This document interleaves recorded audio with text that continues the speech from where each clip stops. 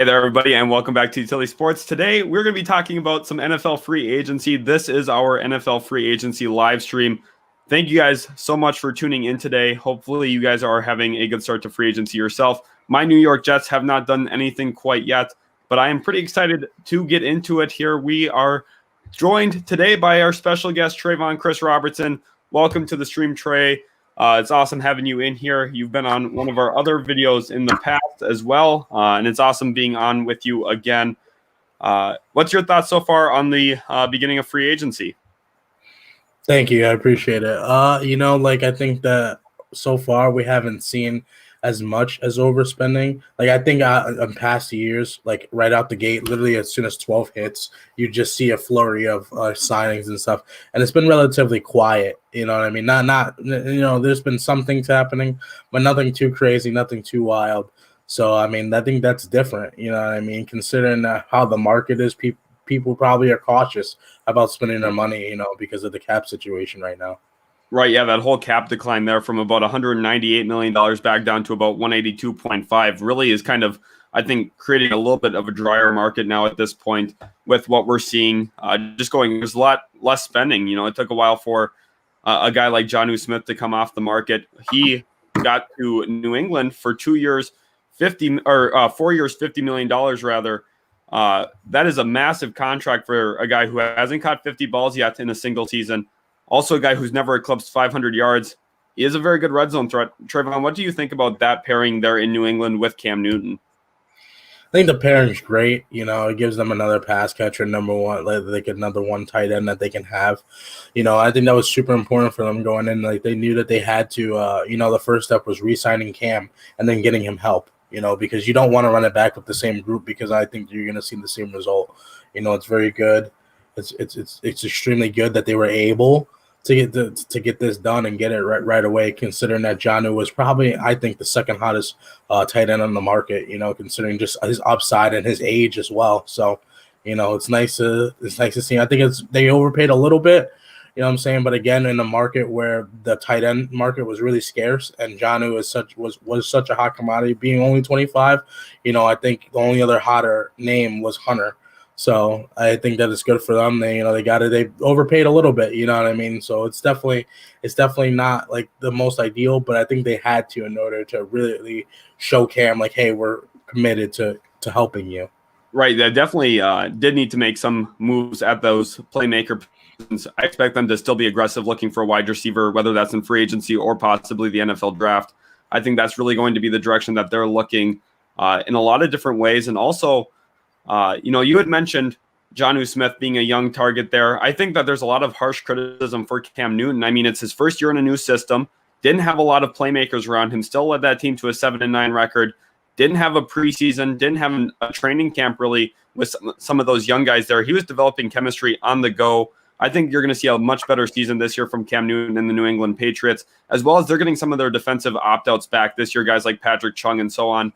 We're going to be really big playmakers. One other thing you had mentioned, Trey, you talked about Hunter Henry there and what his market's going to possibly look like. He's a free agent from the Los Angeles Chargers, been very productive in years past, a little bit of a question with health over the past few years or so, but I think he has to be looked at as for sure a better tight end than Jonnu Smith. And seeing what Smith just got here on the open market at $12.5 million annually, what could you expect for Hunter Henry as some of these teams like the Jacksonville Jaguars, New York Jets, possibly Tennessee Titans start to bid on Hunter Henry? I think it's very likely that we see, $13.5 million for him. This just kind of it's signings like this that really re-sign, because, maybe Hunter was going in looking at it hey, I might only get 11 or 12, and now you see this, and now he's he's rubbing his hands together. He's like, hey, this is perfect, because I know I'm definitely better than this guy. I've produced way more than this guy. I have a lot better traits as far as blocking goes, a lot more valuability in that aspect. So I think it's really good, that they get their team together, and they're just saying they're just licking their lips. They're like, come on, now we're really ramping up the price, and it's sad because I am a Chargers fan. I think that kind of outbids us out of the market, which is really disappointing. Seeing seeing the connection between him and Herbert. Maybe he could come back and like give us a discount. That's possible. But if I was him, 26, you given the injury history, he wants to cash in right now. You know what I mean? He needs that money. Your body as an athlete is your moneymaker, and at the end of the day, here's your chance to go get that money. And you only, especially football, are only limited a certain amount of time, way more than other sports. You're really, really, really clicking for time. So I don't think that I think he's priced himself out of our range. And I think that, you look at teams such as, because the Titans just lost, so the Titans, Patriots were a really big thing, but obviously they're out of the market now. You look at a team like the Jets and things like that, it's just I think it's really it's sad. It's disappointing. I'm really upset, but I wish him nothing but the best. Right. Sure. This is his opportunity here to really, cash in on the market. This is going to be his real one chance at a big time contract. And I'm sure he's going to get it from somewhere. I'm looking probably north of $13 million as well. He's got to be very excited about this. Welcome everybody to the stream. Alan Williams says hello. Welcome so much. We have multiple viewers in here right now. So thank you guys so much for stopping in. During the NFL free agency, we've got a whole bunch of transactions. Some of those are scrolling across the bottom. So if you guys have any questions about where we think some other players might go or what our thoughts are on some of those deals, definitely let us know in the comment section. We will get to those as we're going through this here. Trayvon, you had been talking about the Chargers situation quite a bit, and Kyle Pitts, he could be an option for you guys in the draft. And I think that would be something that could align itself pretty well as a Hunter Henry replacement there. What do you think about Kyle Pitts possibly fitting into Los Angeles with Justin Herbert and more of a vertical offense? I think that would be very amazing. At the same time, I think it's if there's a problem, I think that if Kyle makes it to 13, right. A lot of teams, I don't think that he should fall. I don't think he should fall past 10. I really think that teams would make a mistake, because you look at this guy and you really feel like he's that vertical threat. I haven't seen a tight end come out and we were this super, super excited about since I don't even know. I know Max Williams back in the day had really a lot of hype to him as well. But this hype for Kyle Pitts is ridiculous, to the point where sometimes people are just saying if you need a wide out, just take Kyle Pitts. Because right. He's probably the number one best pass catcher in the draft. So it's really especially when the other receiving options are really in the draft, they're kind of have question marks. Jamar Chase opted out. You don't know where his health is as far as things like that. Devontae Smith's very undersized for the NFL. You might think about it that way. Jalen Waddle's coming off a big injury. And Jalen Waddle's more about speed. So you look at Kyle Pitts, he's the perfect prototypical NFL vertical tight end. So, I would love him on the Chargers, but he has to fall pretty far. Yeah. 13 is a lot, and a lot of people say, well, Derwin fell, but Derwin also is a safety, and Derwin had a lot of injury histories, which is what's been happening now. You know what I mean? He's a phenomenal player, but it would take a lot of teams to have to pass, up on him. And, right. It would be crazy, but I want to, Definitely. Jared Wolf comes in and asks, what do you think the Giants will do here in free agency? I think that the Giants are going to be very aggressive, looking for someone who's going to be possibly a pass catcher. Look at them trying to maybe get involved with a guy like Corey Davis or possibly at the tight end position. They're another team that could be a sleeper for Hunter Henry. They're probably looking for a long-term upgrade over Evan Ingram at that position. Now, do I think that they're able to pull the trigger on those deals? Not necessarily. I also think that they need to look along the linebacker, find someone who can play next to Blake Martinez. But I think they're going to be a team that's more focused really on the NFL draft when it comes to really building up this roster. Trayvon, is there any position specifically or player you think that the Giants are going to be aggressive going after? I think it's a pass catchers as far as as you were saying, just people you want to be in the market for it, because I know as far as the draft goes, it's probably around what they're in the market for. Maybe some offensive linemen as well, because you always got to protect your quarterback, and that's been a troubleshoot. Considering Andrew Thomas last year was not very productive as much as they would like to. So really going into that offensive line, it's scarce though. I will say that the offensive line market is not There's not a lot. Maybe a guy like Corey Linsley, like is a great center. He's amazing. He was the number one center in football basically pretty much last year. So considering that he's on the market, you throw money at him. The number one like things that you want to do is protect your quarterback. So, looking at that and give him more weapons, because given the fact of Golden Tate's probably gone, they really are stricken for wide receivers. I think there's wide receivers. Kenny Galladay is a big option as well. Right. He's still out there. Corey Davis, as you said, Curtis Samuel.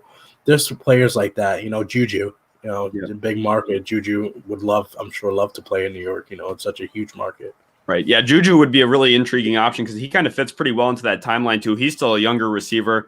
I would like him quite a bit for the New York Giants. You could play him out of the slot. I think he's a pretty good complement piece to a guy like Darius Slayton who can kind of take the top off the defense over on the outside a little bit too. I think that's an interesting pairing for those teams there. Scotty Snag says, what about John Johnson to the Eagles? John Johnson is a guy that, Trevon, you were very interested in for the Chargers this offseason, and his free agent market is taking shape. The Detroit Lions are interested, the Philadelphia Eagles being one of the teams interested, also the Jacksonville Jaguars, who have a serious need at safety, and the Cleveland Browns, who maybe aren't so sold on Grant Delpit after that torn Achilles.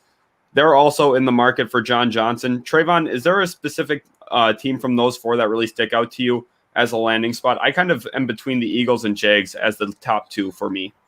Well, like you think of it as the Eagles, the Eagles for years have kind of like struggled in their secondary. Like their front seven was always super good, but they can never get the secondary all figured out. With corners like Ronald Darby, like he was there before, and other people like that. So I mean, I would if I was the Eagles, I would throw money at them for sure. You really want to you really want to shore up your back end. And he played phenomenally. He's a hell of a talent. Right. But I think it is gonna command. He's gonna command a lot of money. He's the top safety on the market. You're gonna want to, especially with now you're gonna get into bidding wars, especially. Right. Yeah, my dream scenario here for the Philadelphia Eagles is if you can find a way to bring in John Johnson into your secondary, then in round one of the NFL draft, you find an elite pass catcher, whether that's Jalen Waddle, Devontae Smith, or Kyle Pitts. One of those three, I think that's a really good scenario. And then come back in round two, use your second-round pick to grab Jabril Cox. He's the best pass coverage linebacker in the class here out of LSU. I think that is a real scenario that the Eagles could look at as a way to really improve their team. The NFC East is very wide open yet at this point. I think Washington's got a very strong chance to come out of that division. But the Cowboys, they put themselves in positions when Dak Prescott's healthy. They're going to be a competitive team yet again. The New York Giants are very competitive. That's a tough division in a way that, those teams can really compete with each other. Not necessarily the best division in all of football by any means, but I think that is a pretty intercompetitive division there. So I think that the Eagles do have a shot at winning that division with some of those moves. Colton Turner says, do you think the Bengals should go after tight end? I do. But I think that's kind of a secondary need for them. Personally, I do think that getting a tight end for Joe Burrow would be very nice, someone who's going to be a little bit more of a reliable target. One guy I think that they should be very interested in is Zach Ertz. I think he's more attainable at this point and kind of gives them a nice blanket option for Joe Burrow to kind of as a check down to avoid some pass rush they had to deal with this past year. I think the Bengals need to be ultimately focusing a high level of their emphasis onto the offensive line. They need to improve at a tackle spot. They all need to improve along the interior of that offensive line really badly. I look at Jonah Williams as a guy that I could trust moving forward, and the rest of that offensive line is going to use a little bit of work. So I think that's really where they should focus some more of their time and effort. I expect pick 5 offensive linemen. So that's Rashawn Slater or possibly Penei Sewell as fall to there. That's kind of what I'm looking at for the Bengals. What say you, Trevon? The Bengals, I think it's again as a secondary need, because there's way more important things on the table. I feel, you have your pass catchers and T. Higgins and Taj Boyd, so you don't have to worry about maybe more so getting weapons, but protecting Burrow. That's the main thing, because you've seen last year, he got hurt obviously, and you don't want that. That happens. If that happens too often, if your quarterbacks get hit, there's an issue and there's a problem. So a tight end, might be like more of a secondary like kind of need. If, maybe let me I might pull up the free agents that we have for this season, so that'll just be easier for me in general, so I can have Perfect. a tracker on guys. I'll move here on to Curtis Rancour. He's saying here that Dallas needs to pull the trigger on a D tackle, safety, and corner. I completely agree with you there, Curtis. One of our best viewers here on the channel. He's constantly in on a lot of our videos. So thank you so much again, Curtis, for all the support on our channel. We really appreciate it. And I agree with you. I think interior defensive line is a really big need for Dallas. I think they're a team that's going to be hopeful for Christian Barmore to fall into the second round. But I think Barmore is kind of gaining a lot of traction. So it looks like free agency is going to have to be a possible route for the Dallas Cowboys. And like you mentioned there, safety and corner. We've been saying this on the channel. Secondary is a huge need for the Dallas Cowboys. You say here that looking at a guy like Dalvin Tomlinson, pulling him from in division, John Johnson and Richard Sherman would be perfect fits there. I completely agree now. I think the money gets a little complicated there for Dallas. I don't necessarily think they have all the money to really kind of fill those voids that they have. But I think those are some of the names that they should be targeting. I think if they could land one of those guys, that would be a pretty good start in free agency for what they're trying to build up in addition to what they're looking for in the NFL draft. Scotty Snag says, do you also have any predictions for the Eagles this offseason and this free agency?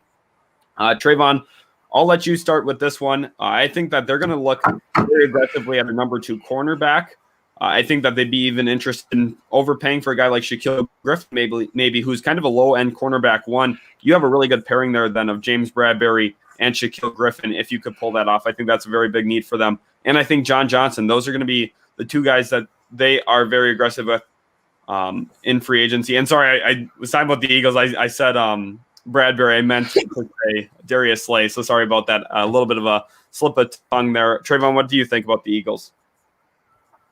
I think it goes back to what we were saying when you asked about John Johnson. Like it just it is a few different things and a few different ways that they could go. And I think that the luxury of I'm not really sure what their cap situation looks like. So I mean, if Scotty knows and like gives us a rough estimate about like how much cap space they have, like that gives us more an idea of what to do.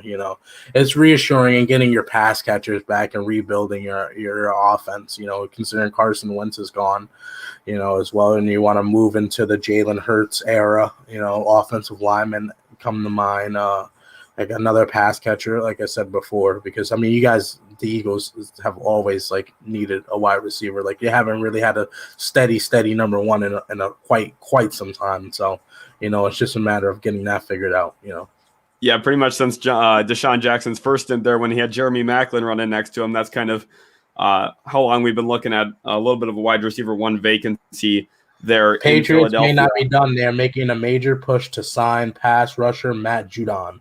Wow, Matt Judon. He's going to be a guy who gets a big-time bag there from Baltimore. He's been very productive the last few years for them. He's been a big part of that defense. I was looking at him as probably a key loss this offseason, and that looks like it's proving to be true. The Patriots are making that major push. Like you said, that's according to Ian Rappaport. Trevon, what do you think about a fit of Matthew Judon there in New England? We're seeing kind of New England function in a way that they don't usually do. No Tom Brady now, and all of a sudden they're spending all this money in free agency. That's kind of interesting to me. Yeah, I mean, when you really look at it, like they're one of the franchises that they don't pay in free agency. They just let you go, and they'll say, well, we'll replace you with undrafted free agent. He'll do exactly what you do, and it doesn't matter. You know what I mean? They don't normally pay for players. So it's interesting to see this approach and realizing that it was kind of an issue last year. Clearly they need to get better, and I think that this is showing that they are the willingness to get better and to spend that money. You know what I mean? It's interesting to see what's going to happen in the draft with them as well. Because that's historically they haven't been the best drafting. That's another thing that's really an issue, because they normally again just get those veterans that either get bought out or just not sought after free agents lower, and then just make them into pawns and like stars. Not even more so stars, but stars on their team. Right. Doing their job. Like they get people to do what they need to do. So, Yeah, it's definitely interesting.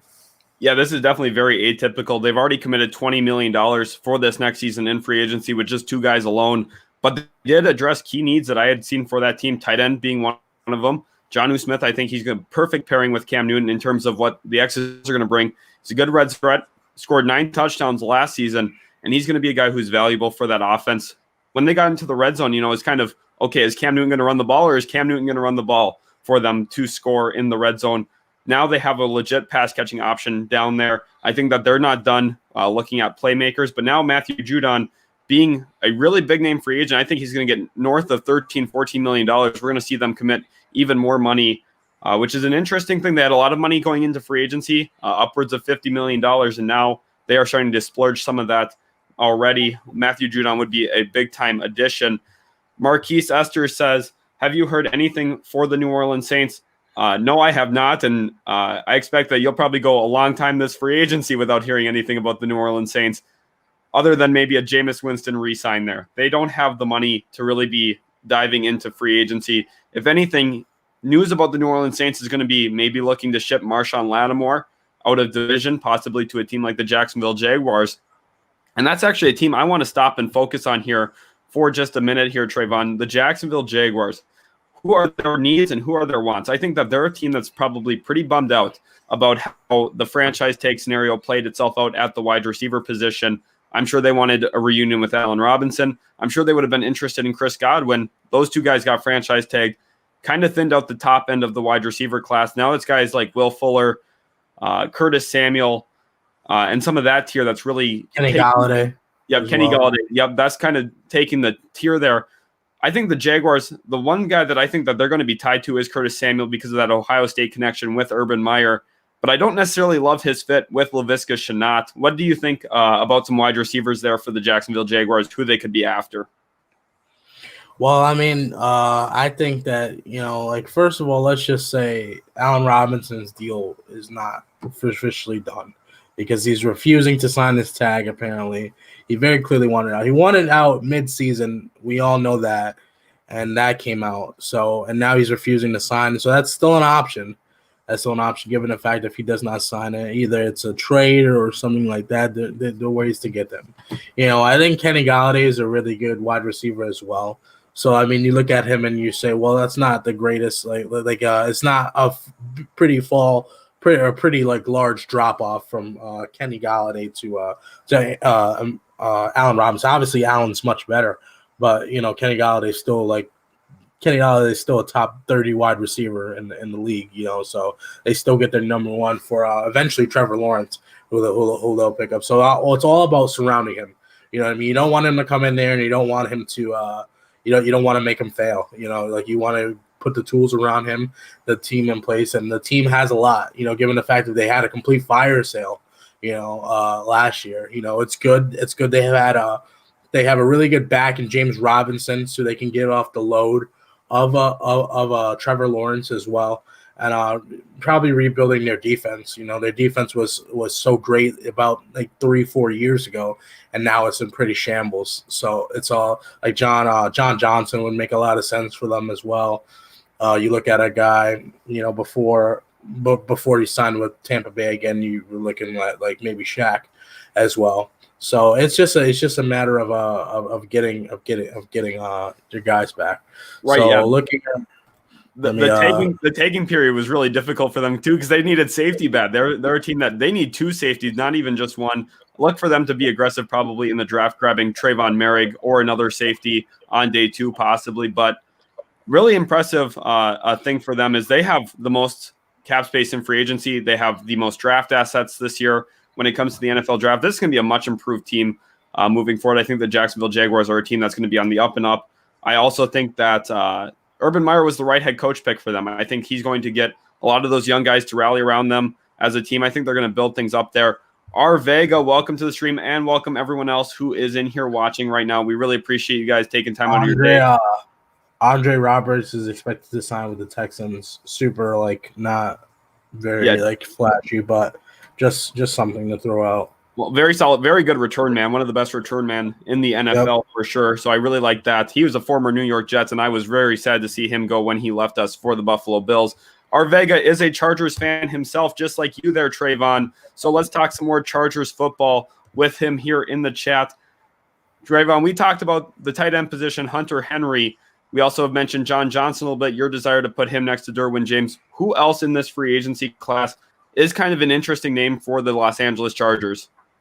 Interesting looking at the tight ends here. If you think about who you'd like to replace Hunter with, considering the fact that he might be going, Gerald Everett pops off at me. Maybe I don't think they're going towards an older guy. I think a very low key signing would be Miko Pruitt. I think he's a very good he would be phenomenal. I think he's very fast, if I'm not mistaken. Yes.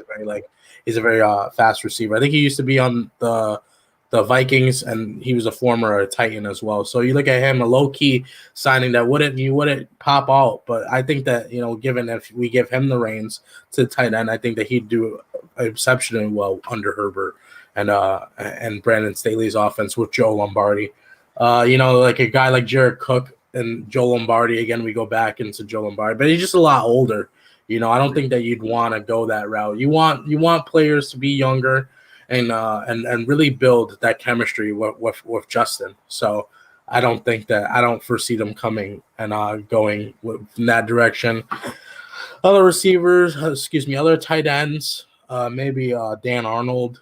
I think he's more of a blocker, if I'm not mistaken, though. Yep. So I mean, we are losing our blocking tight end, Virgil Green. So I mean, that could also be an option as well. So it's a couple people. I think I really, really, really am interested in Miko. Jordan Reed as well. Jordan Reed, even though he's normally injury prone, last year he did get injured, but he showed flashes as a 49er, and I think that it'll be. And he showed flashes without Jimmy being under center. So I think that it's gonna be really interesting to see. For sure, there are low key options that when I think about it, I could say, okay, I'd really like for him to be here. If I was the GM. Yeah, I would definitely love the Miko Pruitt fit. I'm really glad you brought him up because I think his athleticism, his ability to stretch the field tight end position would be something that's kind of unique with Justin Herbert's skill set. Herbert's a guy who can really air the ball out, throw it down the seams, throw it outside the numbers. I think Pruitt is an interesting situational piece where I think he could really improve his career. I also think Tennessee's probably going to be aggressive in trying to keep him after losing Jonnu Smith today to the New England Patriots. Homie Cow says, yo, what's up? Welcome to the stream, my guy. Also, Bense Borba says, sup, guys, greetings from Hungary. That's super awesome that we have someone from Hungary watching.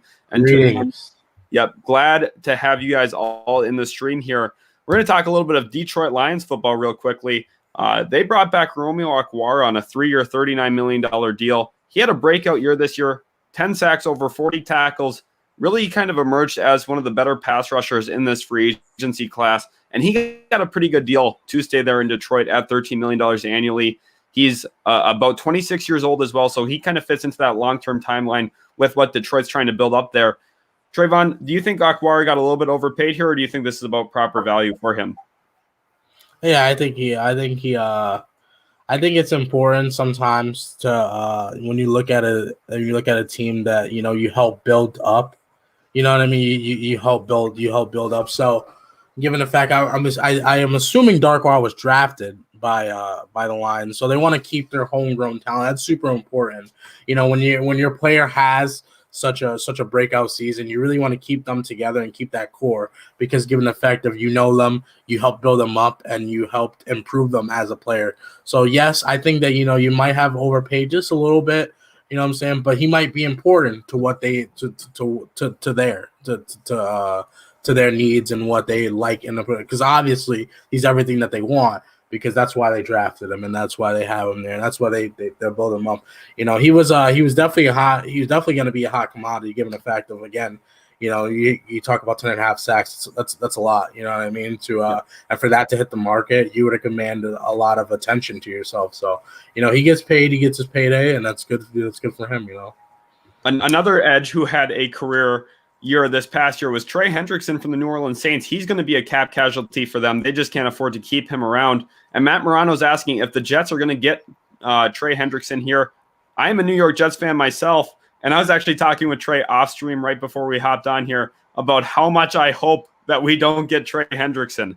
I think he's a guy who, sure, he had a very good year last year, but he's more of a cleanup edge. I don't think he's really a true number one edge, and that's what the New York Jets need to be looking for at this point. Sure, in Robert Saleh's defense, you're going to need some edges who can rotate in, be real pass rush options, and also guys who can play in the run game. We saw how important that was for the 49ers when he was their defensive coordinator. But a guy like Trey Hendrickson, I just don't really believe in his talent at that edge position. Overall, I think he's going to be a guy who gets overpaid this offseason, and I just don't really see that consistency with him. I don't see him being a 10-plus sack guy every single year. He's more of a guy who, sure, he gets into the backfield, and he can be disruptive, but I think he's been benefited by playing across from Cameron Jordan and across that Saints defense that's been very talented for the past few years.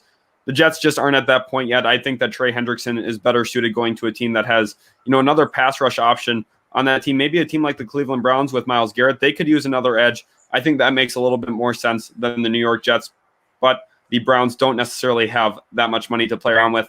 We'll see where Hendrickson goes. I think it's very possible he lands with the New York Jets. I just don't necessarily think that is a good situation for my New York Jets or necessarily for Trey Hendrickson's individual stats and accolades moving forward. We just got the numbers. We just got the numbers on Andre Robertson's contract. So it's going to be 2 years and $5.9 million. Okay, so they got him a pretty good deal. Yep. So yeah, they've been making some interesting moves. They just traded Bernardrick McKinney the other day to the Miami Dolphins. I thought that was an interesting move. I don't know. I think that their pick swap that they made with the New England Patriots was pretty interesting. Brought in Marcus Cannon, but gave up pick swaps in the 4th, 5th, and 6th round. I think that's probably not what I would have done. But they're trying to be aggressive in improving this football team around Deshaun Watson. I think that makes a lot of sense. They're at a point where if they don't try and, put something around him now, maybe they get themselves in some trouble, lose their franchise quarterback who is as young as Deshaun Watson is. Now let's focus on some of the Jets' needs and wants this offseason. I've been vocal about needing a cornerback. I've been vocal about that for the last 3-4 years now at this point, about how badly we need a cornerback. The Trumaine Johnson experiment didn't work from a few off seasons ago. We need a number one type corner. Richard Sherman's on the board. He is a guy who is available, and I think a Robert Saleh reunion makes a lot of sense to me, coming in, being a short-term bridge cornerback for us, someone to give us some time to build up other places on the team, and then come back and find a cornerback in a future first-round draft. I think that is the most sensible thing there. He's a guy I really want. I also think holding on to a guy like Brashad Perriman makes some sense. However, Juju Smith-Schuster's out there. Now, is he going to get overpaid? For sure, but he's young. I think he's a guy who could grow with our future starting quarterback, whether that's Sam Darnold, maybe a guy like Zach Wilson, or possibly Deshaun Watson. I'm not going to rule out a trade there yet, but I find that to be the least likely scenario out of the other ones. Trayvon, what do you kind of think about the quarterback situation there for the New York Jets? And also, where could you see them looking in free agency, maybe at some pass catchers or along that defense? Did you say cornerback or quarterback? Quarterback position moving forward. Yeah, well, I think that they're in a good position to. It just depends on what they want. If they feel like they want to run it back with Sam Darnold and get them some help, they're at just the right draft position to do that. If they feel like they want to get rid of Sam Darnold and get some draft compensation back and draft Zach Wilson or Justin Fields, you're also in a good position as well. You're getting anybody you want other than named Trevor Lawrence, and that's really a good thing. Because you can go either or. Either way, you can either get your quarterback or you can get some help for him. So it really just depends. As far as on the board for free agency goes, I mean, you got quarterbacks like William Jackson, Patrick Peterson, Shaquille Griffin, Xavier Rhodes, Richard Sherman, like you said, Michael Davis, Troy Hill, Casey Hayward, Malcolm Butler, Desmond King. I don't know if you want to re-sign Brandon Poole. I don't know how well he was for you last year. But there's definitely some names out there for sure. Yeah, definitely. I think that you kind of nailed it there with some of the options. Homie Cow's asking, does Nico Roby-Coleman go to the Jets? And that's an interesting question. I do think Nico Roby-Coleman still has some good football ahead of him as a slot cornerback in the NFL, but I don't necessarily think it'll be with the New York Jets. I think, like Trayvon kind of alluded to, I think they're going to opt to probably focus on bringing back Brian Poole long-term as our starting slot cornerback. I kind of talked about him maybe getting a $10 to $12 million deal, something that's a little bit more of a prove-it deal in order for him to maybe hit free agency a little bit sooner again and really play better. He didn't play super great this past year. I mean, no one on our team really did. You can't really just blame him individually for that.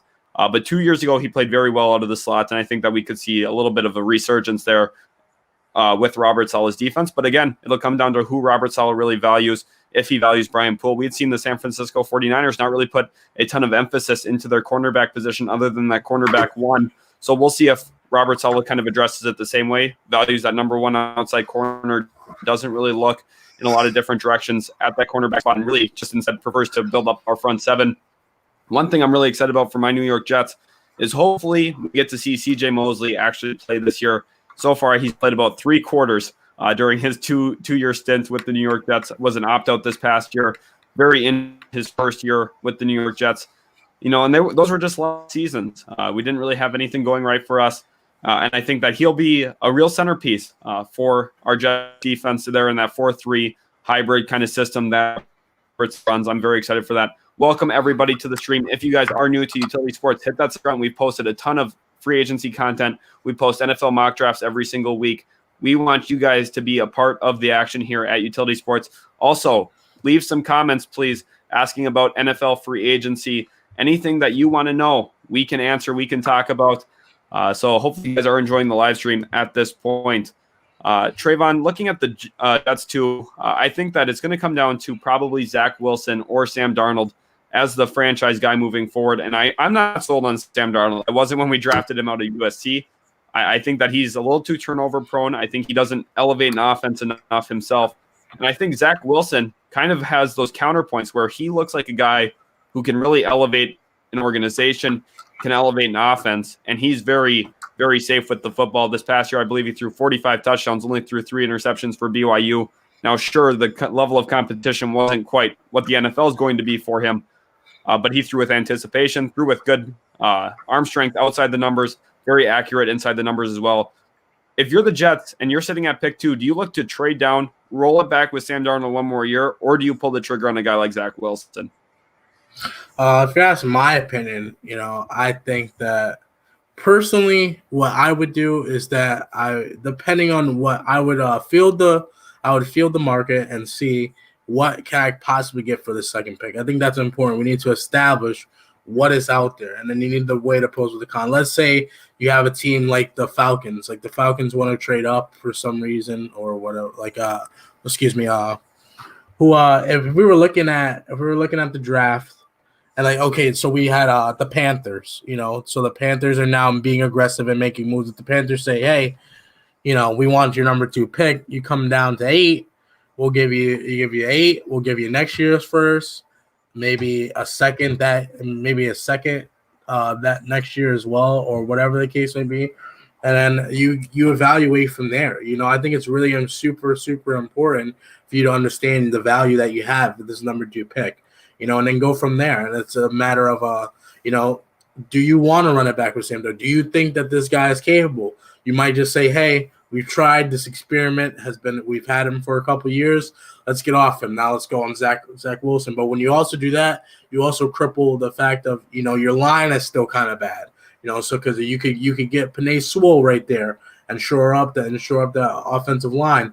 Or you can get a pass catcher and Jamar Chase, Kyle Pitts even, or Devonta Smith, somebody like that. It's all about it's all about how you value. If I was the Jets, I would run it back with Sam Darnold one more time, given the fact of at the end of the day, if it does not work, we can just get rid of him next year.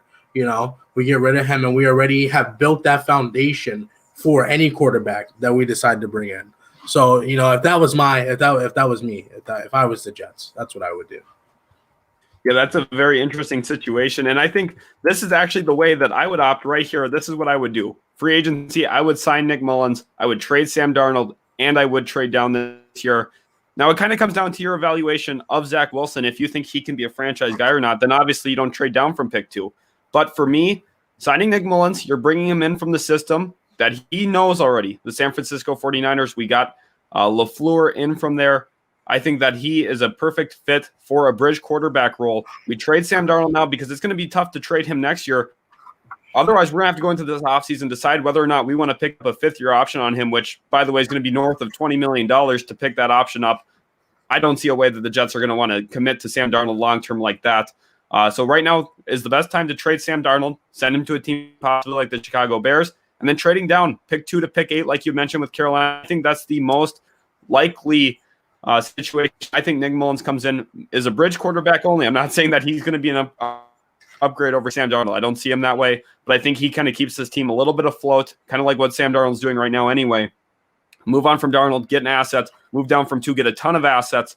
You could look at us having 3 first-round picks next year, still 2 first-round picks this year. That's a rare opportunity to really build this thing up. We saw how fast the Las Vegas Raiders were able to turn things around after trading Khalil Mack and Amari Cooper. Those 3 first-round picks, they didn't even hit on the first one in Clelin Ferrell. That was a missed pick there, and they still have turned things around pretty well there with those other assets that they had built up. The New York Jets, if you hit on a couple of those assets there, maybe a guy like Kyle Pitts at 8, that's a home run pick if he's still on the board. You try and build up the whole infrastructure around a quarterback, then you figure out the quarterback position later. I think that's the best case scenario for the New York Jets. And Nick Mullins with a little bit of time to make that move. Homie Cow asks, you think the Eagles could pick up Malcolm Butler? I do think that's actually a very good possibility. Malcolm Butler, one of the guys who is a cap casualty there for Tennessee. I still think he's got cornerback 1 or probably high-end cornerback 2 level play left in him. And I think that many teams should be looking to bring him in on a short-term contract, something that's going to get him back to free agency after maybe another up year for Malcolm Butler. He's getting a little bit older. Trevon, what do you think about Malcolm Butler and his potential suitors? I think that the Eagles would make sense. I think that, again, it's a matter of you going in and you wanting. It depends on who you want, how you want to do things. I think Malcolm Butler could be a really good option for them as well in the cornerback. And their cornerback market, like there's some. I think that personally, I would rather get somebody like Patrick Peterson.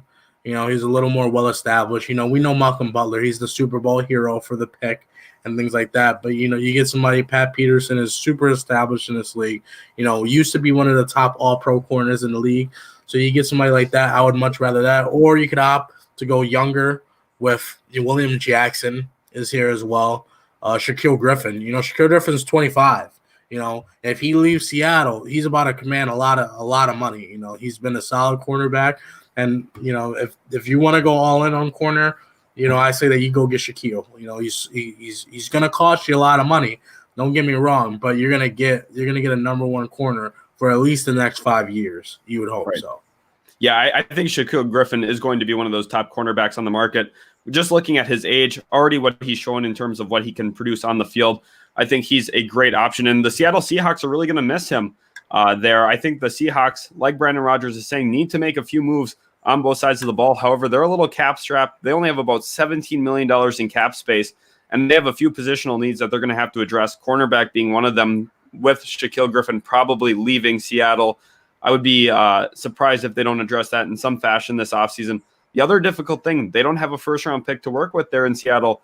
They need to make a few different moves this offseason. I think Trent Williams should be the guy at the lead of their interests. They need to be really monitoring the Trent Williams situation. I think it's more likely he returns to San Francisco. But if Seattle could land Trent Williams, probably calm down Russell Wilson a little bit and say, hey, we're focusing on this offensive line around you, I think that's the best case scenario for Seattle. Trevon, any other thoughts on the Seattle Seahawks before we move past them? I think Seattle is super important. What you need to do is you need to show Russell that you are committed to him and you are committed to getting better for him, and whether that is going out and signing offensive linemen, drafting offensive linemen, saying we're going to protect you. I think that we're good on the weapons. I think that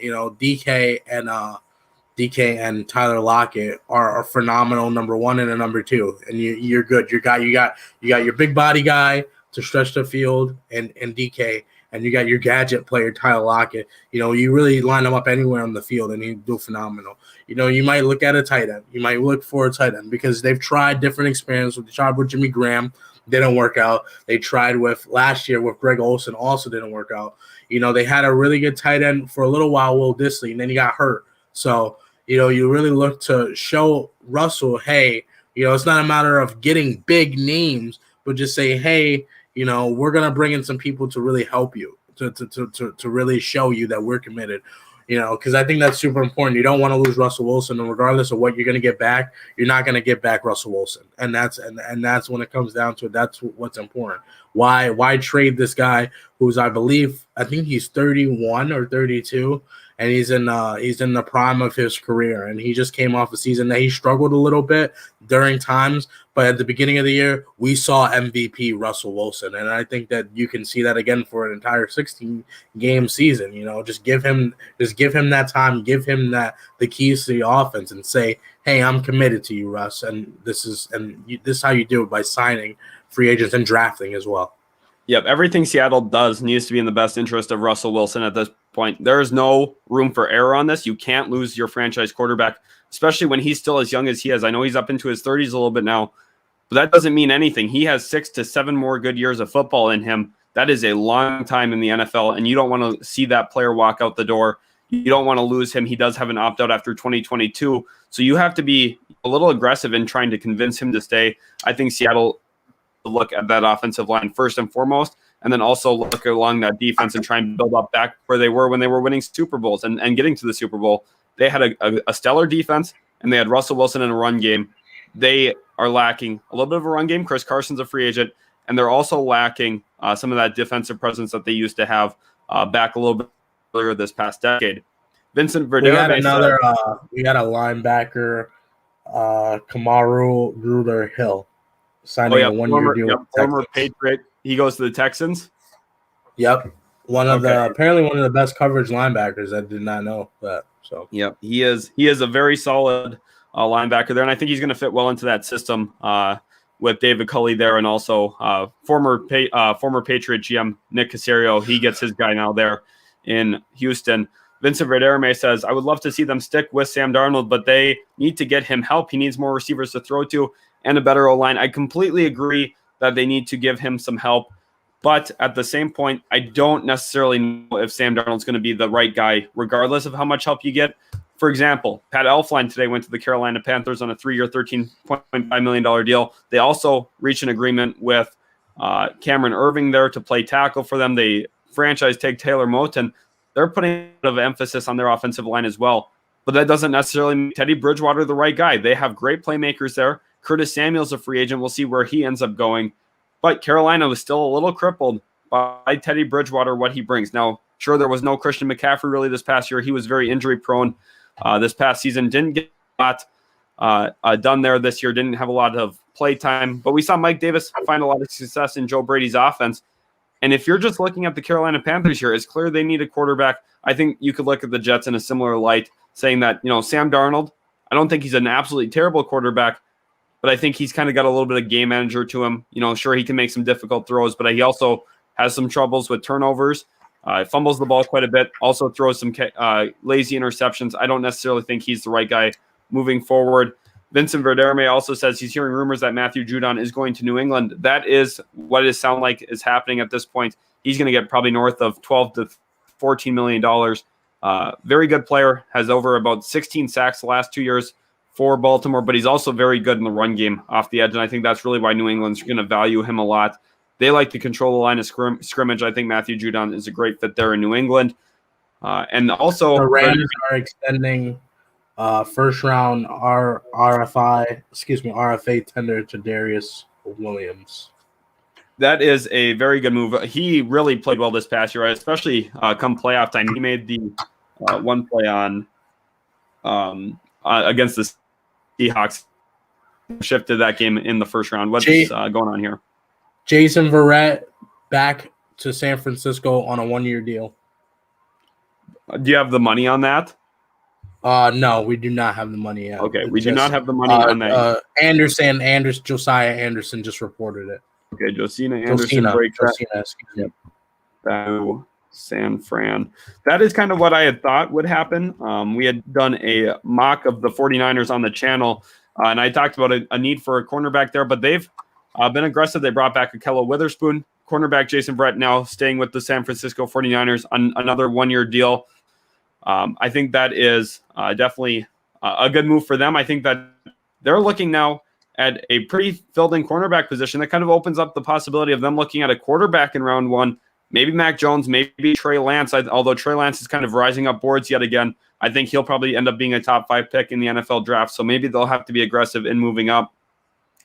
Nectar Boy says protecting Darnold would help his decision-making. Yeah, it does. But at the same point, too, even having a great offensive line doesn't mean you're going to be protected every single play. He's still a little bit more turnover prone than a guy that you'd really like to see. I mean, guys like Russell Wilson, Aaron Rodgers, Tom Brady, Patrick Mahomes, they can make dangerous throws, but still don't turn over the ball. Sam Darnold, he lacks a little bit of that precision, a little bit of that, pizzazz as a passer to be a guy where if his decision-making is a little iffy, he can get away with it. I still think that Sam Darnold's not the long-term guy, but I wouldn't be opposed to the Jets running it back one more year if that means trading down, building up more stuff around him, and then maybe looking at the quarterback position down the road. Daniel Bolts here says, y'all heard anything about a Chark Brown trade? Seen it on another live stream, but can't find anything solid. I hope it's fake. I'm telling you right now. I saw something about that, and I'm pretty sure it was not true. Like none of the big people are saying it was some random Twitter account that was talking about it, that's close. I highly doubt that is the case. Like again, like somebody under it was saying that was saying that it was pretty fake. Again, nothing has been reported from anybody super big that I'm seeing. That's why I keep looking down. I'm looking at my phone. I'm just trying to look at everything. So nothing. I completely think that is false. Like again, it's tough now because like I hate during this season because we really just start to there's like NFL Twitter accounts like NFL rumors that just spew out nonsense, and they're not truthful, and and it really bothers me sometimes, but they are not that hasn't been discussed, at least not as far as any of the big accounts have talked about. Yeah, I didn't mean to cut you off, by the way. That's my bad. No, you're good. You're good. I don't think that there's really any truth to this. If I'm Jacksonville, I'm not looking to move on from DJ Chark. And if I'm Baltimore, I'm not looking to bring in DJ Chark. I don't think that DJ Chark is a good fit with the Baltimore Ravens or Lamar Jackson. I think that they need someone who can work the middle of the field. And Chark is more of a deep threat option. He's a guy who can get over the top. He functions really well off the line of scrimmage, gets off press as well, but is more of a deep threat. I think that if you're Baltimore, you already have that a little bit with Hollywood Brown there. I think that they've got to be looking for a guy who really creates separation off the line of scrimmage, especially when it comes to running ins and slants and a whole bunch of drags and stuff like that. I think Curtis Samuel would be a better in Baltimore, who is a free agent, than DJ Chark would be. And especially you're looking at Chark for Brown, there's going to be a significant need for the Jacksonville Jaguars yet at that point to add in more assets. And also the Jaguars at this point, they tagged Cameron Robinson. They also renegotiated their deal with Andrew Norwell. It looks like they're keeping their offensive line intact for the most part.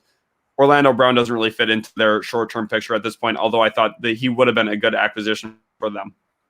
Yep. So we got the numbers on Jason Verrett. Apparently Jason Verrett had a multi-year offer on the table, I'm assuming from another team, but he decided to opt out of that and bet on himself. And his deal is one year, $5.5 million, and can go up to 6.5 if he makes the Pro Bowl. So he's really betting on himself and saying, like again, this is what I thought a lot of, we haven't seen that many people do it, but this is what I thought a lot of people would do. Take the 1 year deal, bet on yourself, and go back onto the market next year when the market's much better. The teams are in much better, hopefully like much better cap. Hope the cap is going to go up again. You'd hope so. We never want to see the cap go down. There's just extreme circumstances that unfortunately happen to every single sports, every single business, every single person around the world. We all lost money this year. So it's good to see. I thought we would see a lot more of the 1 year deals, but he gets his 1 year deal. He just he stays with the familiarity. There's nothing wrong with that, and I think that he gets another chance to shine. Yeah, I'm actually kind of surprised about those numbers there. You said 1 year, $5.5 million with a chance for it to be $6.5 million if he makes the Pro Bowl. I thought he was going to get a lot more than that on a longer term deal, to be completely honest. He played very well for San Francisco this past year. Seems like some of those past questions about when he was a Charger, some of his health, all that stuff kind of must have played into this negotiation, because he played very, very good football this past year for the San Francisco 49ers. And I think this is more of a level-headed deal for San Francisco. I think this is a better number for them, and I think this keeps them in the running still for Trent Williams as well. I thought it was going to be kind of hard to keep both of those guys, but with him at this number, it kind of fits long-term into their future a little bit better.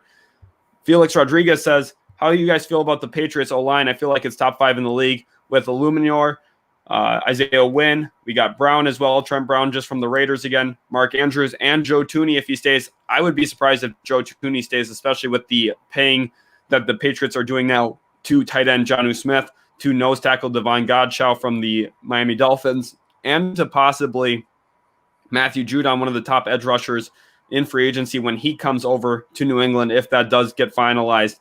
I would be surprised if Thuney's back, but I do think that the Patriots still have a very good offensive line. I think Cam Newton's a solid quarterback behind that O-line. I think that they need to look more at the playmaker position, but I think they should feel good about their offensive line and everything that's going on in that regard. The focus has to be on their defense. They're getting a lot of guys back who opted out this past year, and also on some playmakers there around Cam Newton. But at this point, I think that I feel very good about the Patriots O-line. Trayvon, you feel the same way? Correct. I think that, their offense, that they have been making a really good. They had a really good free agency and a really good trading period as well. They got rid of Marcus Cannon because I believe, who did they pick up? I think they traded for somebody, a tackle, correct? They traded. They traded for Trent Brown from. Okay, yes, exactly, from the Raiders, right? Yep. I'm assuming, yes. Okay, so they got him back. They got rid of Marcus Cannon. Were able to flip him for some swaps. So they're really invested in their offensive line. It's pretty good. You know what I'm saying? Like they're pretty solid without a doubt. And again, it's all about helping Cam in the best way possible. I think that they already did that with running. We saw a running Cam that was amazing last year. We really did. But now we got to help him throw. We have to. So that's good in that regard. If again they went out and they've signed Jonnu. And hopefully they're going to make more. They're going to sign at least another pass catcher, by the end of free agency, you hope. And then in draft. The benefit of this draft is that the wide receiver class is super, super deep. So that's the wonderful, wonderful thing about it, But again, they aren't really good at drafting. Can they draft a good wide receiver, especially wide receivers? But I mean, they have internally Jacoby Myers really shined last year. Came on, so you'd hope that you give Cam some more help for sure. Right, yeah, that kind of goes along with what Carlton Ellis was saying here. Quarterbacks are only as good as the talent around them. Sam Darnold in Washington could rejuvenate his career. I think there's a little bit of truth to that, especially when you're talking about more, mediocre, middling quarterbacks. Guys like Alex Smith historically, guys like Cam Newton. As a passer, he's just, as an athlete, he's been an all-world athlete, but as a passer, he's more of a middling quarterback. In that regard, I think Sam Darnold's kind of in that tier as well. But I do think that there's not a lot of truth to that, too, in certain areas. Guys like Patrick Mahomes, I mean, what was really Sammy Watkins before? I think that guys like Patrick Mahomes, Tyreek Hill wasn't really a breakout receiver until he got Patrick Mahomes.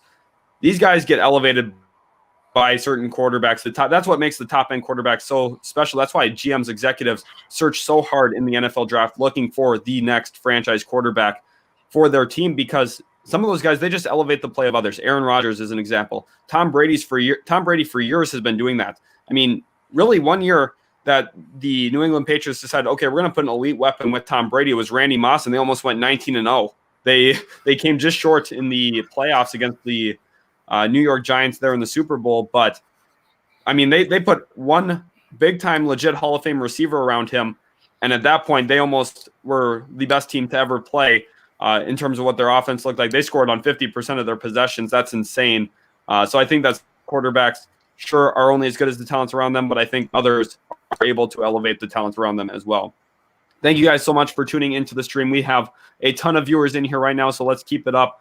Subscribe if you are new to Utility Sports. Chase Beasley, the greatest, says, do you think the Cowboys will go after anyone in particular? I think Malik Hooker would be a really good move for them. Former Ohio State secondary member. He's a safety. He's been a little injured for the Indianapolis Colts over recent years, but he's got elite ball skills. He has a brother that's at Ohio State right now, too, that's going to be coming out. He'll be a good safety at some point in the NFL as well. But I think Malik Hooker would be a good acquisition for the Dallas Cowboys in a lot of different ways. I think that they really need to focus that secondary. I also think that if they did want to spend a little bit of money here in free agency, a guy like Richard Sherman would make some sense for them on a short-term deal, kind of give them someone who can, maybe coach up Trevon Diggs a little bit. I think there's a lot of value there in that, but also someone who's going to be able to fill in that outside cornerback position, maybe give them an opportunity in round one to address offensive tackle. Anyone for the Dallas Cowboys jumping out to you, Trevon? Okay, so let's look at the free agency tracker for the Dallas Cowboys. Again, it goes back to secondary as well. So we look at players on the board still, like William Jackson, Patrick Peterson. I think Patrick Peterson would be a good fit as well. That's a big name and a big market. You know what I'm saying? Patrick Peterson would be an amazing signing. You look at a guy, Richard Sherman could be pretty solid. Xavier Rhodes had kind of a bounce back year last year. Mm-hmm. Again, it's a matter of I think that your approach to free agency should be your approach to the draft as well, and saying, okay, here are my needs, and I'm gonna go out and best what best suits me. So for the Cowboys, it's not enough just saying I'm gonna draft a cornerback first round. I need other cornerbacks. I need other options. The guy you pick might not pan out, and vice versa. The guy you sign might not pan out, but that guy that you draft might will. You need to give yourself the best option to the best options to succeed. You look at safety, as you said, Malik Hooker. A big name, John Johnson earlier that we were talking about. Maybe he could be in play for them as well. I think you really want to focus on. I think we've established everything in the Cowboys speaking as far as offense goes. We've established we have the quarterback, we have the running back, we have the wide receivers, we have the O-line. Now you need to focus on the defense. That's what needs to be important about it. Their defense wasn't too bad a year ago. But you lose Byron Jones, and that's a big need now. So you look at a corner in the draft, you can either get J.C. Horn, Caleb Farley, Patrick Surtain, take your pick as far as that goes. And then you look in wide receivers to go as well. Definitely. You're looking at free agency to go as well. Yep, definitely. Jamari, welcome to the stream. Thank you so much for stopping in, my guy. One of our best viewers here on the channel, comes into all of our live streams. Thank you guys all so much for all the support that you guys are showing us. Austin, welcome to the stream. He says, Coach Robertson, when are you inking your deal with the New England Patriots? Going there. Love that. Love to see that. Deadly Content says, does Wilson get traded today? I would be very surprised if the Seahawks moved Russell Wilson today. I don't think that there's any reason for them to. If anything, the biggest deadline for him getting moved this offseason would be the NFL draft. They would like to get those assets in sooner rather than later in a Russell Wilson trade, but I just don't really see them moving on from him this offseason. He's going to hold his value for a long time. Trevon, I know you're a big Russell Wilson guy. Talk about kind of what he brings to the table and why the Seattle Seahawks will not trade him this offseason. I don't think that you can trade Russ, because then you're just going into a rebuild. And the problem that we're having with Seattle already is that the players, the players and the coaches and stuff obviously feel like Pete Carroll has too much power. So if you look at this, you need to keep Wilson. Wilson is the reason why you are winning games. Wilson is your quarterback. It all starts there. It starts with the line when you talk about football in a football sense. But if you don't have a good quarterback, you're not going to win. That's just point blank period. That's how it works in this league. A defense can only take you so far. And the defense hasn't been Legion of Boom levels like since the Legion of Boom. You know what I mean? And you got Jamal Adams. That's great. He was kind of injured last year, so that kind of sucks. But you get him back, hopefully healthy, and you have to keep Wilson. You have to, again, it goes back to me saying earlier, you have to show Wilson that we're all in on you. We paid you the extension. We got you the wide receiver last year in DK, and now we're all in on you. We got to get a running back. They need a consistent running back. Chris Carson is not going to cut it anymore. He's too injury prone. You need to go out there, and whether it's drafting a running back, which is what I would do. I always opt to never pay running backs. I don't think that it's good roster building. I don't think that, unless you're getting him on a cheap deal, unless you're keeping it on turn, like with the Chargers, they were able to get Austin Eckler And they were able to let go of Melvin Gordon, who would have commanded more money. And we got Austin Eckler on a much, much cheaper deal, and we're happy to have him, opposed to. And then we still drafted a running back in Joshua Kelly. So, you draft running back. So you draft your running back that you'd like, and then again you get your offensive lineman. The number one important. It's hard. What we saw in the playoff game is that Russell Wilson ain't got no time to throw. You know what I mean? So if you don't got no time to throw, then we seen it time and time again last year. Whether it was Patrick Mahomes against the Bucks, whether it was Russell Wilson against the Rams, whether like we see it all the time. You need to give your stars some time. You know what I mean? Again, even if you want to go out and get another pass catcher, like how we were talking about tight end. Again, they have failed experiences at tight end.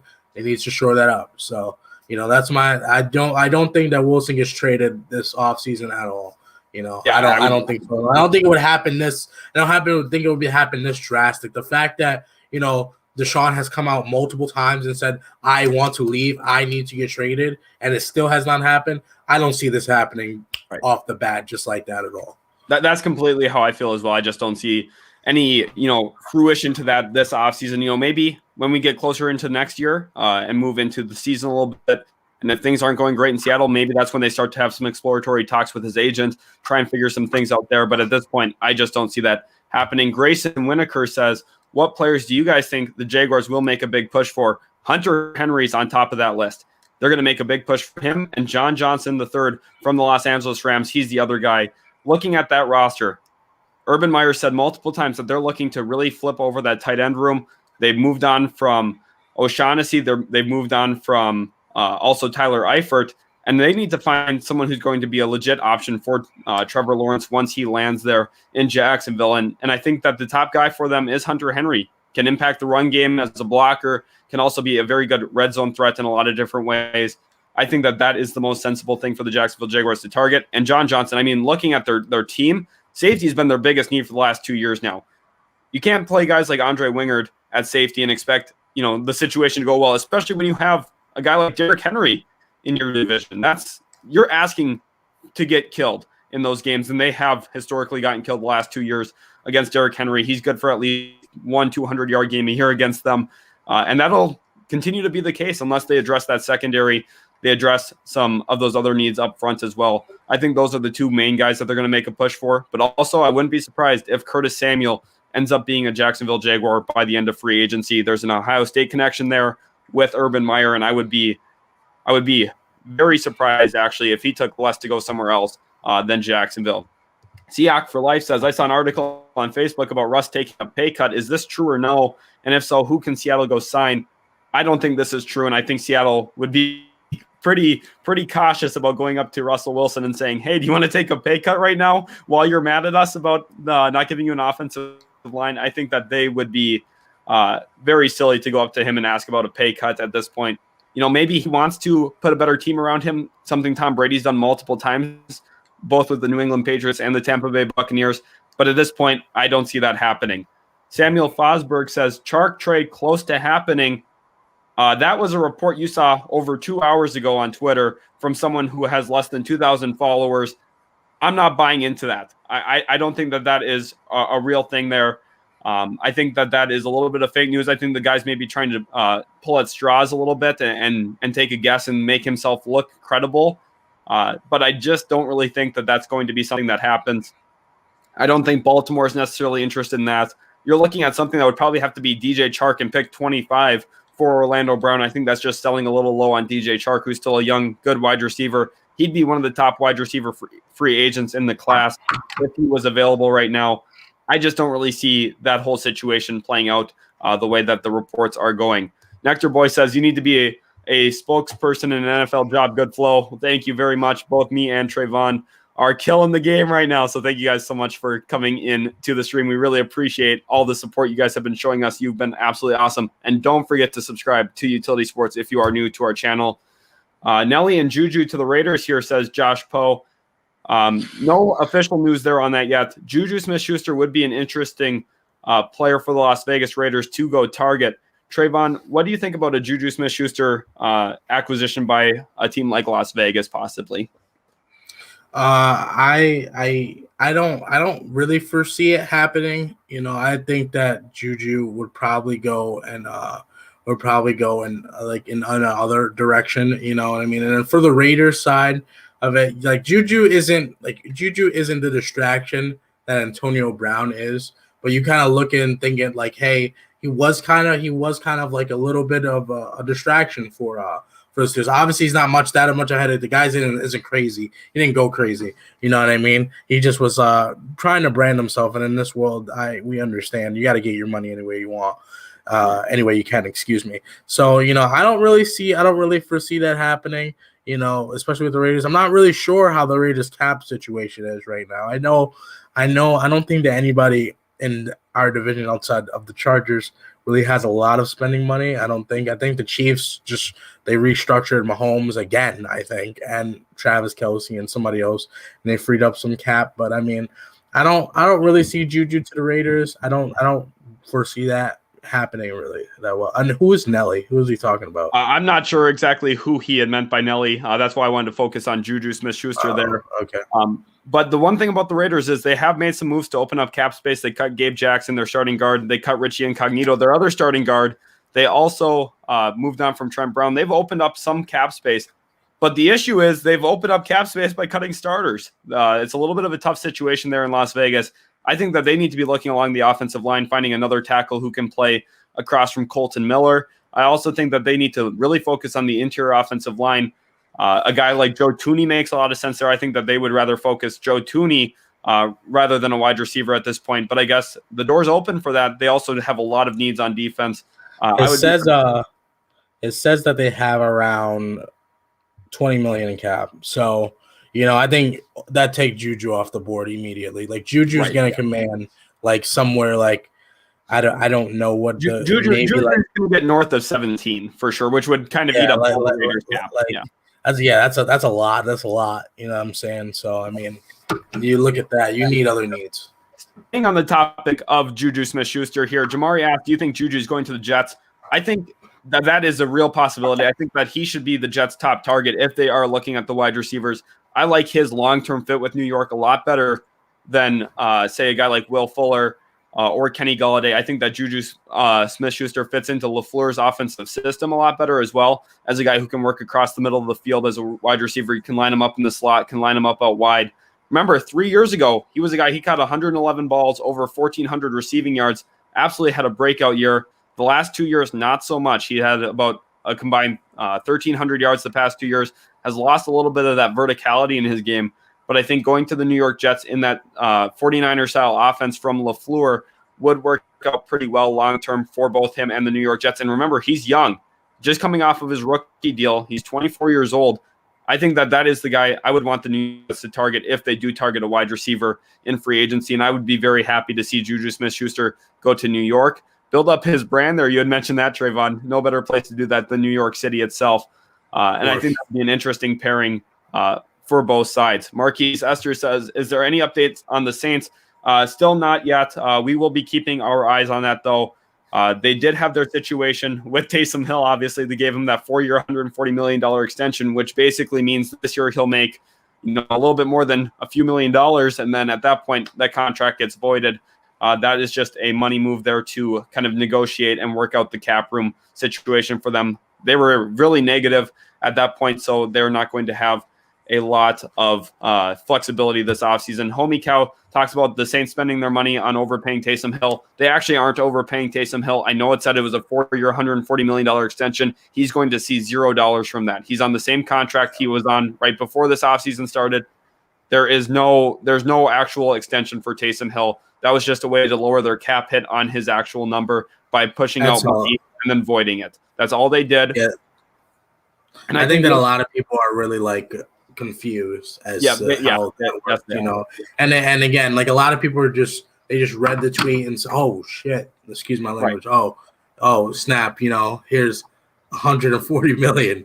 You know what I mean? And but they don't really look at it in the sense of, it's like with another player that used avoidable contracts was Tom. That he signed a 4-year extension, but it's really a 1-year extension, and the rest of the years avoidable in order to spread out that money. You know, so it's just cap talk. That's all it is. It's not. Exactly. They did not overpay for Taysom Hill.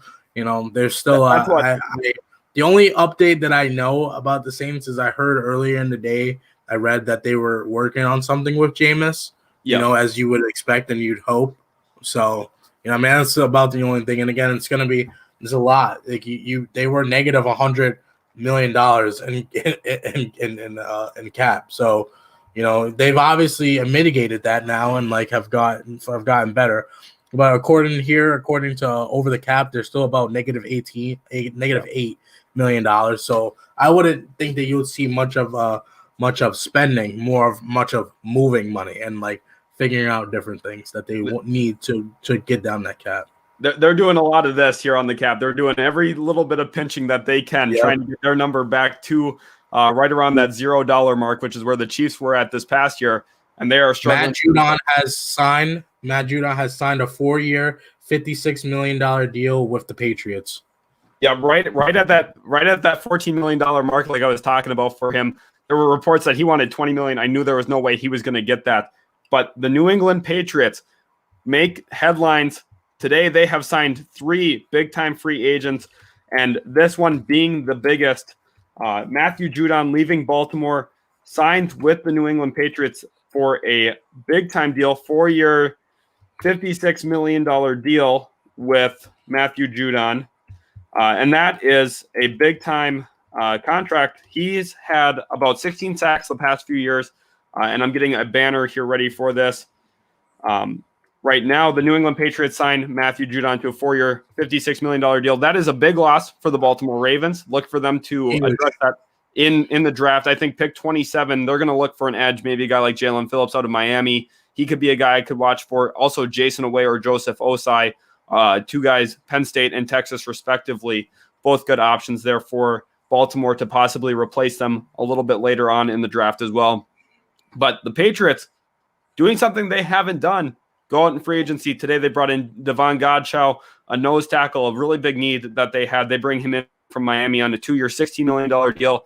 Then they went out, got tight end Jonnu Smith on a 4-year, $50 million deal at about $12.5 million annually. Now they come get Matthew Judon, 4-year, $56 million deal. They have committed a lot of money, something they didn't do when they had Tom Brady.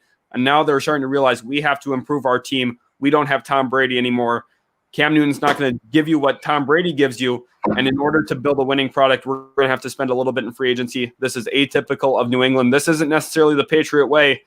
The Patriot way led them to a 7-9 record last year. They're not content with that. They want to be back in the postseason, and they're being very aggressive in trying to get themselves back there. Matthew Judon, one of the best free agents from this class, goes to New England. I really like that for the Patriots. They get an edge rusher that they badly need, and he fits perfectly into their scheme.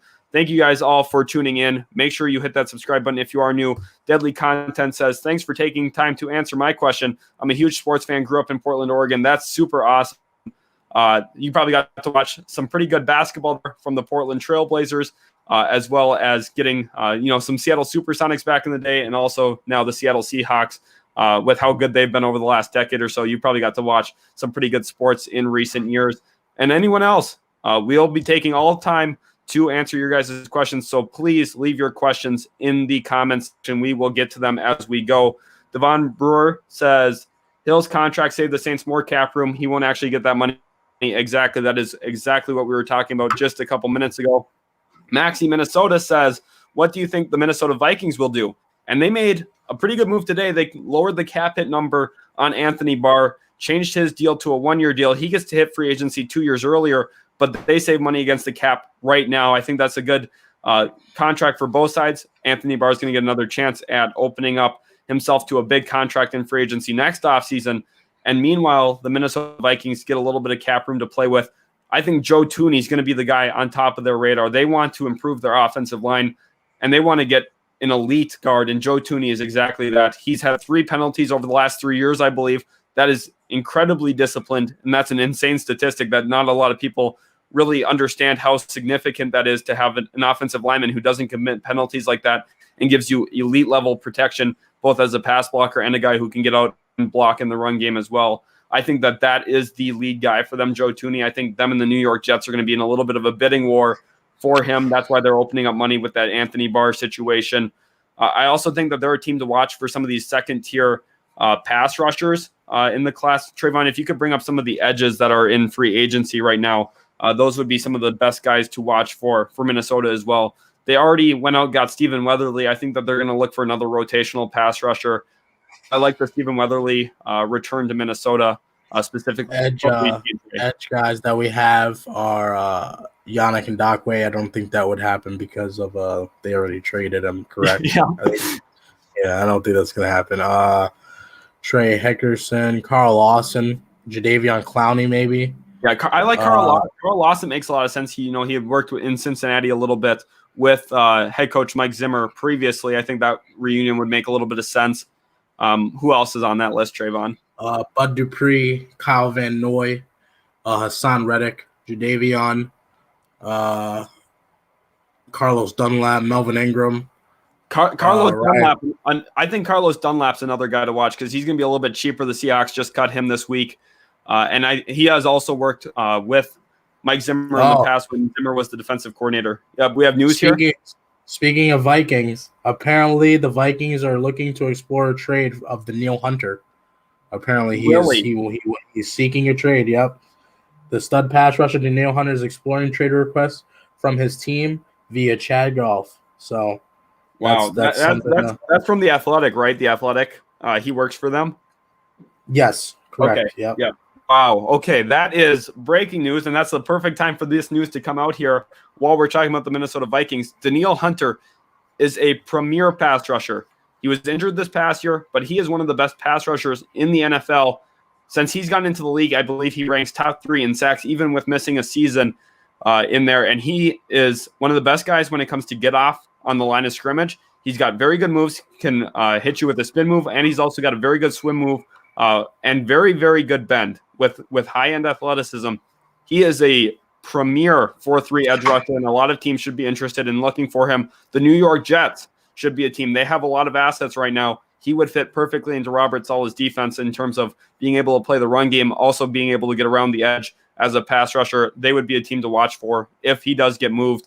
I think Minnesota is going to be really cautious and not want to move on from him quickly. They do have him under contract, but I think that's an interesting development there from Minnesota.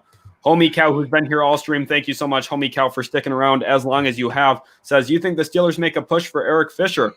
I actually really love that situation. Eric Fisher just got released by the Kansas City Chiefs, and I think he would fit perfectly into Pittsburgh. Yes, Trevon, jump in with the news.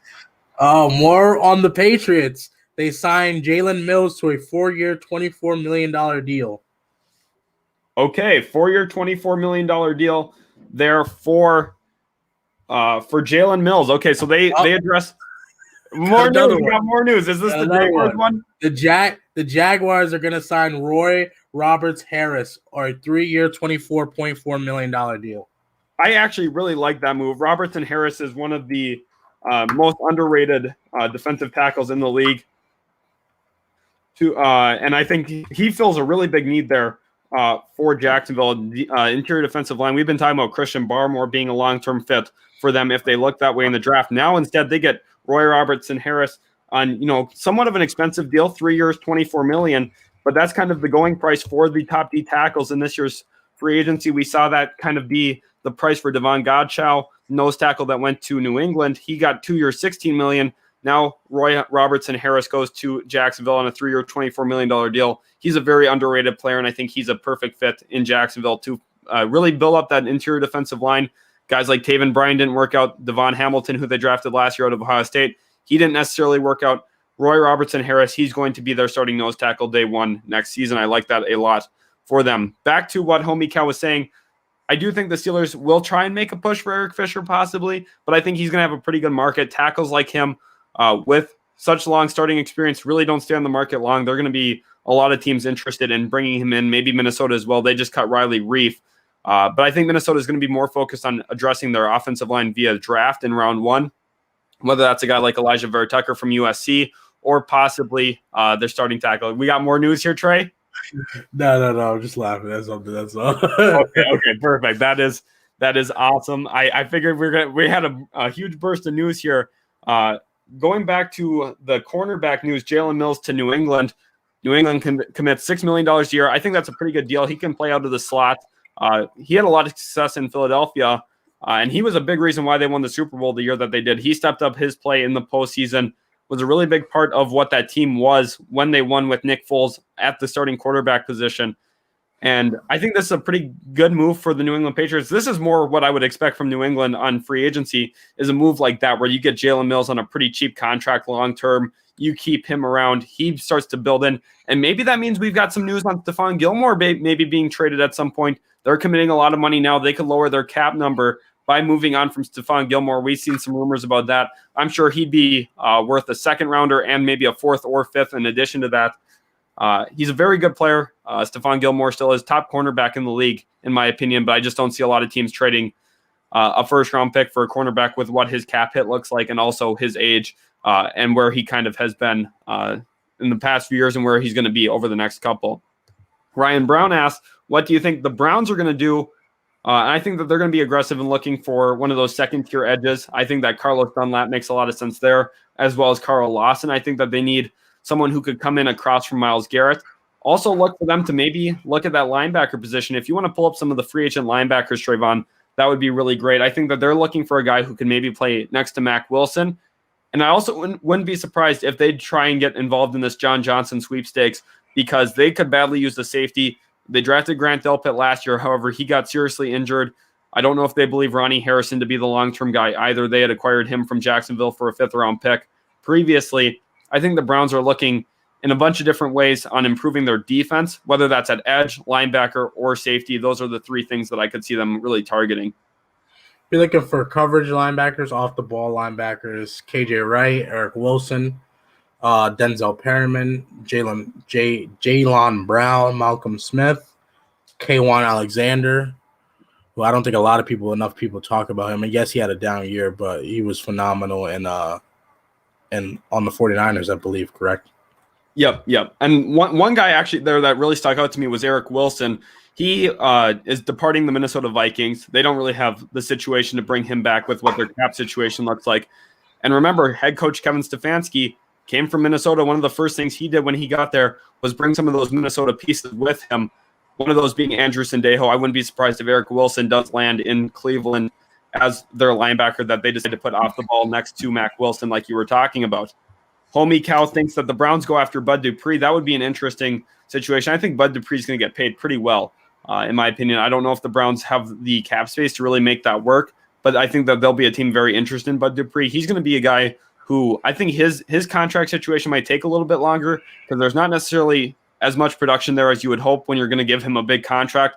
But you can see the potential. You can see how important he is to that Pittsburgh defense across from TJ Watt. I think they'll badly miss him if he does leave. I think they would love to see him come back, but their cap situation's a little tight as well with how much money Ben Roethlisberger was due and some of the positions that they have to fill yet, like left tackle. David Torres says, Danielle Hunter not happy on the Vikings. We were just talking about that. That is a very, very big deal and a scary situation if you're Minnesota, one of the best pass rushers in the NFL. You don't want to let him go. XZEI says, honestly, the Jets need Trent Williams. I disagree. I think Trent Williams is a superstar left tackle. I think he's the best free agent in the entire class. But you're looking at a 33-year-old left tackle when we just 35, I believe. Is he that old? I believe he's 35. Maybe turning 34. Okay. Well, either way, an older left tackle in general. He's 32. Excuse me. I thought he was 35. Oh, okay. Wow. No worries. He's still a little bit older. And he's still older, and you want somebody like with the Jets, like you want to get somebody, you want to get younger, he's a left tackle, and he's a damn good left tackle, the best left tackle in free agency. Not even close. But the issue is we have Mekhi Becton. You're not going to bring in Trent Williams to play right tackle. He's not going to want to do that. He would be an excellent player, no question about it. I don't disagree with you there, XZEI. I just don't necessarily think he fits in with the Jets' long-term picture, especially when you're looking at what we have at left tackle. Mekhi Becton was a home run pick last year for Joe Douglas. If anything, we're going to look to build up the interior offensive line with a guy like Joe Thuney. I think he would be a better long-term fit in our offensive line. Derek Walker asked about the Seahawks likely signs. That one is a little bit tougher to kind of gauge and mock. They also tend to have a little bit of a of a tighter rigmarole when you're looking at who they want to keep around. They also do this on draft night. I mean, no one expected Jordan Brooks to be a first-round pick last year until they took him at pick 27, I believe it was. And they do this often. LJ Collier, another one. Seattle has their guys. Pete Carroll is very selective on who he wants to bring in and who he doesn't. So it's a little harder to mock who they want and who they don't. But look for them to look along the offensive line. I thought Pat Elflein would have been a guy that made sense. He went to Carolina today, though. Maybe they look at a guy like Richie Incognito or Gabe Jackson, both guys who got cut by the Las Vegas Raiders to improve the interior offensive line. But I don't think there's necessarily one specific guy I would want to, single out for Seattle, especially when they're going to be so heavily focused on that offensive line. Omi Cow talking about the Pats pushing for Judon. Yes, we are just catching up on some comments here. So thank you guys for dealing with us while we catch up to you guys. You guys have been absolutely killing it in the comment section. We are going to get there at some point very soon to your comments. Let's see here. We're pretty far behind us. So yeah, we are. Yes. I think we have a lot of people in here. All right, we're going to go a little bit of a speed run here, trying to catch up. Blizz says Washington football team needs to make a splash with $48 million in cap space. I completely agree. A guy I would love there, Curtis Samuel. I think he would complement Terry McLaurin perfectly as a wide receiver option. One guy for you, Trevon, that you would like to see for Washington. Probably, if I had to guess, again, you want to get pass catchers. So, you can look for a big guy like maybe a Kenny Galladay. Put him right next to Terry McLaurin and that'd be phenomenal. Yeah, I think pass catcher is the serious need there. James Williams says Buffalo needs to make some moves. They're a team. They have a tough cap situation as well. They had to restructure with some guys. They already had to cut some guys as well, John Brown being one of them. They only have about $6 million cap space. They just don't really have doing too much. It's going to be just fine little nitpicks on their roster. Maybe finding a guy who's going to be a situational pass rusher that they think has a better long-term future there in Buffalo. That's going to be the kind of moves that they make. They're not going to be in play for any of the top end guys. Gamer Drew says, why haven't the Jags done anything? Well, breaking news came out after you had asked this. Yep, Roy Robertson Harris being a great move. I think that's a very good move. And the one thing, too, is the wide receiver market's still wide open. We haven't seen a single wide receiver fly off the board yet, actually, here in free agency. Not any of the top ones, at least. Andre Roberts did sign, but he's more of a return man anyway for the Houston Texans. And I think that the Jaguars being patient isn't necessarily bad. When you have all this money, it's easy to go into free agency saying spend, but you need to be making sure that you're making calculated decisions and not just, going in, rushing in and making a rash decision at any point. Grayson Whitaker says, you think that the Texans are making a mistake by trying to be too good and not just building for the future after Watson is gone, whenever and wherever that is? Yes, I think the Texans are making a mistake. They haven't made a good decision, in my opinion, in the last year or so, a little bit longer than a year. And the tough thing about the Texans is I'm scared that one morning I'm going to wake up and my phone's going to be going off saying that they've traded a future first-round pick or something trying to get better now. I'm scared of that for them. To be honest, I think the best-case scenario for them is to roll with Deshaun Watson this last year, try and get some wins, see if his situation kind of improves. Don't trade him yet because you don't even have assets this year. They don't have a first or second-round pick this year, and then move him once your assets are actually back. The Laramie Tunsil deal, that is really handicapping them. I think that they need to look to move him as well once they do move Deshaun Watson. I would be so surprised if Deshaun Watson finishes his contract there, though, in Houston. That would just be very shocking to me. And at this point, I think that Watson's going to be gone. I think that the Texans are going to be a little bit of a dumpster fire moving forward. We are so far, but I think that we should just go to the bottom. You think? Okay, well, we'll just be through. Do you think Trey Henderson will go to Miami? No, I do not think that will happen. No. David Culley. Yeah, okay. Deshaun Watson. Yeah, you're mad about Deshaun Watson. I understand. David Culley, not the head coach to bring him back. I thought they should have hired Eric Bieniemy. This is a terrible situation for Houston. We just talked about that. I heard Trey Hendrickson could possibly go into the Vikings. Maybe if they moved on from Danielle Hunter, they'd look to get an elite D-end, someone who they think can be an elite. I don't think Trey Hendrickson is an elite D-end, but I think that is a possibility as well. Evan Jimenez, welcome to the stream. So glad to have you in here. Brandon Keast says, so I've heard rumors. Are they true about a DJ Chark trade to the Ravens? We've answered this multiple times, so we're just going to go over this really quickly. No, I don't think this is real. DJ Chark to Baltimore, I don't see that happening anytime soon. Grayson Whitaker again says, do you think the Texans are making – okay, yep, that's the question we already answered. Evan Jimenez says, who do you think the Chargers will pick up? We've talked about that a little bit. John Johnson being one guy that would make a lot of sense. XZEI asked about Trent Williams to Jets or Jags. I don't see either of those places as landing spots. I think he'll be back with San Francisco. Lauren Vigil asked, where will Trent Williams sign? I think San Francisco. That's the one that makes the most sense to me. No one is really talking about this, but Gruger Hill is a Texan. Yeah, that is actually a very good low-level signing there. I think that they're doing a pretty good job filling out the ends of their roster. The issue is they don't have enough talent at the top end of their roster to really, build up something that's going to be a winner there in that very tough division, which is the AFC South. Rich Homie Kel says, y'all hella informed. I'll subscribe. Thank you so much. We really appreciate the support. We try to be on top of everything here at Utility Sports. We have great guests on like Trevon, someone who is a football coach himself, talking the knowledge to all these people around him. So thank you guys so much for all the support. Judon confirmed to the Pats. That is a big time deal like we had talked about. Bro, I'm an Eagles fan and our fan base doesn't realize that cap space is a thing. Philly 500 is saying John Johnson is coming to Philly. Yeah, cap space is one of those things. We deal with a lot of those comments as well on the channel sometimes, where people say, well, we should go get this, this, and this. And I'm like, yeah, but you have no money. You're the New Orleans Saints. I'm sorry, but you're not going to be able to get anybody. Jalen Mills to the Pats, 4 years, $24 million. That is exactly right. Great. Thank you, Grayson, for keeping our comment section up to date as well as we go through this. We really appreciate it. We are trying to catch up on the comments. You guys have been absolutely killing the support. We appreciate you guys so much. Hit that notification bell if you haven't already so that you stay up to date with everything Utility Sports. We post content daily, and we post a whole bunch of different stuff from NFL mock drafts to NFL free agency like we're doing today. That is what we're doing. Mills to the Pats is so unnecessary. Bill needs to relax. Well, I think that there's going to be another move there, whether it's J.C. Jackson or Stephon Gilmore. We kind of talked about that recently because you're obviously content with where your defensive backs are, but I think you're going to make a move, which I think makes the most sense. David Andrews is a bigger priority. I agree. I think David Andrews is one of the best centers in the NFL. He's a little underrated.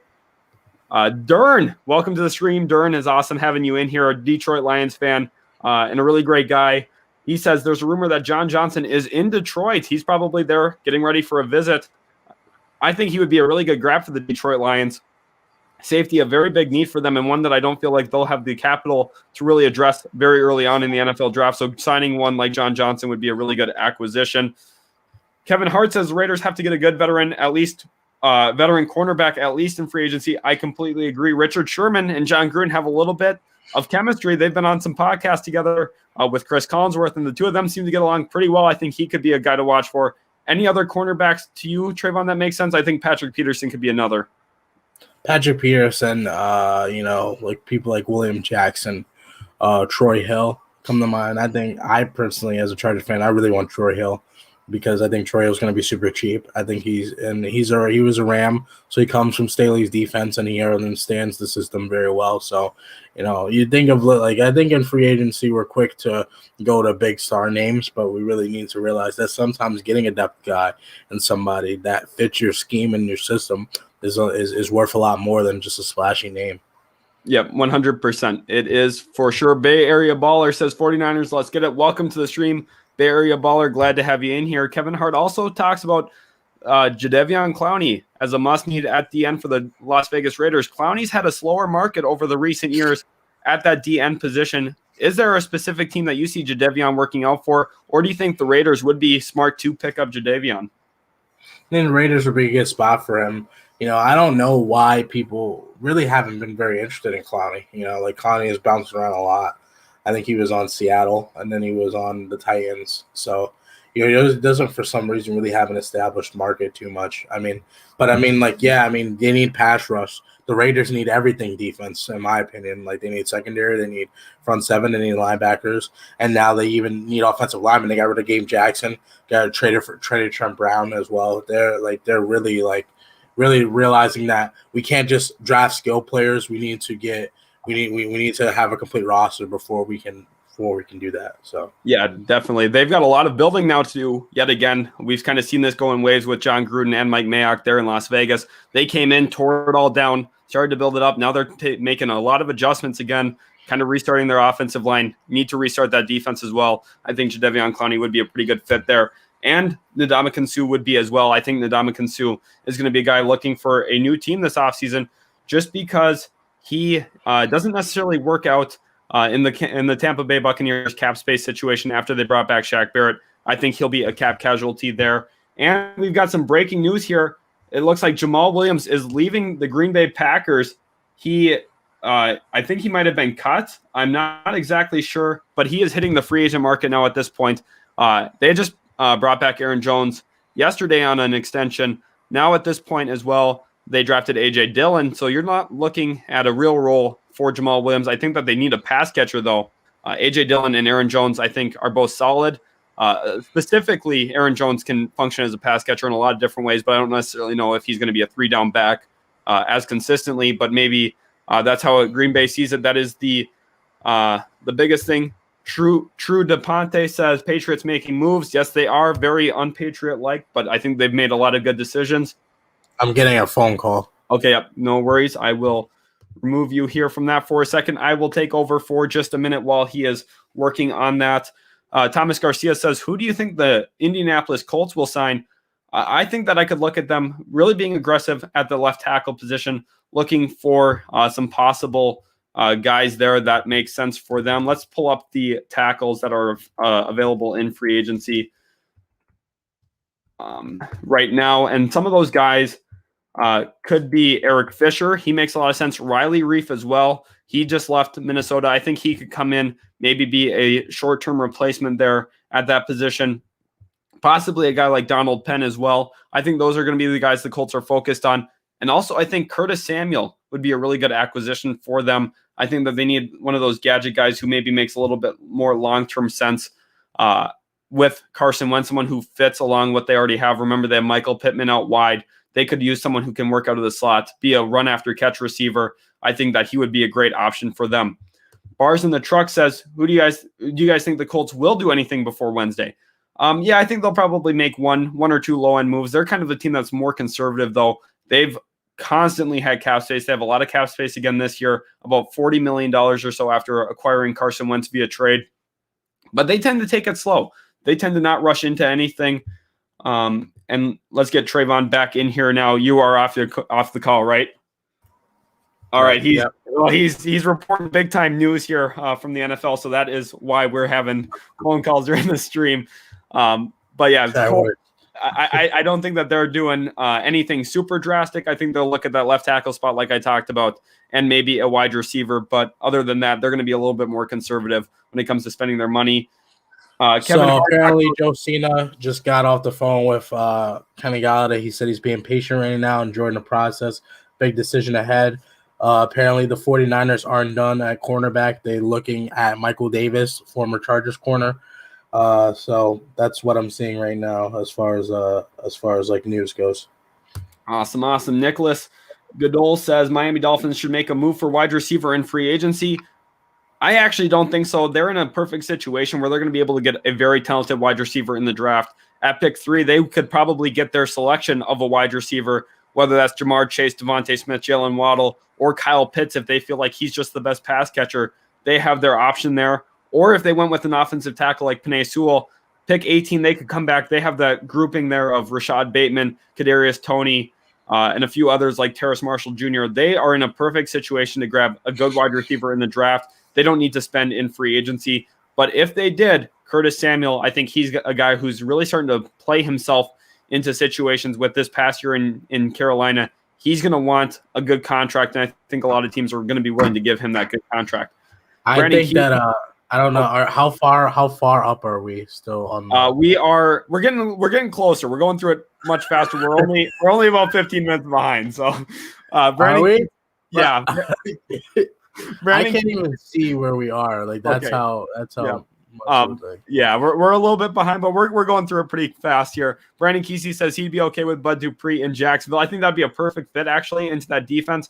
You have some optionality there.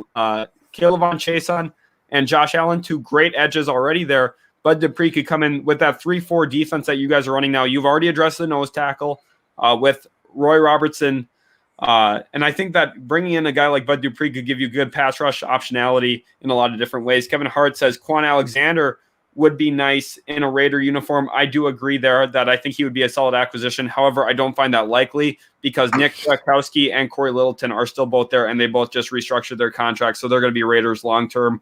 I don't see the Raiders moving on from either of those guys. Okay, well, one thing that I want to say is somebody just donated $2. So you want to get their question first. Okay, where do you see that? Aaron B. He gave $2. Aaron B. donated $2. Do the Cardinals make another big move? That is the first ever donation here on the channel. Thank you so much to Aaron B. That is super awesome. Do the Cardinals make another big move? In addition to J.J. Watt, I think that they'll be looking along their offensive line, trying to figure out maybe a little bit of fine-tuning there. I also think they're going to be a team in play for cornerback Shaquille Griffin. If they make a big move, it would be for a guy like Shaquille Griffin. He fits into the picture of what their long-term window looks like next to Kyler Murray. And also, I think he would be the top cornerback available in this free agency. Otherwise, I could see them maybe, going on a short-term deal with a guy like Richard Sherman to replace Patrick Peterson. However, I think that Shaquille Griffin would be the best bet for them. Thank you so much, Aaron B., again, for the donation. We really appreciate it. That's so awesome. And now let's go back up to where we were a little bit earlier with there is a lot of comments. You guys have been absolutely killing it. Thank you so much. That's why I said, do you want to go start at the bottom again and then let them ask their question again? Yeah. Let's get back to the bottom. If you guys have a question, go ahead and ask it. Again, if we will keep up. We'll keep up better now. You've been so awesome. We appreciate you guys so much. Jets and Raiders have reached out to the reps for wide receiver Juju Smith-Schuster per report, NFL free agency. That is awesome, Sean. Thank you for reporting that here. I think the Raiders, we talked about that a little bit earlier, not necessarily the most obvious. They don't have the clearest room to get them, but at the same time, I think that would be a good acquisition nonetheless. New York Jets, I would love that for my Jets. Actually, it's starting to grow on me the closer and closer we get to that. Ian De Silva says, how realistic is the Deshaun Watson to the Panthers talk that's been going on lately? I think if there's a team that is going to get Deshaun Watson, it will be the Carolina Panthers, at least at this point with where we sit. It sounds like Miami's a little tentative about it. I don't know if they want to move on from Tua as quickly as they would have to in this move. And I think the Panthers are desperate for a quarterback. And I think that desperation sometimes can breed decisions. And I think at this point, they would be decisive in trying to get Deshaun Watson. What say you, Trevon, on the Deshaun Watson talk? I say that it's most likely, you see them getting the offensive lineman, in free agency and building that building block. So I would put them right up there for it. There's a guy that he's asking what are the options for Patriots wide receiver. He has asked that question 50 times. Okay, right here. Ty YT. Who do you think will be a good option at wide receiver for the Patriots? Thank you so much for waiting for your comment to get answered. I'm sorry, guys, for it taking a while. We have a ton of viewers in here right now, so we're trying to hit every single comment as we're going. And this is actually a question that's been asked a couple times. What wide receiver are the Patriots signing? Will the Patriots target Juju? At this point, I don't know if the Patriots are going to target a wideout. They've spent a lot of money already in free agency, close to about $40 million of the $60 million that they had open. Right now, going after Juju would eat up the rest of their cap space. I think that they're going to be a little bit hesitant, especially with the idea that maybe the cap space really takes a bounce back next year, jumps back up to around $200 million, and then they could roll over $20 million in cap. That they could have another $60 million next offseason to spend in free agency if they do play it that way. I think that is a better selection and better move for the Patriots. But don't worry.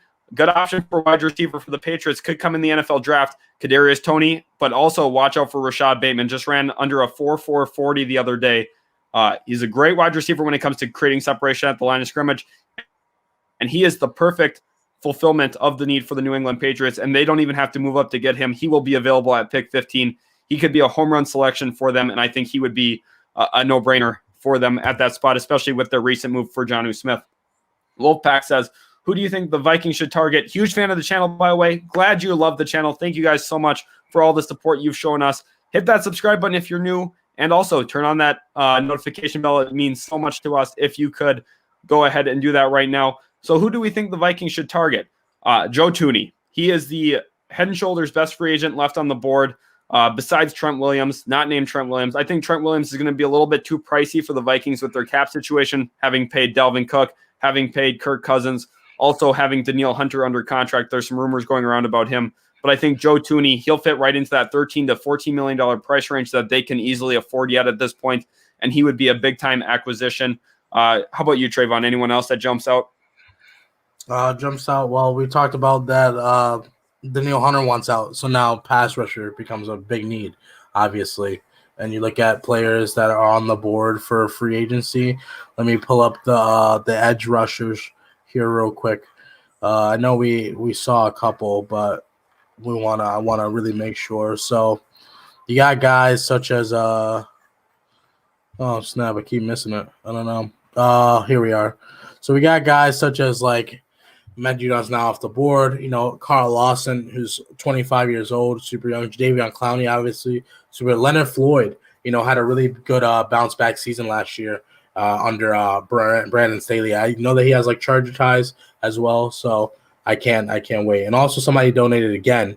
So let me pull that up right here. That is this donation. Jerger X donates $5 and he just says LOL. That's all he says. But thank you so much, Jerger X. He is one of the best subscribers on the channel. He's been absolutely killing it with all of his support, watching all of our mock drafts, everything coming out. So we really appreciate you, Jerger X. Just want to make sure you know how much your support is appreciated here at Utility Sports. We have the best subscribers on the channel. I say that all the time, but I seriously mean that. That is my thought. Texans are signing Tremon Smith. This is another move for the Houston Texans. Sean, you've been doing absolutely great keeping our chat up to date with some of the recent moves, especially some of these. I haven't seen that yet, but I'm sure I will soon. Yeah, and he's been on all the other ones, so I'm very willing to trust him. This is Jerger X's comment. The wide receiver returners headed to there's a Lions wide receiver, Jamal Agnew. Oh, yep, Agnew, yep. Headed to Jacksonville. Yep. Okay, yep. So Urban Meyer. Okay, so that's via. Okay, yep. So he signs there. Do you have any money on that one yet? No money yet. Yet. Okay, Homie Cow here says stop spamming. That is a good idea. We are going to get to your guys' questions and your comments. Just try and leave one so that it doesn't get too overwhelming here as we're scrolling through, so we don't accidentally miss some of the other ones.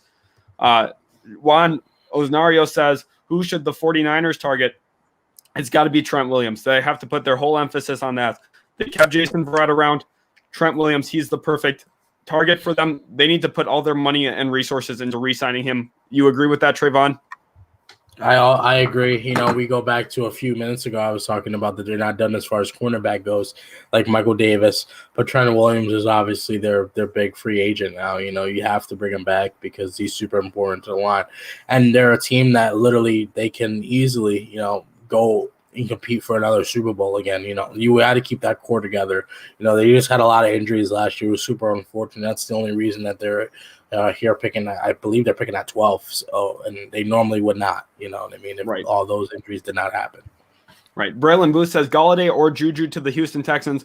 I'm going to say neither. I don't think that either of those receivers, and I don't think any receivers are really going to be quick to want to go to Houston in a lot of ways. I think that there's a lot of reasons on why, but one of the biggest reasons is I don't think that agents are going to let their wide receivers go to a situation that's so volatile at that quarterback position. If Deshaun Watson ultimately does get traded, Kenny Galladay or Juju Smith-Schuster would be in a terrible situation if they sign a long-term deal where they don't get to catch a lot of passes because they're going to have a bad quarterback probably playing for them.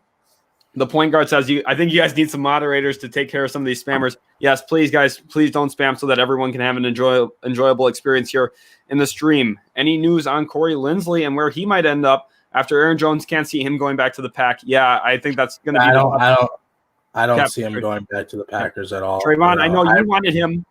I know you wanted him in Los Angeles. Yes, I wanted him on the Chargers for sure. There hasn't been any news lately as on him, but I think that his fit in Los Angeles fits extremely well. We have the cap, especially after apparently not going to be re-sign Hunter Henry and as well as Michael Davis. So we have that cap and we have the utilities possible. He was the best center in football last year very easily. I think he ranks second in pass block and fourth in run block. So he's without a doubt an amazing piece. And you put him with a guy like Justin Herbert, and you get a leader. You know what I mean? And the Chargers are in a position where they're probably going to draft the offensive lineman. So him being that mentor, I believe that center is the most important position on the offensive line as far as offensive line goes. He's your leader. He worries about he's the quarterback of the offensive line. He's got to worry about what all the other guys know what they're doing and making sure. And we also got another donation from Jarex. Thank you. Stop spamming. He says stop spamming. Thank you, Jarex, for that. Yep. Yes. Please, guys, stop spamming so that we can get through every single comment here. Let's head back up to where we just were. Here in the comments, and the big thing here let me see if I can. I think I lost where we were.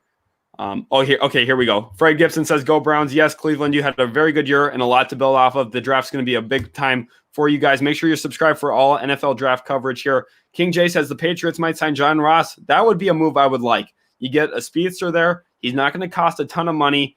He didn't have the best year this past year in Cincinnati, and now you get a situation where you get to, get a guy who's a former first-round pick, get him on a pretty cheap deal, see what you really have in him, maybe use him as a bridge wide receiver. I think that would be a better situation. J. Mo says, go Niners. Niners, you guys have a very good roster as well moving forward. Very tough division there in the NFC West, but I think you guys should be looked at as contenders yet again this next year, more than likely. V. Hunted says, Chargers have all the connections to John Johnson. Hopefully we can pick him up. Bolt up, Chargers. That is a saying that I've heard Trevon say once or twice in the past, as well as a few different memes that we won't discuss here on the channel. Brandon Prod says, go Browns. Carmelo El Bori's Way says, Pats have Cam. I think Cam Newton's been a little bit underrated and underappreciated in recent years. I'm not going to lie. I think that, sure, he's got his downfalls, but what quarterback really doesn't? Some of these guys, sure, Patrick Mahomes, Aaron Rodgers, the special talents, yeah, they don't have they don't have downfalls, but almost every other QB does. Jared Goff, who just got traded, Matthew Stafford, who just got traded for a lot for, he has some of his own downfalls as well. I know you're a Jets fan. I'm a Jets fan myself, but I think Cam Newton's a little underappreciated in a few different ways. What will be the next free agent the Patriots target? Like we just talked about, John Ross could be a possible one. Sean, yeah, I know that you're spamming it. I do appreciate that you're putting that in there, but we will get to it if even if we just see one of them, we're going through each one. So thank you so much for still putting in those things that you've been putting in. Burger Does Sports says, what are your thoughts on Shaquille Griffin or William Jackson to the Broncos so they don't have to spend pick 9 on a cornerback? Shaquille Griffin, I think that is a worthy pickup for them if they can. And then maybe at that point, maybe pick 9 doesn't be a cornerback. But I wouldn't even be opposed to signing one of these two and then still spending pick 9 on a guy like Caleb Farley. I think Caleb Farley has top-end cornerback 1 potential in the NFL. He's a real playmaker with the football. He's still learning the position. Very good frame. Really, really good ball skills when the ball's in the air. I think Shaquille Griffin and Caleb Farley could become one of the best cornerback duos in the NFL. Why not both? If you can find a way to bring Shaquille Griffin or William Jackson in and then still spend pick 9 on a guy like Patrick Surtain or Caleb Farley, I think that makes a lot of sense still. Alexander Ross says, would it be worth the Panthers re-signing Curtis Samuel? Pretty sure we would need to lose Robbie Anderson and or DJ Moore, considering the whole speculation with Deshaun. At that point, I think Curtis Samuel is your third best receiver. So I wouldn't want to lose Robbie Anderson or DJ Moore. I'm a Jets fan. I know Robbie Anderson's game better than anyone. I was very upset when we let him walk in free agency. There was no reason to do that. He's a big, really big time receiver. I think he's got a lot of skill.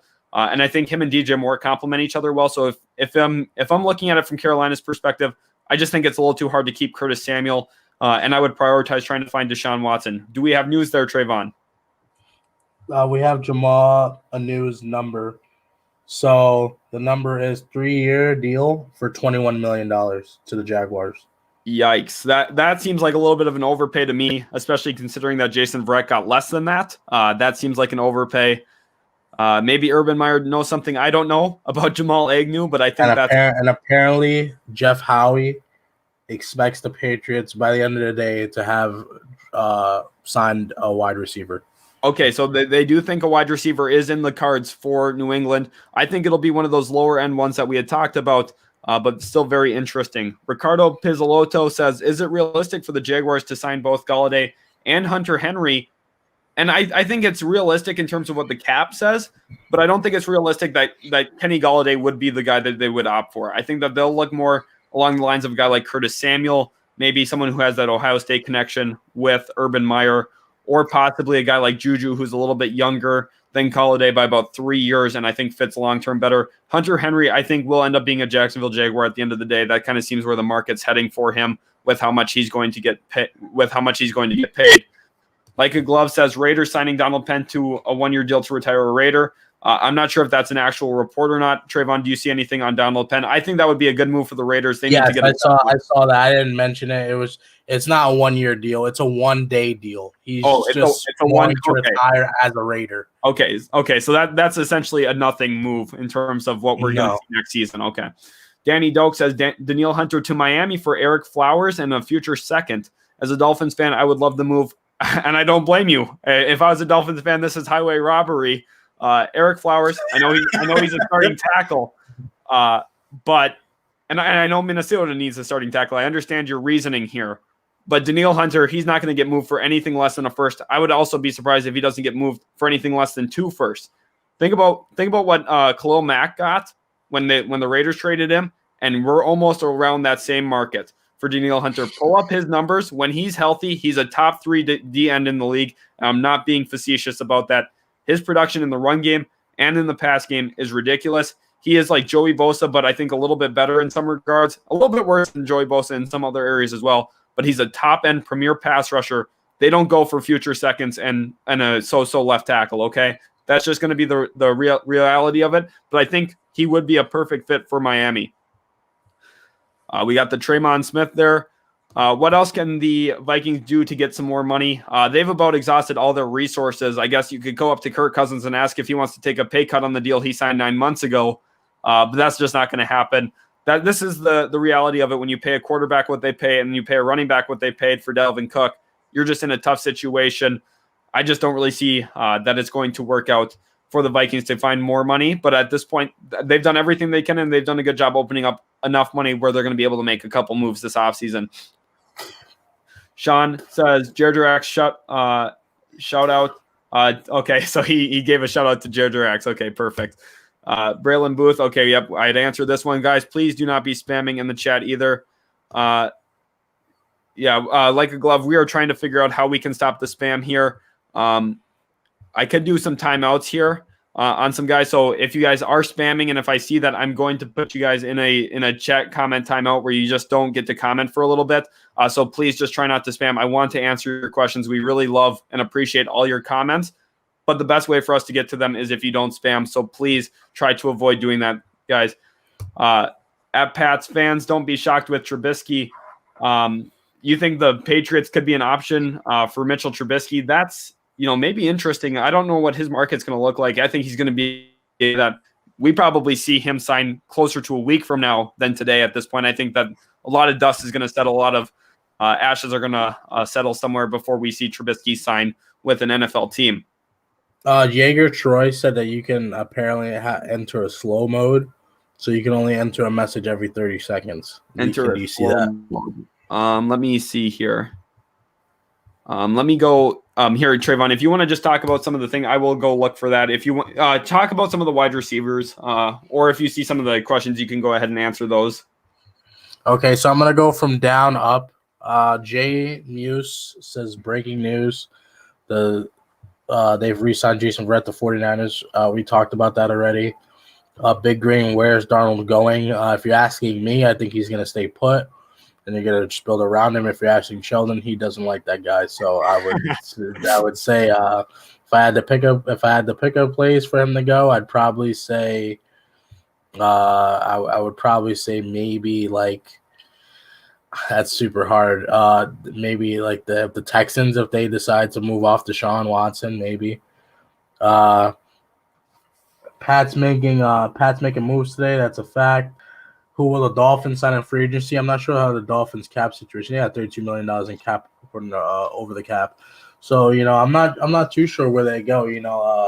I think that they're probably looking for a little bit of. I think they're more so gonna be. They were big spenders last year in free agency. I think they're a team that's gonna focus more on the draft probably. Pats making moves today. Yes, they are. Somebody just donated again. Thank you so much, Paris Smith, for the 1.99 cents of dono. Ravens trade J.J. Chark and the pick 25 for Brown. I don't know if it's a question. If it's like, would I do that? If I was the Ravens, I wouldn't mind that pick. But if I was the Jaguars, I don't know if I would do it, because then wide receiver just becomes a really big need, and especially it's not the worst thing, because again you're helping future star Trevor Lawrence be protected, but you're also losing a pass catcher, and you don't really have that much in Jacksonville. It's DJ Chark, and I think Keenan Cole's a free agent. I forget the other wide receiver too, like D.D. Westbrook. It's nobody that stands out and that you're like, oh, I'm afraid I have to play D.D. Westbrook this week. Raiders getting Clowney. I'm a clown. Is getting Clowney or John Johnson. I can see them getting maybe Clowney because they're in the market for a pass rusher. I think John Johnson's priced out of their range. Who will the Jags bring in? Jazz will have a whole bunch of people to bring in general, because they just they have so much money, but I haven't seen much resistance on their end today, other than the Roy Harris signing. Yep. Okay. So I'm having issues finding the slow mode for now, so we're just gonna have to deal with it. In the meantime, for the next stream, that will be taken care of, guys. Thank you guys so much for all the understanding at this point. LF Production says trade Lamar Jackson for Russell Wilson. That is the least realistic thing that will ever happen. The Ravens, there's no way they're trading Lamar, and the Seahawks are not going to be trading Russell Wilson for Lamar Jackson. T. Dellenbeck says, who will the Jags bring in? I think that they're still going to be looking at wide receiver. I know they brought in Jamal Agnew, but don't be surprised if they look to target another guy. I keep mentioning Curtis Samuel for the Jacksonville Jaguars. He's the one that makes the most sense to me there in terms of what the connection is with Urban Meyer, being a former player for him at Ohio State. That is what makes the most sense there. And also the safety position, John Johnson. He's got a real market right now. Many teams are in play for John Johnson. I think the Jaguars are going to be a team to walk in on him, and also Hunter Henry. Brandon Lutz says, how do you feel about the Patriots signing Jalen Mills?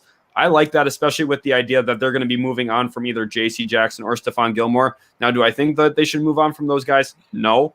But the idea that I know they're going to move on from one of them, I think Jalen Mills is a good low-end buy, and they're going to get a lot of out of him there in that defense. Apparently, we just got some news on the Jaguars. So, Jaguars check again. They're signing Rudy Ford to a 2-year, $4.2 million deal. I don't know who Rudy Ford is. Okay, yeah, they're just bringing in a little bit of a depth safety there, someone who's maybe going to be a rotational guy or for 3 safety sets. I guess that makes some sense, but that is a kind of low-end move, and this is a little interesting. Jacksonville's taking it this slow in free agency here. Braylon Booth says, trade Watson to the Panthers for CMC, Shaq Thompson, their pick this year, and another first. Pick Trey Lance or Zach Wilson and sign Galladay or Juju. Yeah, I guess that's a pretty good starting point for Houston. The biggest thing to me is if I'm Houston, I don't want to take in a guy like Christian McCaffrey or Shaq Thompson because they're just not going to fit my window of when I'm going to be good, and I'm going to have to pay a lot of money for these guys in the short term anyway. I would much rather just try and liquidate this into as many draft picks as I can get for Deshaun Watson and really try and build my thing around David Culley with Nick Caserio getting to make all those decisions on who his personnel will be through the NFL draft. I think Trey Lance would be the more realistic one. Zach Wilson will be off the board by pick 2. Don't be surprised when that happens on draft night.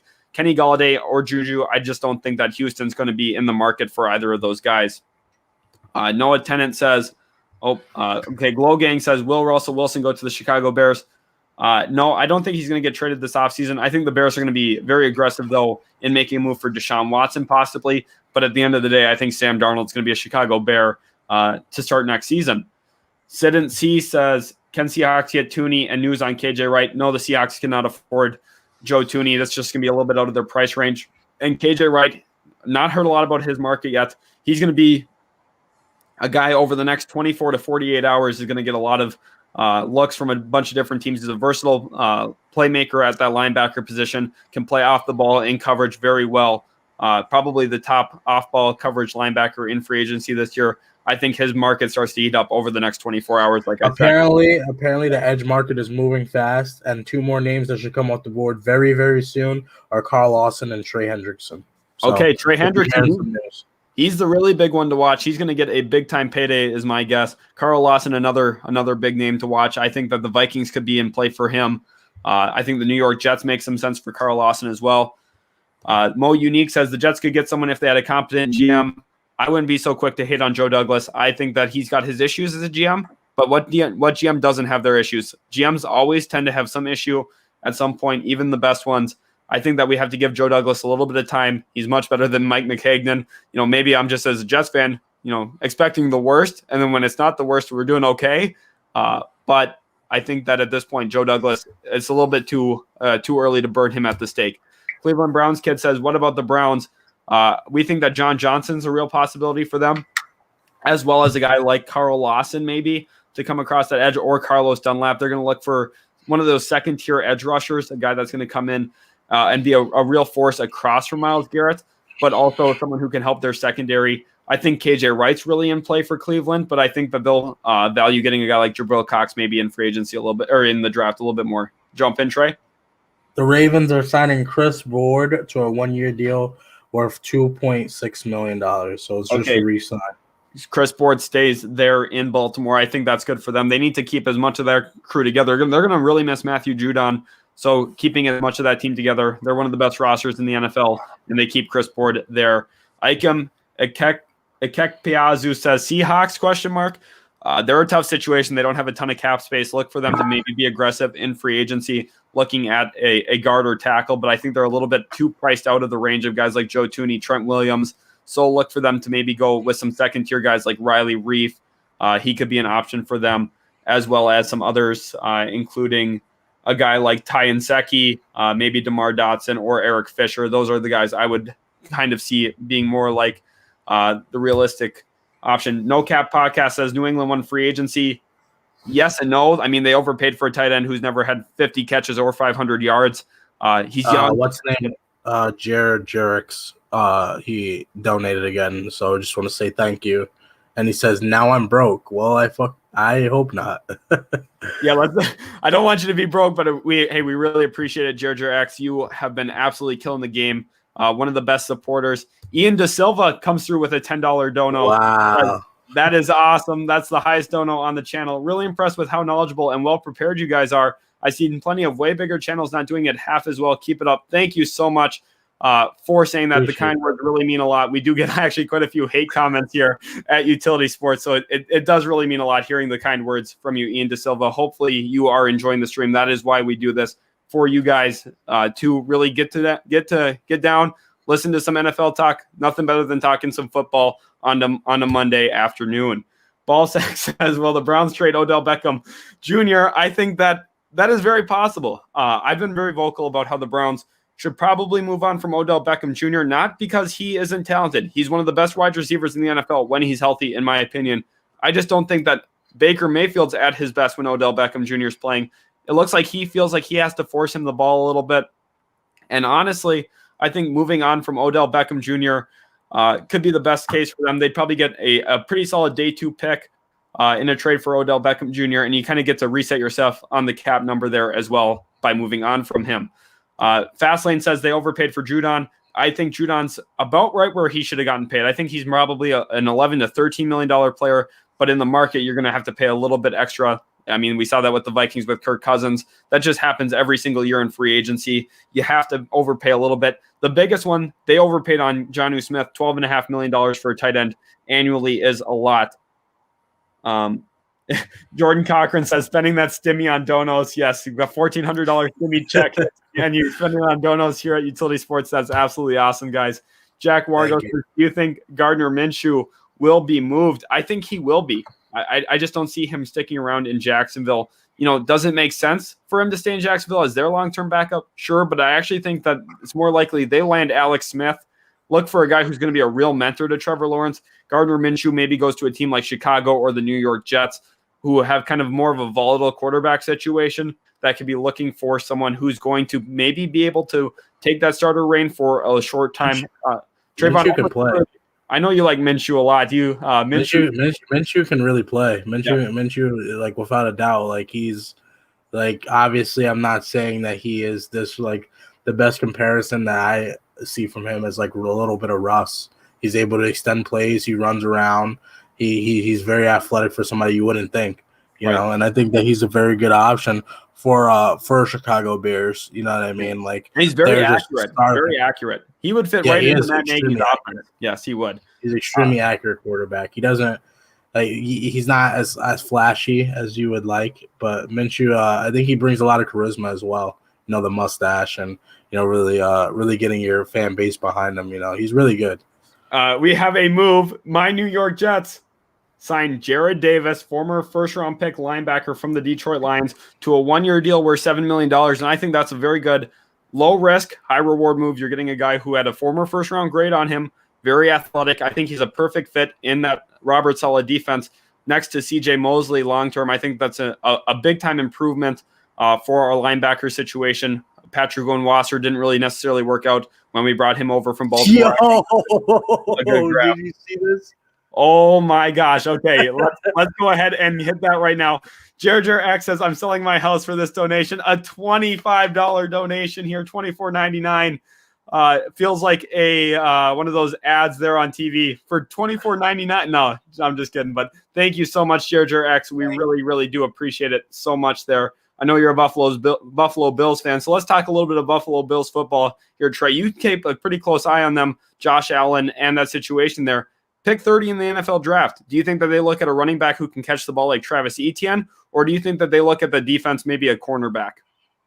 I think all options are really on the table. I would lean not towards a running back, considering the fact that you already picked up Zach Moss, and as well as you still have Singletary on the roster as well. So I'd probably lean more towards the defensive side, even though they don't really have to. You know, you look at it, maybe they're in the running for a wide receiver. You know, they got rid of John Brown, so I mean, wide receiver there is around the sweet spot where you could get like you can get a Cartavius or even Randall Cunningham, right? Is that his name? No, you're thinking of the Purdue wide receiver. Rondale Moore too. Rondale Moore, excuse me. Okay. Yeah, those two guys would be really good fits there in Buffalo. I think that those would be real options for them. Alexander Ross asks, who would be the better draft pick for the Panthers, Fields or Lance? I'm a fan of Fields. Okay, well, that's interesting. I am very low on Justin Fields myself. I like Trey Lance as a prospect a little bit more. He's a little bit more cautious with the football. I think he's a little bit more of a pro-ready quarterback in terms of he can make a couple more reads. Now, do I think that he's going to be a superstar in the NFL? Not necessarily. I think that Justin Fields kind of scares me, though, a little bit with his inability to read the field consistently. What about you, Trayvon? What do you think? I would more if I was the Panthers, I would lean more towards. I mean, it depends on what you want. Do you want the more ready quarterback right now, or do you want somebody that can have a higher ceiling? So I think that you look at it. If you want to stay with Teddy Bridgewater, then I would just, because I don't think that you're gonna get Fields at 8, so you'd have to trade up to get him. So I would just stay with Lance. Like if I can get Lance at pick 8, and I'd be more comfortable with letting him just sit behind Teddy B for another year or two. You know. Yeah, I would really Jake donated as well. Just want to say thank you to Jake, 99-cent donation. Really appreciate that. Thank you so much. Yeah, Jake and Twistle doesn't say anything with it. 99 cents though. Really appreciate that. Definitely leave a comment there. What you meant to say, if you did mean to leave a comment with that. We want to get through all those. Jets sign linebacker. Yes, that is Jared Davis. I am a Jets fan. I'm pretty happy about that as well. I think that's a low risk move, just a 1-year deal, kind of a prove it deal. You know, maybe a little bit on the high end for that annual average value of $7 million. But I mean, we have the cap space to make a move like that. I think that's not too bad. Space Expert says Kyle Rudolph to Cleveland. What's your thoughts if this happens? I don't think that'll happen. I think Kyle Rudolph could land probably somewhere else like Jacksonville, maybe the New York Jets. Jump in, Trayvon. James Hurst is re-signing with the Saints. So, James Hurst? James Hurst, a veteran offensive lineman. Okay. Well, that's good. That's where they're going to have to do that too. They're going to have to keep some of those pieces in that are necessarily not the biggest thing. According to Mike Garafolo, if they don't get Russ or Watson, the Bears, they could go after Andy Dalton or Alex Smith. I think Andy Dalton is a legit 1-year option for a lot of different teams. Thank you, Sid and Steve, for putting this in there. Alex Smith, I don't know if he has any more starting football ahead of him. It's really incredible, the comeback he made, and he's very accurate, good decision maker and all that. Just physically, he doesn't have a lot left in the tank, I don't think, as a starting quarterback, unfortunately. But he's given a lot of teams a lot of good football, so I wouldn't be surprised if he does get a chance. Breaking news here from Jay Mouse. He says the 49ers willing to pay Trent Williams up to $20 million. I wouldn't be surprised, and he is well worth every single penny of that. He's the best run-blocking left tackle in the NFL. He's an absolute mauler in the run game. He puts linebackers on their butt, makes them look like high school freshmen, to be honest, in a lot of different ways. Yo, this guy's wild. Jer X says, I have lost all regard for my money. Thank you so much, Jer X. You've been absolutely killing the game with all these donos. That is incredible, my guy. So thank you so much for all the support there. With that, who the Eagles getting in the draft and in free agency? I think free agency, they're going to want John Johnson. I don't necessarily know if they can pull that off, though. Necessarily look for them to maybe try and find a budget corner. Possibly they could want to be aggressive and go after a guy like Shaquille Griffin. I'm excited to see where he ends up going. But at this point, I think that his market's going to be a little too high for the Eagles. So look for a secondary corner. And I think in the draft, day one, they're going to go after an elite pass catcher. I think that Kyle Pitts could be one, or possibly Devontae Smith or Jalen Waddle. And day two, I think Jabril Cox, the linebacker out of LSU, is a perfect fit, best pass coverage linebacker in the class. Yes, Trayvon, jump right in. Lions have released Joe Dalla, and it's a move that saves them $2.8 million. That was the Lions? Yeah, Joe Dalla. Okay, sweet. So they save a little bit of money there. How do you think the Eagles will handle their cap space, or how would you handle it? So the Eagles are handling their cap space because they're willing to move on from Zach Ertz.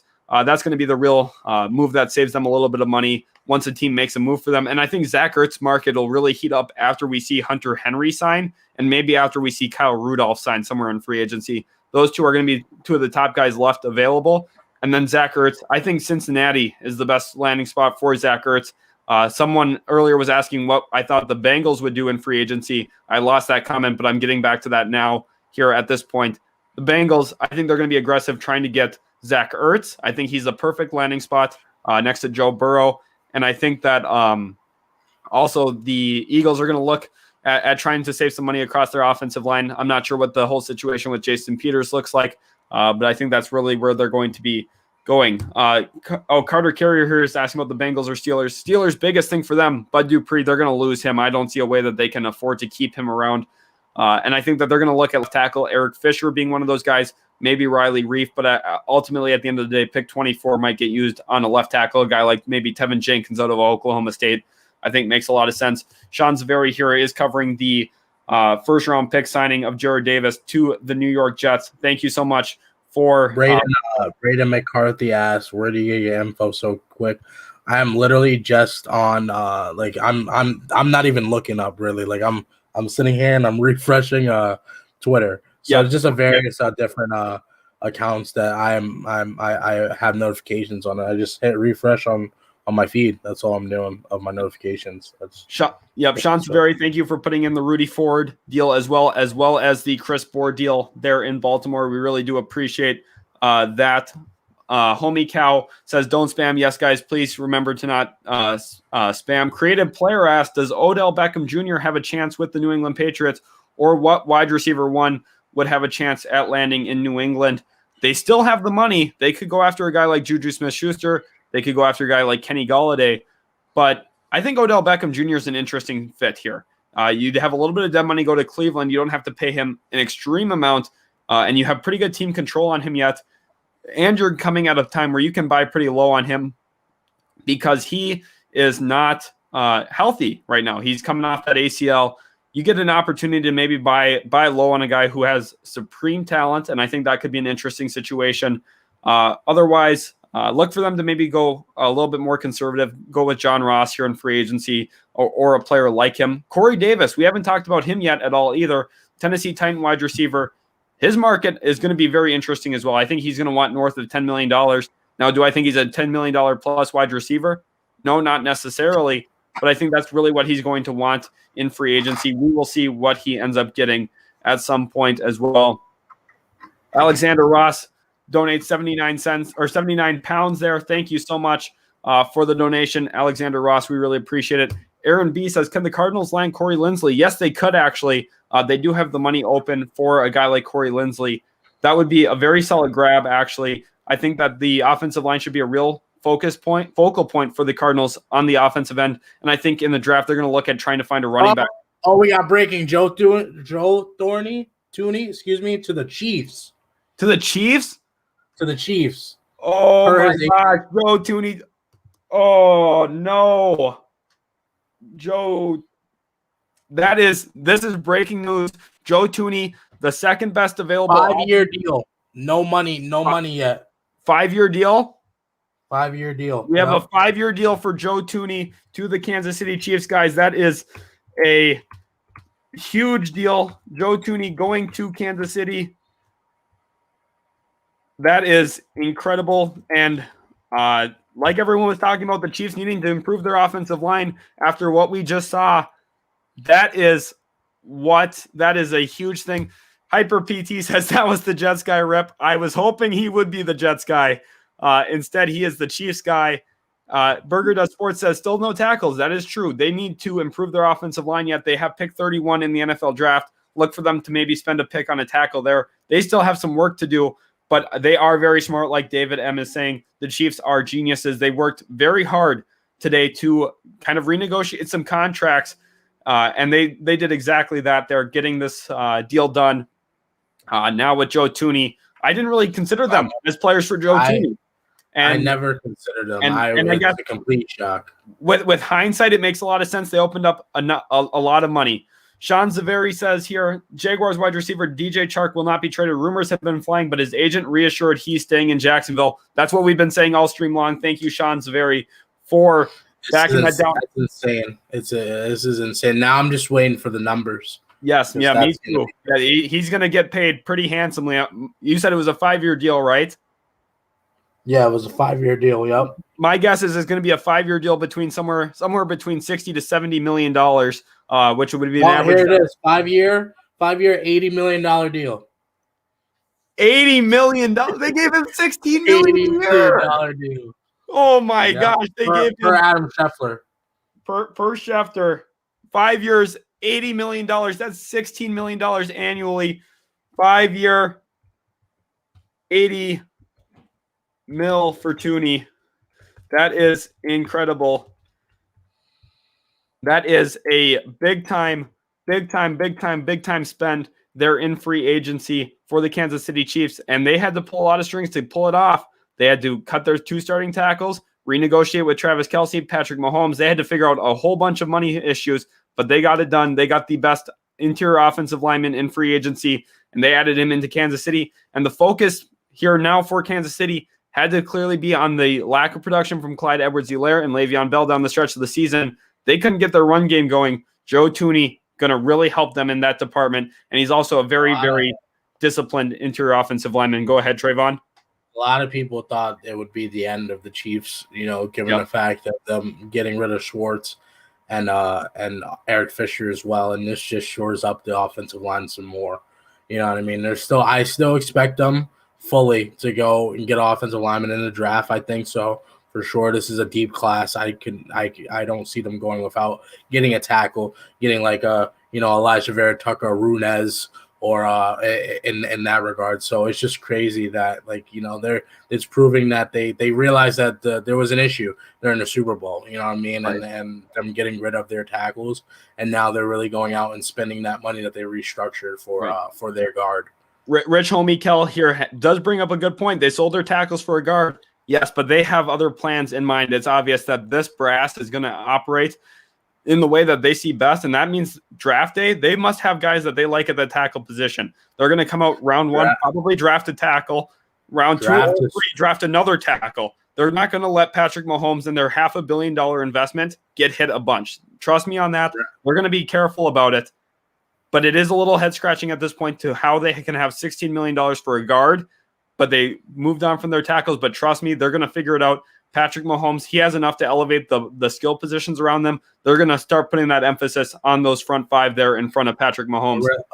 A really big just in general, like roster building is paying for guards and not paying and drafting tackles, not the other way around. You know, like you want to draft your tackle of the future, and you don't want to, you know, per se draft a guard. You know, your tackles are the main money makers, and it's the same thing as a quarterback. You know, you get a quarterback on a rookie deal, you're able to do a lot more. You get a tackle on a rookie deal, you're able to do a lot more. You're able to pay up for the interior now that you have that opportunity, and especially when you pay so much for a quarterback, you pay $500 million, you're going to want him to be safe. And I just think this is just further into it. It definitely, I would 100%. Sure, unless they sign a tackle, they will be drafting a tackle come April. They definitely will. They'll be drafting at least one. Don't be surprised if they do draft two as well. Jar X says $1 million donation next. That is hilarious, Jar X. You've been absolutely killing it with the support. We appreciate you so much here at Utility Sports, and all of you guys that are here in the video, in the live stream. You guys have been absolutely killing it with your questions, asking wonderful questions, putting in great comments. We appreciate you guys so much. If you are new to our channel, hit that subscribe button today. It's absolutely free to you. We also have a jersey giveaway going on the channel right now. It's a Trevor Lawrence Jacksonville Jaguars black jersey. All you have to do to be entered is subscribe, hit the like button right now, and also leave a comment on our video. That's all you guys have to do. Thank you guys so much for all the support. I think that this also really plays into Corey Linsley's market as well. Yes, it does. You know, I think it really does. I think it's very super important now. You know that we've seen that. He's the top interior offensive lineman available now, and he's going to get the bag as well at this point. Of course, I think that he's better than Thuney. So wow. Okay. I can already imagine the deal that he's about to get he's about to get paid. He about to get paid is true. Juice World Fanboy says, my Chiefs are going to be broke. Yeah, they are going to be broke. But if you're winning championships while being broke, it's a pretty good place to be in the NFL. Yes, Trayvon, jump right in with the news. Jets have been receiving calls for C.J. Mosley. So there's on the trade market.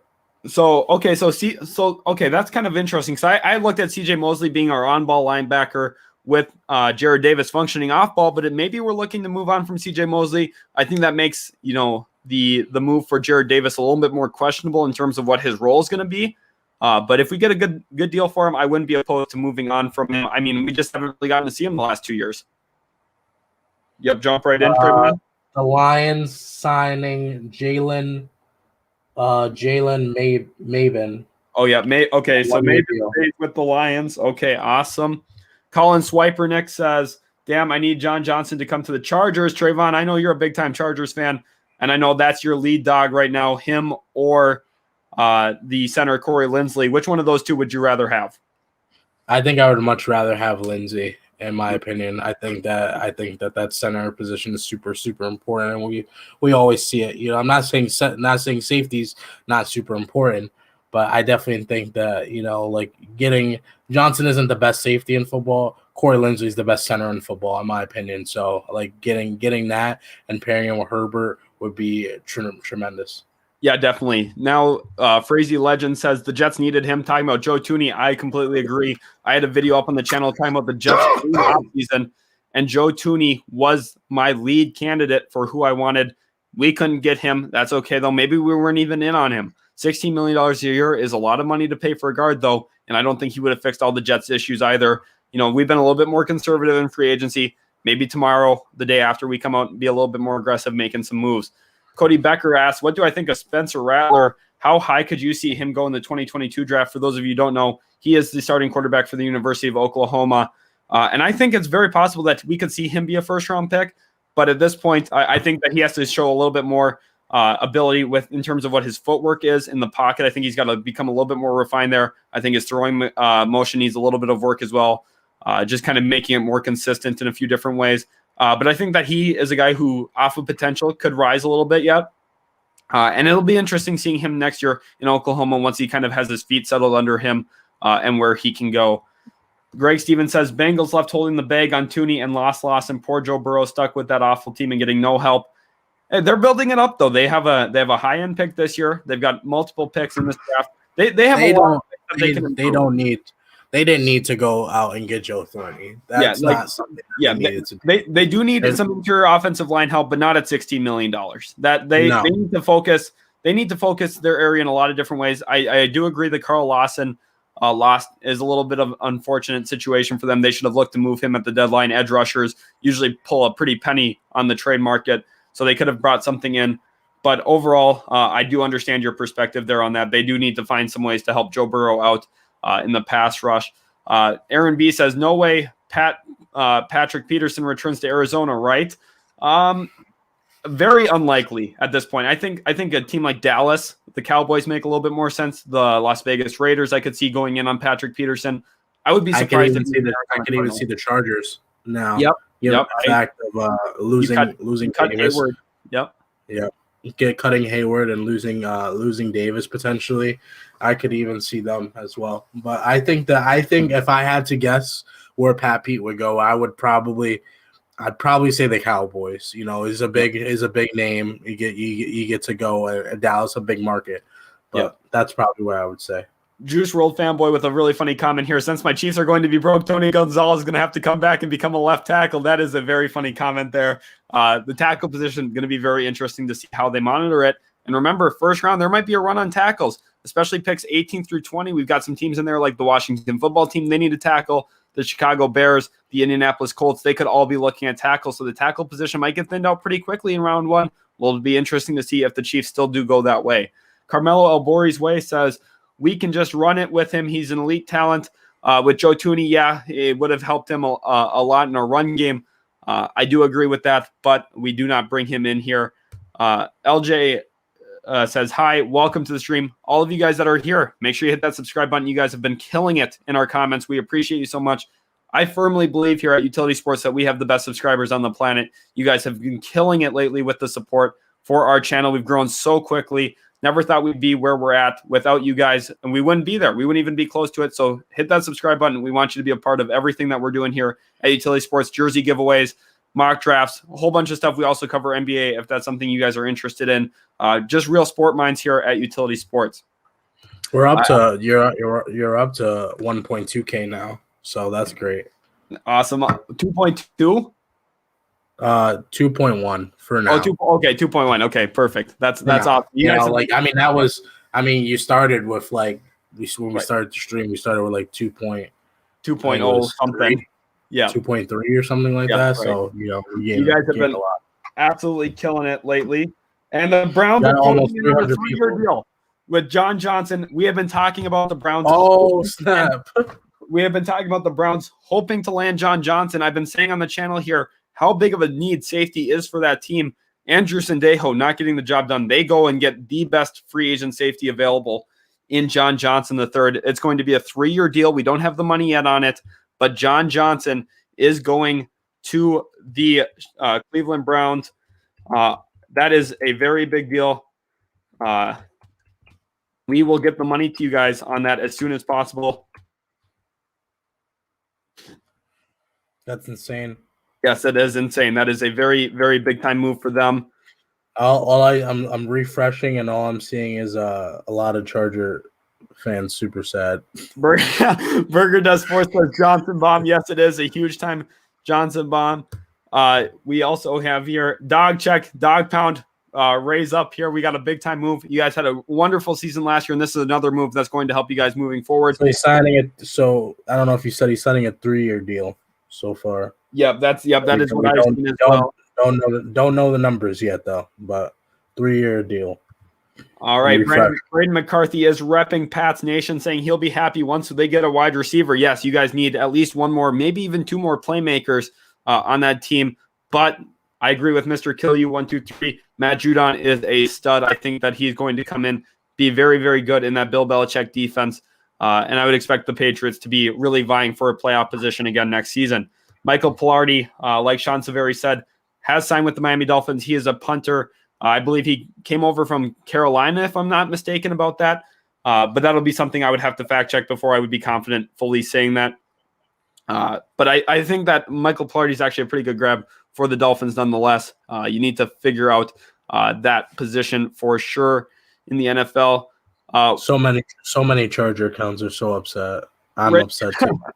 Yeah, Trevon here is on depression watch, losing out on John Johnson. Also, doesn't seem like Hunter Henry will be back with the Chargers. We don't have official word on that quite yet, though. Rich Homie Kel says, what's Gal's streaming schedule going to look like from now on? That's a good question. We're going to try and stream more often than we have been for sure. Part of it's challenging. I go to school full-time, and I also have some I also work a little bit at some school districts. And then also my co-creator here on the channel, Austin, he's working a full-time job. And Trevon here, he jumps on with us every once in a while as well. But so we're just busy. We're trying to get a little bit more of a real ironed out schedule for you guys. But we do this thing called State of the Franchise, where we talk about the NFL pretty often. And we also talk about the NBA. Mr. Kill You, thank you so much for dropping a sub. All of you who are in here right now, if you haven't subbed yet, go ahead and do that right now. That would mean so much to us here at Utility Sports. Thank you. Justin Bunkley says, is Galladay signing with Washington yet? I think that would be a great grab. Trevon, you had talked about that a little bit earlier on in the stream. Talk about how Kenny Galladay could really fit into what they already have around him.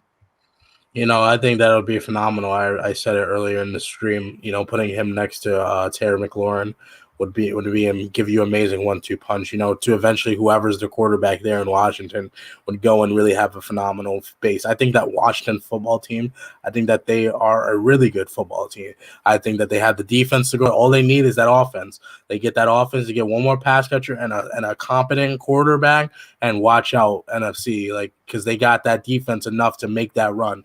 And all they need is that quarterback to just not make any crazy. You look back and you think of a team that they really remind me of is the 49ers. If they go out and they don't even have to get an amazing quarterback, they go out and get somebody like a Jimmy G type quarterback. I could easily see them making a run at the bowl. Yeah, definitely. They've got such a good front seven there in place. So we got numbers. on John Johnson. So it's 3 years, $33 million. Okay, so a little bit over the franchise tag, about $11 million a year. So he got a pretty good contract for a safety in what is kind of a dry market this year a little bit when it comes to free agency. I think that's a very good payday for him, and I think the Browns should feel pretty happy getting the top free agent safety in the class at only $11 million. I think that's a pretty good meeting point for them. That guy, Mike, says Brandon Graham signs a new 1-year extension and restructured contract. Thank you for putting that in there. Confidence asks, how much money do the Patriots have left? This is a serious question. They have about $20 million, give or take, maybe $1 million here or there in terms of what their other restructured deals. What they have? They started with 70 mil. Yeah, they had just a little bit over. They had 65 or so, and then they've spent about 40 something. But then there's always a little bit of nickel and dime change that happens after the contracts actually get finalized. So I'm calculating it at about 20 million yet at this point. Could be up to about 25. But remember, at the same time, they're not going to work themselves exactly to the cap dollar either. They're going to give themselves a little bit of room to wiggle during the season if they want to make a trade or not.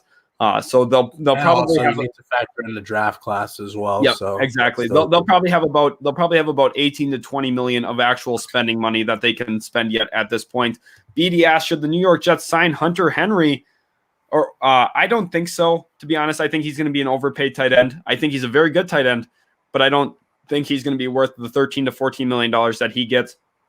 Similar to the Cleveland Browns, they went out and paid Austin Hooper last year. Very good player. Definitely made them better. But I don't think he's necessarily worth the contract that he's on yet at this point. And that's just kind of the nature of free agency. Open market bidding leads you to a place where you have to overpay for some guys. And I just don't necessarily think Hunter Henry is the guy that we should do that for. I hope you guys understand that. Jamal Agnew to the Jags. Yes, thank you, Christian Settle. We had talked about that earlier. Apparently, here we go. We got some news on Corey Linsley. Apparently, the Cardinals, 49ers, and Chargers are among the teams making a strong push for all-pro Corey Linsley. Okay, so Cardinals, 49ers, and the Chargers are in on center Corey Linsley. Okay, well, thank you for that report there. And those were the teams we talked about. I said the Cardinals could possibly be in on Corey Linsley. You had been talking exclusively about the Los Angeles Chargers and their pursuit of an all-pro center. And now the 49ers as well. That makes sense. They need to focus on improving their offensive line a little bit, help their run game out. That is perfect for Shanahan's system there. Burger Does Sports says he subbed as well. Great job, guys. Thank you again so much, guys. You've been killing it with all the comments too. Thank you guys so much. Also, apparently there's no news on Von Miller's contract yet. The team has until tomorrow to exercise their option, or he is cut and he will be a free agent as well, and he's going to be a hot commodity on that market. Yes, he will. This timing actually works out pretty well for him if they do decide to not pick up that option and wait on him, because some of the edges have already flown off the board. He's going to be the top edge on the board once he hits free agency. Expect for the teams that missed out on some of these other edges to be aggressive in trying to bring in Von Miller. I think the Chargers are a team that would make a lot of sense. You've got his former teammate there, and Chris Harris Jr. as well, being a guy who's going to try and maybe bring him in. I know you've talked a little bit with Chris Harris Jr. about that, Trevon. I tagged him in a tweet telling him to bring him to the Chargers, and he liked it and he shared it as well. So Noah Siegel asks, who did the Jets get in free agency? He's asking about Desmond Trufant here. Trufant hasn't signed anywhere yet. He's going to be a nice day 2 pickup probably for a team. I think he's got real outside cornerback 1 potential for a team yet at this point. I think that, he didn't really work out in Detroit, but I think for a 1-year deal, he can fill in that role for a team. Now, he's not going to be great at it, but I think he can match up occasionally with number 1 wide receivers, and I think that he'll be a solid grab for some team. But the Jets, so far at this point, have gotten Jared Davis. That is who we've got, a linebacker, former Detroit Lion. Maybe we're looking at Desmond Trufant as well, another former Detroit Lion, but at this point, that is all we have done. A Human says, why? No kidding. That's how I feel too. I wish one of the guys said he doesn't want him to go to the Chargers. He doesn't want Vaughn. Well, considering he has so many connections with Brandon Staley. Brandon Staley was the defensive outside linebackers coach in Denver. So he has that connection, and he has Chris as well. I definitely. And again, we always see interdivision signings of players of that magnitude, because they're like, oh, you want it? I'm going to get back at you. I'm going to show you why.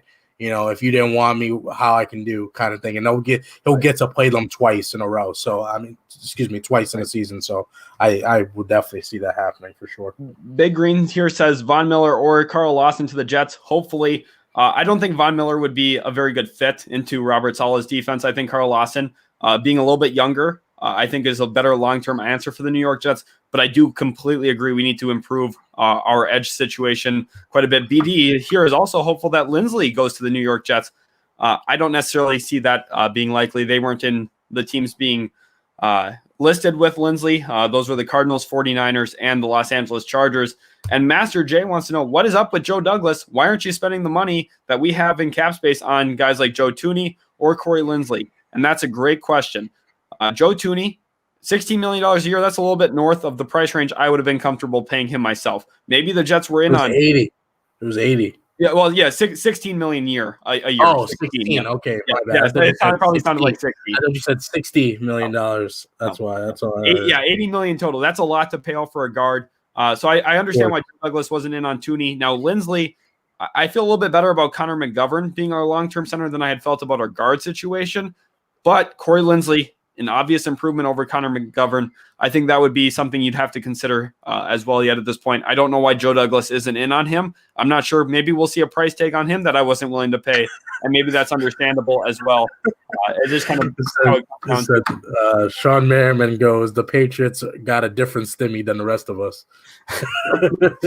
That's funny. Burger Does Sports says, as a Broncos fan, we need the money. Please cut him so we can get younger. Yeah, I just think Von Miller's time there in Denver has ran its course, and I think you guys are about to move on from him.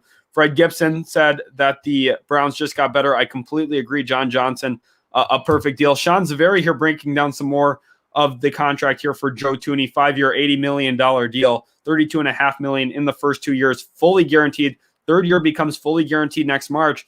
So at that point, maybe the Chiefs could move on from him, but they would have to pay a full year, fully guaranteed without him on the roster. It seems like he's going to be there long-term, and I expect him to finish out a majority of that career there.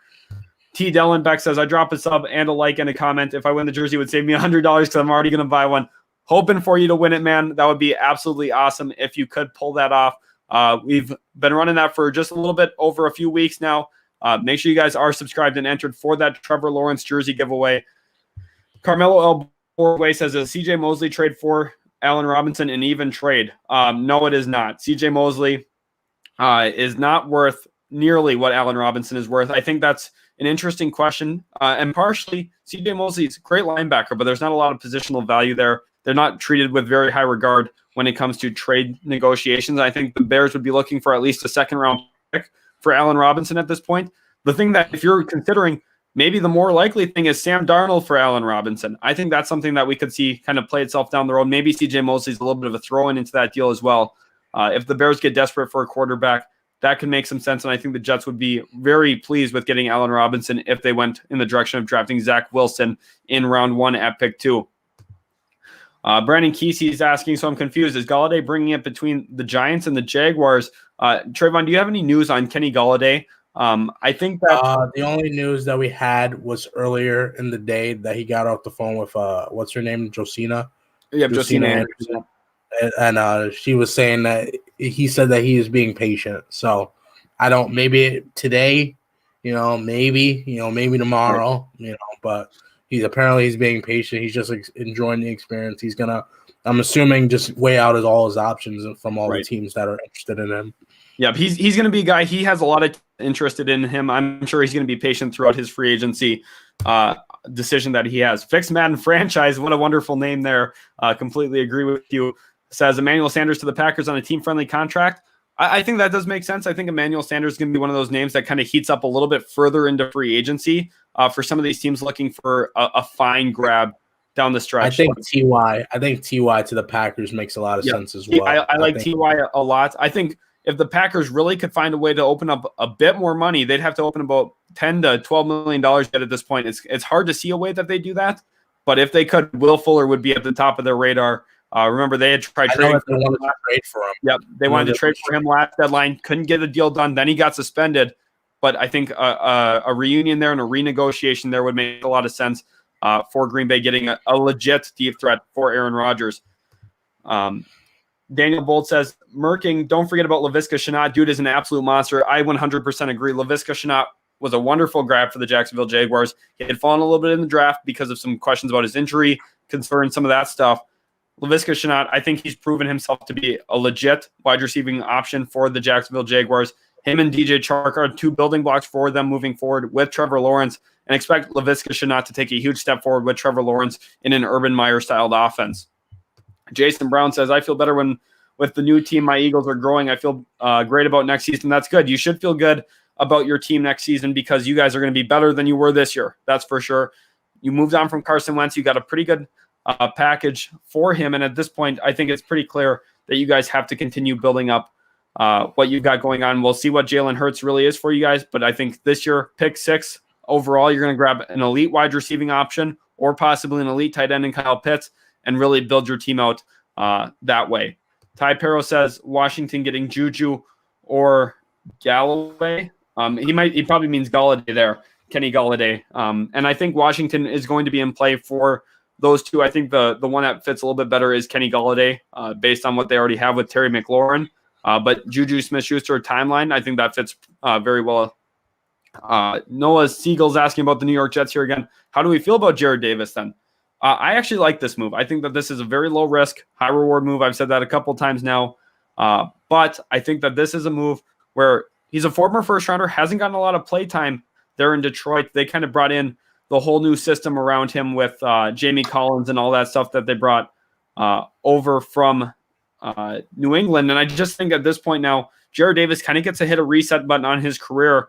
We see this a lot in the NBA, see this sometimes in the NFL as well, that a change of scenery can really do a player some good. And I think the New York Jets with Robert Saleh is a good landing spot for Jared Davis. Ty Perro is also asking about who Washington is getting in free agency, and that would be probably a focus on that wide receiver position, or making at a tackle like Riley Reef, someone who can. The Chargers are gonna sign All-Pro center Corey Lindsey. Let's go, boy. Let's go, Corey boy. Lindsey. Let's go. to the LA Chargers. That is breaking news here on the channel. Thank you guys so much for tuning in to the stream as we're going here. Corey Linsley has agreed to the deal. They're going to make him the highest paid center in football. NFL's highest paid center. Linsley to the Chargers. Thank you guys so much for bringing the breaking news in here as well. Last year, they went out, Tom Telesco brought in Brian Bulaga from Green Bay. They go back to the Green Bay well here, take Corey Linsley away from the Green Bay Packers. And Burger Does Sports says, sad boy hours. As a Denver Broncos fan, I know he is not excited about that. He does not want to see the Chargers getting bolstered up. Aaron B., Cardinals fan, wanted Corey Linsley. Doesn't sound like you're going to get him, though. Sounds like he is going to the Chargers. Homie Cow says that was out of nowhere. Yes, the Chargers made a late push for him. Very, very big-time move for them. Michael S. says he hopes the Packers can draft Ifeatu Melifonwu in the first round, then draft Amari Rodgers second round with trading up. If they don't get Rodgers, hopefully they can sign a big wide receiver. Amari Rodgers, we actually had mocked him in the second round on our channel. Go check that video out right now if you want to, or after the stream, of course. Big time playmaker there from Clemson. Ifeatu Melifonwu, he's probably a second round guy, but you could definitely get him in the first round for sure. Yes, Trevon, breaking the news. So we got Samson Abiukam signing a 2-year deal with the 49ers. Oh, Abiukam? Yes, okay. for $12 million. With the 49ers? Yes, the 49ers. Correct. Okay, so the Rams linebacker moves over to San Francisco, stays in the state of California. Very interesting move there. Mo Unique says, what, bro? The guy isn't good. How many guys did Joe Douglas sign last year on 1-year deals? I hate Joe Douglas. I get it if you don't like him. I didn't like Mike McCagnon, but there's not really much you can do about it other than hope that he figures it out, that he makes some good moves. Right now, sure, we're saying that we want Corey Linsley. Sure, we want Joe Thuney, but these are expensive contracts these teams are paying out, and it doesn't necessarily mean the Jets are going to go from being a 2-14 team to all of a sudden a team that's near the playoffs just with one or two of these signings. You need to build up a culture. You need to build up an infrastructure, and at this point, the Jets just don't have that like some of these other teams do. The Chargers are in a much better position long-term than the New York Jets. The Chiefs are sad that the Chargers signed Lindsey for a lot of money. That's funny, Juice fan. You come in with all the funny comments today there. That's another good one there. Yep, Dragonfire is talking about the spamming. Guys, let's please keep the spamming down. Sean Severi says the Cowboys are bracing to lose quarterback Andy Dalton in free agency. That does make sense. His market probably starting to heat up a little bit with some of the teams looking for quarterbacks. Let's also look. Carmelo L. Boris Way says, Jets, we suck. Yeah, I know we are kind of a struggle bus. Doesn't help a lot there. There is the news. Homie Cow says Samson Ebukam to the 49ers. Chargers like signing the Packers O-lineman. Yes, they do. Brian Bulaga now. Corey Linsley. Trayvon, how excited are you about Corey Linsley to your Los Angeles Chargers? I'm grinning. I'm super excited. I'm so happy. Like, we needed this. This was, I said, going into free agency, I said, this is the number. If I could have anybody in free agency that was available right now, I would say Linsley. And I'm super, super happy and excited for him. He's going to be phenomenal with Justin, just as he was phenomenal with Aaron Rodgers. He's going to be amazing. And again, we needed to fix our offensive line, and we're going in that right direction, and I'm so happy for it. We're going to make him the highest paid center apparently, but he's going to be worth every single penny. Yep. I told you this at the beginning. I told him I would just say, here's a check. You write the number that you want on it. It doesn't matter. Right. I'm excited for sure. And Derwin is excited as well, apparently. So the one thing too about signing a center like Corey Linsley, who's an All-Pro, is going to really go a long way in helping your young quarterback develop when it comes to reading blitz assignments, helping your offensive line figure out who they have to block, especially some of these other teams in the AFC that kind of run some exotic blitz packages and so on. That's something that the Tampa Bay Buccaneers really surprised the Kansas City Chiefs with this year. Is you walk some guys up to the line of scrimmage. You don't know who's going to blitz. You have to be prepared for that. Corey Linsley is going to be great at helping Justin Herbert there do that. Burger Does Sports says Shaquille Griffin and Jayon Brown to the Broncos, please. I'm begging. Those would be two great acquisitions at two key positional needs. Cornerback and linebacker for the Broncos are two huge needs at this point. I think the Broncos are going to be a little bit patient in free agency. That's what we've seen from them so far. But expect them to be in the works on some big deal that's really going to help that defense. I would be very surprised if Vic Fangio doesn't focus that defense here in free agency. Young Dog Bert says, let's go. He must be a Chargers fan because he says Chargers are winning the Super Bowl. That sounds just like you, Trayvon. I don't think we're winning the Super Bowl yet, but that is a very, very good move in making this football team a lot more competitive and put them back into the playoff hunt going into next season. Brandon Kesey asks, how do you all feel about my Jags, James Robinson? I think James Robinson was a wonderful grab for you guys. Also, we have breaking news here. Defensive lineman Dietrich Wise has agreed to a deal with the New England Patriots to stay in New England there. That is a low-level move, but still an important move. They're keeping some of their guys in there while also spending in free agency on some of their other key pieces. Looking here, Burger does. I'm waiting for numbers. Like I'm just waiting for numbers. Okay, so Burger Does Sports says Surtain better in my opinion. Plus, if we sign Griffin, we can focus elsewhere with pick 9. Okay, so that's interesting. He likes Surtain over Farley. It sounds like there. Lewis Howery's still bringing a little bit of hate to the Los Angeles Chargers here, saying the Chiefs are still better than them. Of course, I mean they were just in the Super Bowl, and nobody's suggesting that they aren't. Yeah, and they just got an All-Pro guard as well. So it's not like the Chiefs are bad by any means, but there can be 2 really good teams in a division, and that division might have 3 really good teams as well. The Las Vegas Raiders, they've got some work to do, but I think that John Gruden and Mike Mayock have shown that they know how to build a winner. And the Broncos, new management there, replacing John Elway. Maybe they start to build up pretty quickly too. That's going to be a competitive division for the next 5-10 years for sure, especially with some of the quarterbacks that are there that are young. Patrick Mahomes, Justin Herbert being the 2 that really headline it. Juju to Arizona being a possibility now, Aaron B. asks. I could see it, but at the same time, I don't see it because that would require them putting a lot of money into their wide receiving core. You're already paying DeAndre Hopkins, who's well worth the money. Now, do I see you guys really rolling out $45+ million for 3 wide receivers in Christian Kirk, also DeAndre Hopkins, and then Juju Smith-Schuster? No, I just don't necessarily see that. I think you guys are going to focus that offensive line in other ways. Maybe look for a tackle or an interior offensive lineman that's yet on the market. And then also look at that cornerback position. I think cornerback is your guys' biggest need now at this point. Homie Cow said, nah, Dogbert meant the Chargers are hosting the Super Bowl. That's funny. A young Dogbert comes back and says, but who else do you think the Chargers should sign? John Johnson's off the board now, Trayvon. Anyone else that really jumps off the page to you? Now you really shift to now, since we got our center, that's important. I think we have to focus on cornerback very clearly. Either we need to get back into Michael Davis signing, or we need to draft, or we need to sign somebody else like William Jackson.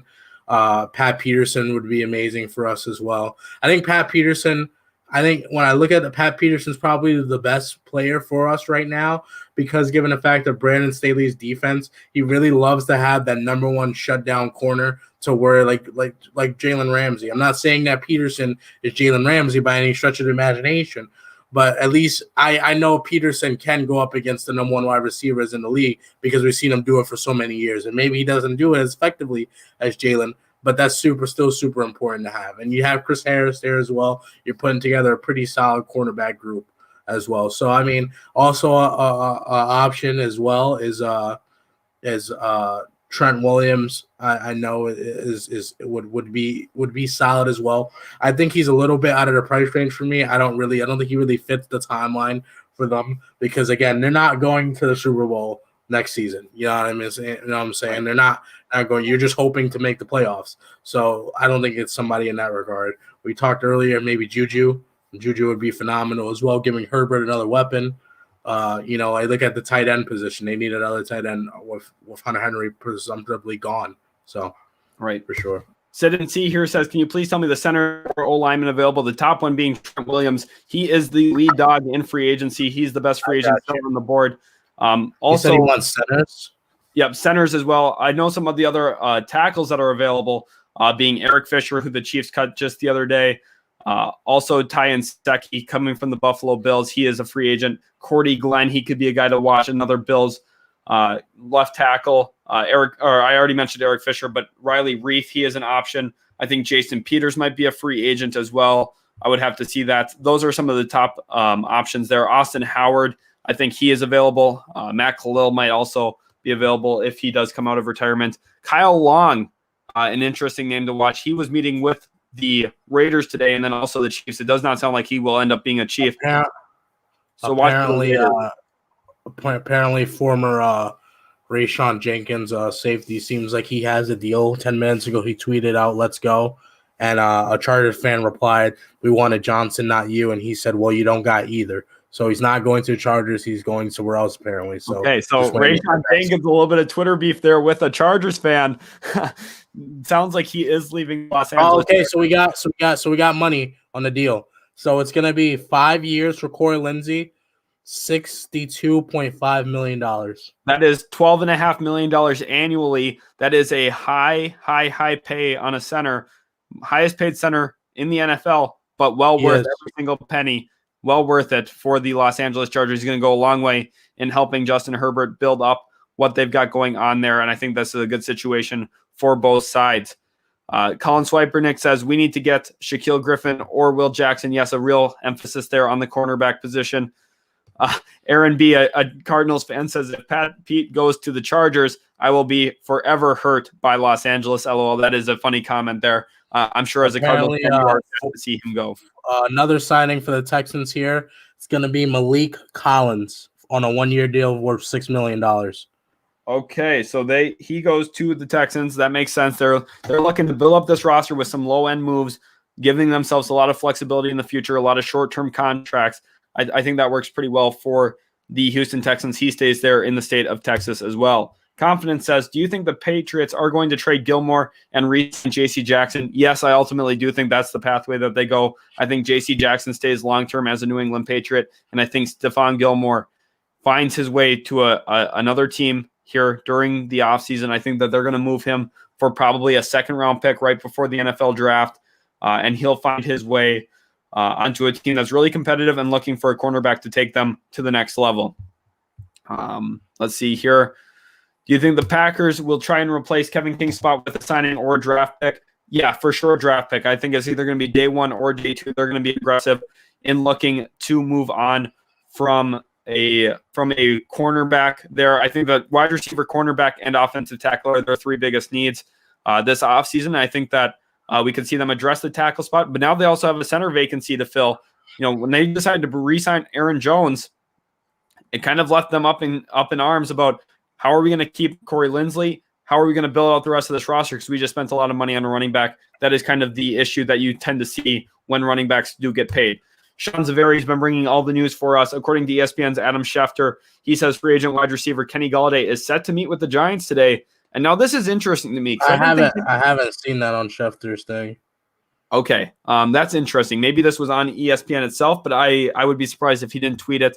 But if that is the case, I would be kind of surprised because I don't think Kenny Golladay is necessarily the best fit with what they already have there in terms of what Darius Slayton brings to the table. I think they would look for more of an intermediate route runner, someone who can bring some speed and get some run after the catch as well. Not necessarily things Kenny Golladay does, but it'll be interesting to see. A human says the Jets need somebody other than Jared Davis. I completely agree. Jared Davis isn't going to turn us into a playoff level team, but we have to be making sure we're making smart signings as well. At this point, Jared Davis, I think, is a quality move, and I think that there's a lot to build off of yet. And remember, none of the wide receivers are off the board. There's a lot left on the table in free agency. Don't forget that. Make sure you guys are subscribed so you don't miss out any of the free agent signings that come over the next few days as well. Here, Young Dogbert says the Browns need Jayon Brown. Do you agree? I do think that Jayon Brown would make them a lot better. However, I wouldn't rule out maybe drafting a guy like Jabril Cox in round 2 of the NFL draft. He's the best pass coverage linebacker in the draft, in my opinion. He's coming from the LSU Tigers. I think he would be a great fit. Maybe a guy like Zayvon Collins as well from Tulsa. I think I could see that being a real possibility. And other guys in free agency like Eric Wilson, someone who's going to be a little bit more of a budget signing. Remember, they just spent $11 million a year on John Johnson. They might be looking to save a little bit of money, whether that's through the draft or a lower name free agent like Eric Wilson. Christopher Blankenship's asking anything on Alex Mack. Have you heard anything yet, Trevon, on Alex Mack? I have not seen anything on Alex Mack at all. Okay. I will definitely, every single time I get some type of new information, I stop you and I say it for sure. Yep. Here is Young Baller with the money for Lindsley. We talked about that $12.5 million a year, making Lindsley the highest paid center in the NFL, a contract that he is well worth and that the Chargers really needed to make. This is going to improve their run game and also their pass game when it comes to pass protection for their young franchise quarterback, Justin Herbert. Mike Larry says Cam Newton did the Patriots recruiting. Yes, it seems like he did because he got himself a very good red zone threat, something that kind of reminds me of what we saw between him and Greg Olsen in Carolina. Expect a lot of success for Jonnu Smith there in New England with Cam Newton. I think it's a slight overpay, but I think the fit is perfect there. 49ers and D Ford have agreed to terms on a restructured 2-year deal worth $24 million. This makes a lot of sense. They were able to keep their edge pass rusher D Ford, who they had traded for a few years back, but at a better cap number for them. This way he stays in San Francisco and they open up a little bit of cap money. This is because of their pursuit for Trent Williams. They're trying to open up as much money as possible. Rafi Marcus says Stephon Gilmore to the Chargers, ? They have the cap and just released Casey Hayward with Davis having an uncertain future and Gilmore is a shutdown corner. How much would you like that, Trevon? I don't think that I would like it too much because you're going to have to trade and then he's going to require a lot of cap to begin with as well. Like I think that there are other options. Like at that point, I'd rather sign Patrick Peterson for probably what you could trade for, because not only do you have to trade, now you're taking on the cap and you have to give up assets. And like the Chargers are in no position right now to give up assets of a player that I think that their prime is well past them. So I think that, just keeping in free agency is the best thing. I've seen talks about maybe the Chargers wanting to trade for Marshawn Lattimore from the Saints because the Saints are in such a cap oblivion. That I would be more happy about because given the fact of his youth, you know what I mean. With Gilmore, it's more of age, and we already have a 30-year-old plus cornerback on the team. We don't really need another one. Right. That's part of the reason why you moved away from Casey Hayward. I don't necessarily see you guys making a move for an older cornerback this offseason yet again, unless it's a guy like Patrick Peterson who you can acquire in free agency without having to give up draft pick assets. Trevon, at this point, who do you think is your winner and loser of free agency? Who's really, brought in a lot of talent that you felt they've done a good job addressing some needs, and what team has lost? I definitely will address that. One thing, the Broncos are going to be re-signing Shelby Harris. So that's super important for them. I wanted him as a Charger. Yep. So Shelby Harris is a stud. But the biggest winners, the biggest winner for sure, I would have to go with. I would probably say the Patriots. They went out and they addressed their needs, and they're saying, okay, we know for a fact we have an issue with how the offense went, and we're committed to changing that. So I think that's super important for them. They're definitely one of the winners of today. Losers, right off the bat, I think I would have to say maybe like the Jags and the Jets, because the Jets have missed out now. Sorry, you're not wrong. You're not really wrong. On a lot of potential free agents. There's still people on the board. You know what I mean? So they haven't don't think that they can't do anything yet. You know what I'm saying? But they have missed out on a lot of key parts that could have been good for them. The good thing is that Juju Smith is still out there, so there's still option for that to get a big wide receiver signing, and there's still I think there's still another good center. I forget his name. Available as well, who I wanted the Chargers to go after if they were not able to get Corey Linsley, and Austin Bethel. Yeah. So he's still a solid option, but I would probably say them as well. And the Jags, they had the most. I believe they had the most. The most in cap, and they really haven't been spending.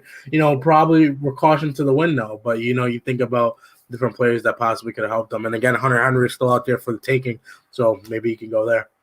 Right. And one thing for me, for my loser, I actually have the Houston Texans. And my reasoning why, I know the Jaguars and Jets have been quiet today, haven't made any big moves, My issue, the Texans have had a lot of money, and they've spent that money on guys who aren't really going to be that big of game changers there. I think that they made some okay budget moves. Yep, bring the news here, Trevon. Yep, sorry. The Steelers are going to be re-signing Cameron Sutton on a 2-year deal worth $9 million. Okay, a little bit of a smaller deal there. Focus on bringing back one of their cornerbacks that they've developed there in Cameron Sutton. I think that's a pretty solid move for them. But back to my reasoning on the Texans is, they spent money. They're trying to get better around Deshaun Watson, but I don't think that they've really changed the outlook of their franchise at all. And they need it, and they're going to lose Will Fuller yet at this point too. Let's not look at them as a team that's not losing anybody. They're losing their best wide receiver the year after they traded their other best wide receiver, DeAndre Hopkins. They're not giving any pass catching options to their franchise quarterback. And at the end of the day, I think this offseason is going to go a long way in setting up their eventual failure with Deshaun Watson and their eventual moment that they have to trade on from him. And I think the winner we see your comment. We know about it. We talked about it. Yep. Try not to spam, please and thank you.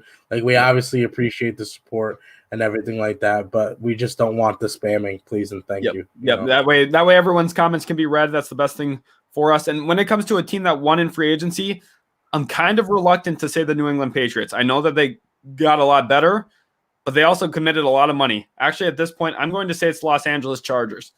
$12.5 million. They don't have any really key losses yet.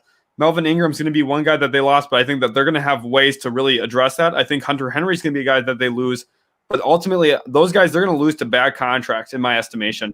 And I think that looking at Corey Linsley, they improved at the biggest positional need that they had. They have an asset in the draft where they can address that tackle spot. Maybe a guy like Rashawn Slater, who's an absolute beast when it comes to pass blocking. And all of a sudden, you have this whole infrastructure around your franchise quarterback, Justin Herbert. Tom Telesco consistently wins in the offseason and sets the Chargers up when they're healthy to be a very good team come come regular season time. And that's why we see them very successful there in that AFC West as often as they have been. Do not be surprised if we hear Leonard Fournette to the Chargers soon as well. Leonard Floyd to the Chargers soon as well, because that was right. That's one of the bigger needs as well, because we're letting Melvin Ingram go, so we need another pass rusher, and he fits right into the Brandon Staley system, given the fact that Staley is what gave him that system. We have money here on Shelby Harris, and this is a wonderful deal for the Broncos. They keep their star D tackle Shelby Harris on a 3-year deal worth $27 million, only $9 million a year. That is a stellar deal there for the Denver Broncos. They just won that. They won that deal easily. They got a very good player at only $9 million a year. Great move for them. I think that they should be very, very happy with that. And I know Burger Does Sports should be very happy with that end result as well there. So the guy David M, we could talk about it for right here he says, I'm not a Jets fan, but stop it, guys. Just because they have money doesn't mean that they should be reckless. A few of these signings will bust. They always do. That is exactly right. Everyone loves to say, spend day one of free agency. There's a lot of needs here in New York. You just can't go out and get two guys. Even if they went out and got Joe Thuney and Corey Linsley, the two best interior offensive linemen, the Jets don't necessarily have a good overall team yet at that point. There's a lot of infrastructure that has to go in here. Taking some smaller budgeted signings and building things up that way is the best way to do it, especially when you don't have as much on the line as a team like the Houston Texans do when it comes to a guy like Deshaun Watson. The Jets are being patient. I'm going to give Joe Douglas a little bit of room to kind of prove himself to me before I lose my faith in him. And at this point, I think that this has been an okay start to the offseason, but Jets do need to make moves. They have cap space. They need to improve this roster quite a bit. Juice World Fanboy says Chiefs should sign AB. LOL. I had seen a comment earlier asking if AB is going to get signed. I don't know how you feel about this, Trevon, but I think it's a Tampa Bay reunion. How do you feel? I think so too. I think that he goes back and just goes running back with Tom. It's very clear that they were able to keep him under control and keep him in check, and he kept his head down, and he was rewarded for it with a Super Bowl ring. So I don't really see why you leave that. You know what I mean? Yes. If you're AB, you already made all the money in the world. You know what I mean? Now you're chasing championships, you're chasing legacy, and just go run it back with Tom, the guy that believed in you so much that he stuck his neck out in New England for you. So, I think they have a relationship there. I don't see any reason why he should leave them. You know what I mean? I really full-heartedly believe Tampa reunion is what's the best case scenario. Yeah, I would be surprised. I think Bruce Arians is the perfect coach for him. Kurt G here says, will the Cowboys open the wallet this year? I mean, if they do, they'll see nothing but cobwebs. They don't have any money to sign anybody. There's no real way for them to improve this roster this offseason, especially after extending and finding a new contract with Dak Prescott, something they had to do, by the way. There was no option in which they could let Dak Prescott walk. That's just not something you can really afford to do in NFL free agency with your starting quarterback. But at this point, they just don't have a lot of money. Look for them to probably make a move, trading Michael Gallup this offseason, trying to find ways to open up money long-term before they have to lose guys to free agency. Juice World Fanboy says Alex Smith will go to the Cowboys. I could see that. He's looking for a backup job somewhere. It just depends where. I think Jacksonville's a real place that could be in on him. Maybe the New York Jets. It just kind of depends. I think he's going to have a real market, but a little bit later on into free agency. He's not going to be a day one type signing. That's funny. David M says it's funny how fans get jealous of each other during this time of the season. Yeah, it definitely is. Some teams are like, well, I want that big splashy free agent. Don't forget that, though, guys, teams have made moves in the past. It just doesn't work out. Remember the Dream Team Eagles when they brought in Nnamdi Asomugha and Vince Young and all that, and they had Michael Vick starting quarter. They went 8-8. I mean, there's teams that do this where it doesn't necessarily lead to winning. There's a whole bunch of team building and team construction outside of free agency. This isn't necessarily the NBA, and not every one of these guys is Kevin Durant. You don't just get to add in a superstar talent and think that everything's going to be great. There is a real open door for some of this when it comes to building a team. We have a question here. What teams do we like? Trevon, you are a Chargers fan, and I am a New York Jets fan. So trust me, I know all about disappointment here. But that is how that's how we do here at Utility Sports. Christian Seto says, what do you think the Lions will sign and how much cap do they have?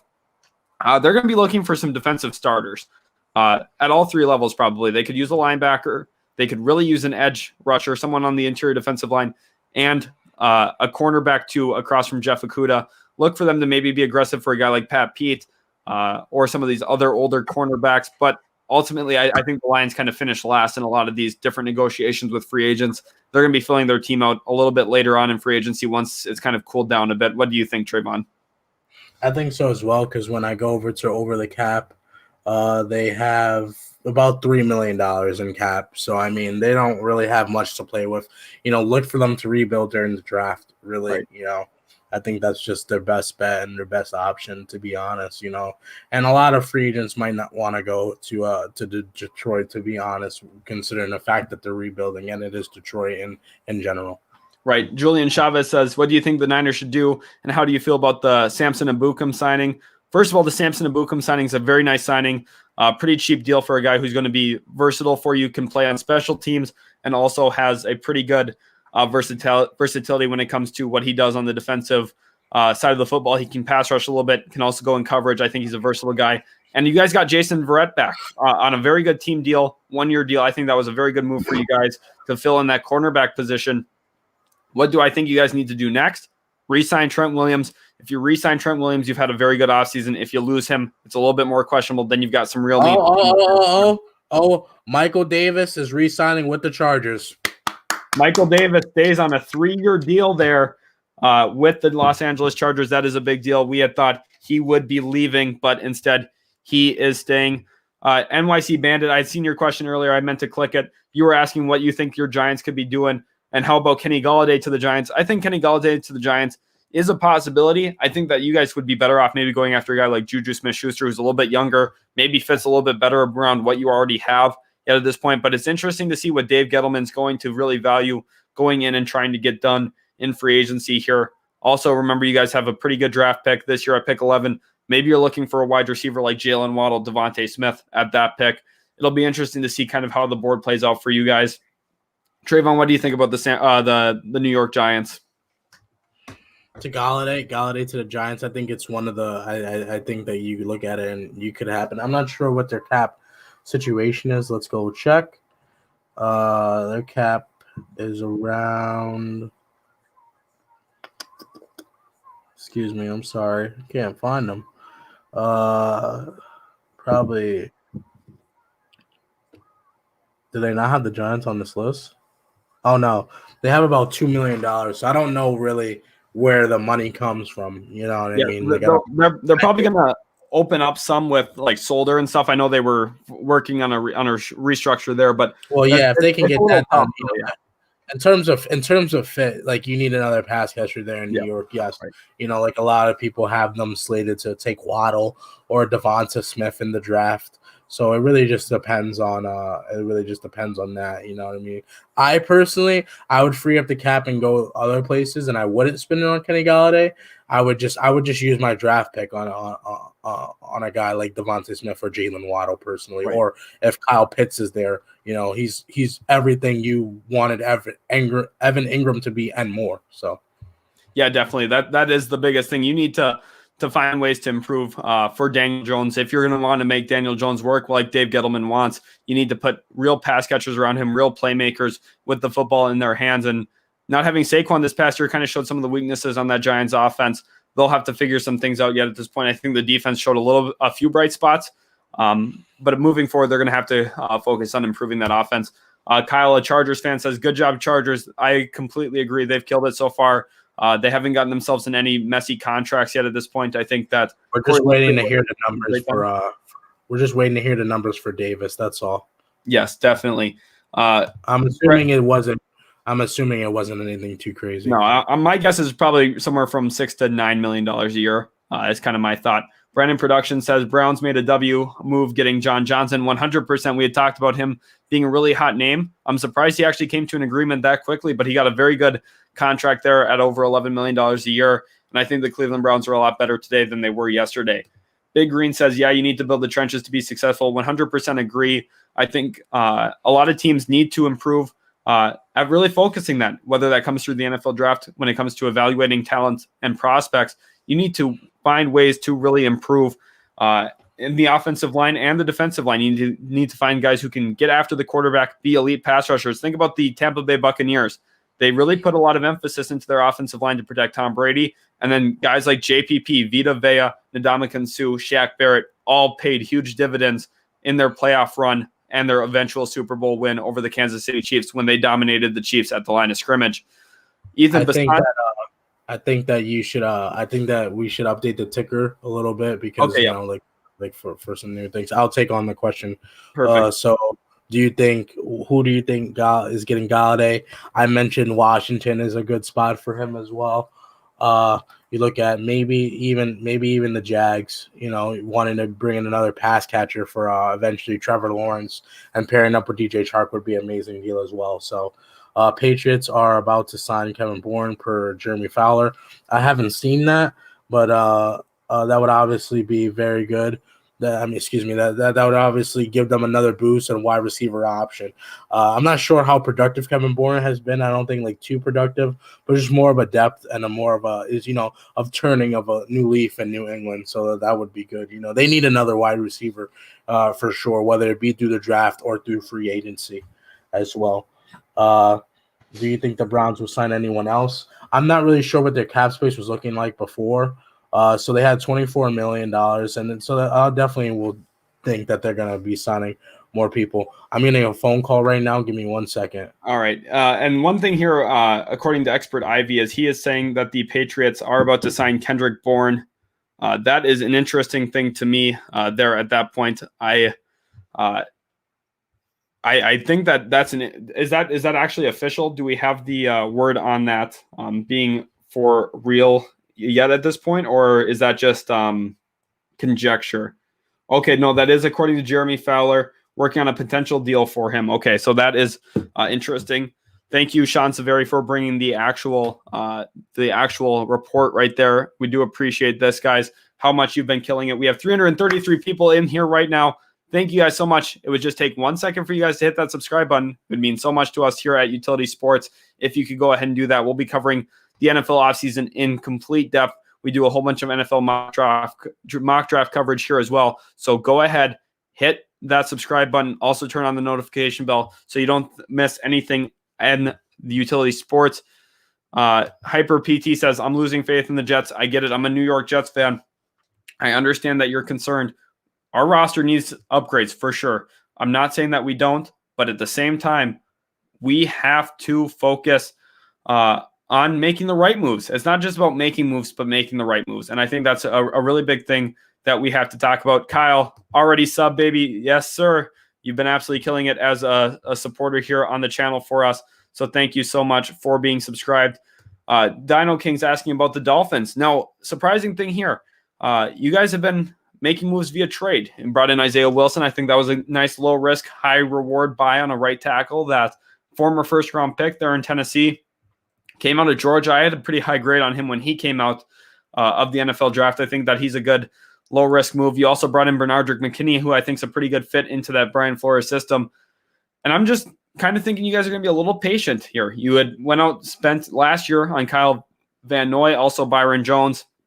This year, I think your focus turns more to the NFL draft.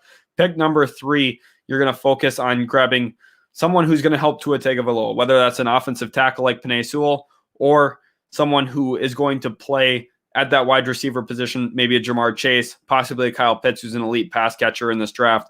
Someone like that I could see. And then pick 18, maybe you come back, grab a running back like Najee Harris, maybe a different offensive lineman if you don't opt for Penei Sewell, or a wide receiver if you don't grab a wide receiver in round 1. You've got a lot of options there if you're Miami. Michael S. says, is it a high percentage that the Jets trade Sam Darnold?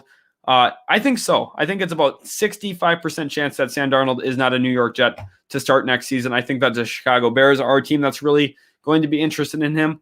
That's kind of my guess at this point.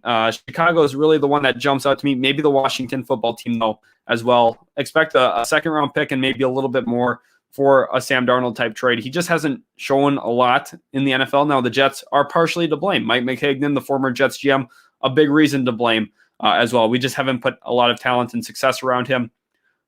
But at the same time, Sam Darnold hasn't elevated his play either. He hasn't elevated the play of others around him. So I think that is the real concern for me when it comes to Sam Darnold. Christian Seto asks, what if the Rams got Galladay? I would be very, very surprised. They just don't have a lot of cap space at this point. They've committed Robert Woods money. They've committed Cooper Kupp money. They have a lot of money going to Matthew Stafford at this point. They just don't really have the money to be making a free agent signing like Kenny Galladay, in my estimation. Robert Pesaturo says, Darnold is gone. That is his opinion. I think that is very likely as well. That is the way I'm leaning, and I think that's the most likely scenario. Nicholas Godole says, hello, guys. I'm from Brazil and a Dolphins fan. Who is going to be our center? Don't tell me Ted Karras. Just subscribe, guys. Okay, thank you so much for subscribing. I know I don't want to tell you Ted Karras. I know you don't want to hear that. But I think Ted Karras is a real possibility to be the starting center next year. Christopher Tolbert says picking Harris at 18 is a throwaway. That's an interesting take. I'd love to hear what you don't like about Najee Harris. He's a dynamic runner, runs with power, runs with agility, very athletic guy, can also catch the ball out of the backfield a little bit. I think he's the top running back in this class. Now, 18, maybe that's a little high. Maybe they trade down from 18 to about 23. But Najee Harris is a very good running back, and I think he is worth a first-round grade.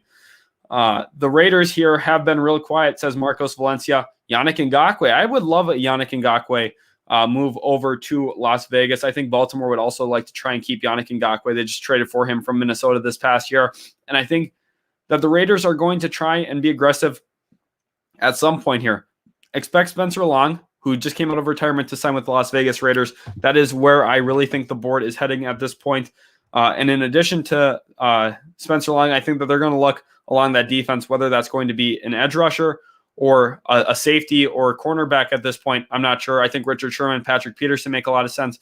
Those are kind of the two dominoes that I'm waiting for falling at this point. Wide receiver, cornerback market's been a little slow. We haven't seen a lot of wide receiver or cornerbacks fall yet at this point in free agency. But once they do, they're going to fall quickly. So you guys have to be subscribed here to make sure you don't miss out on any of that content once it becomes available to us. We have Trevon back here now. Thank you, Trevon, for coming back to us. Avion Moten asks, is Washington going to get a good wide receiver too to complement Terry McLaurin? You've talked about Kenny Galladay here quite a bit. Who else in free agency could be an option for Washington, Trey? I think you're muted here. Okay, can you hear me now? Yes, there we are. Okay, cool. I think that another option for Washington could be Will Fuller. Juju's a possibility. Corey Davis, Curtis Samuel, Marvin Jones as well. some more of like a deep threat kind of guy. John Brown could be really well for them. I think another wide receiver that a lot of people aren't really talking about is Demarcus Robinson. Given the fact of he was pretty solid for the Chiefs in a limited role, and he's super fast. Obviously, there are definitely some other wide receivers on this list. Like Brashard Perriman had a little bit more production last year in New York than normal. So there's definitely a lot of teams that a lot of wide receivers that Washington can get, considering the fact there's literally only 2 wide receivers got signed today. So right, yeah, the wide receiver market's been very slow, so there's still a lot to go on yet. Pontum asking if there is any notice of Kenny Golladay, and at this point, just not quite yet. There's a rumor he's meeting with the New York Giants. There's also thoughts that he might be meeting with the Washington football team. We'll get on that as soon as we see something that is worth it to you guys. There was when I was outside, there was what the guy said was true about Kendrick Bourne potentially going to the Patriots, and as well to add to the Chargers. So the Chargers, no signing, but the Chargers basically have swapped 1-for-1 in terms of money. So they turned so basically, you think about it, they turned Trey Turner into Corey Linsley. They only had to pay $1 extra mil and some extra pocket change as well. And they turned Hayward's money into Davis's money. So you really think of that 1-for-1 trade of really you getting the upgrade at the end of the day. So it's really well. Exactly. Good use of money there from Tom Telesco, and that's really what's opened up the door to bringing in a guy like Corey Linsley. Did we get the numbers? Did you get the numbers while I was gone on Michael Davis's contract? I don't have the numbers quite yet myself. Okay. Matthias Morais says Corey Davis would be perfect next to Terry McLaurin.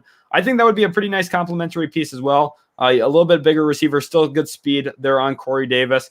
That would be an interesting thing. I think his market's going to be very interesting to monitor once we get to that point of free agency, because he's a guy who's coming off a pretty strong year, but overall had been kind of disappointing. Remember, Tennessee had turned down that 5th-year option on him. That's why he's hitting free agency after year 4, despite being a first-round pick. So I'm interested to kind of see what executives and GMs think about him and what money he ends up getting. We've now been over 3.5 hours. Just want to say thank you. There's over 300 people watching. It's been fluctuating around 300. Just want to say thank you so much, and we really greatly appreciate it.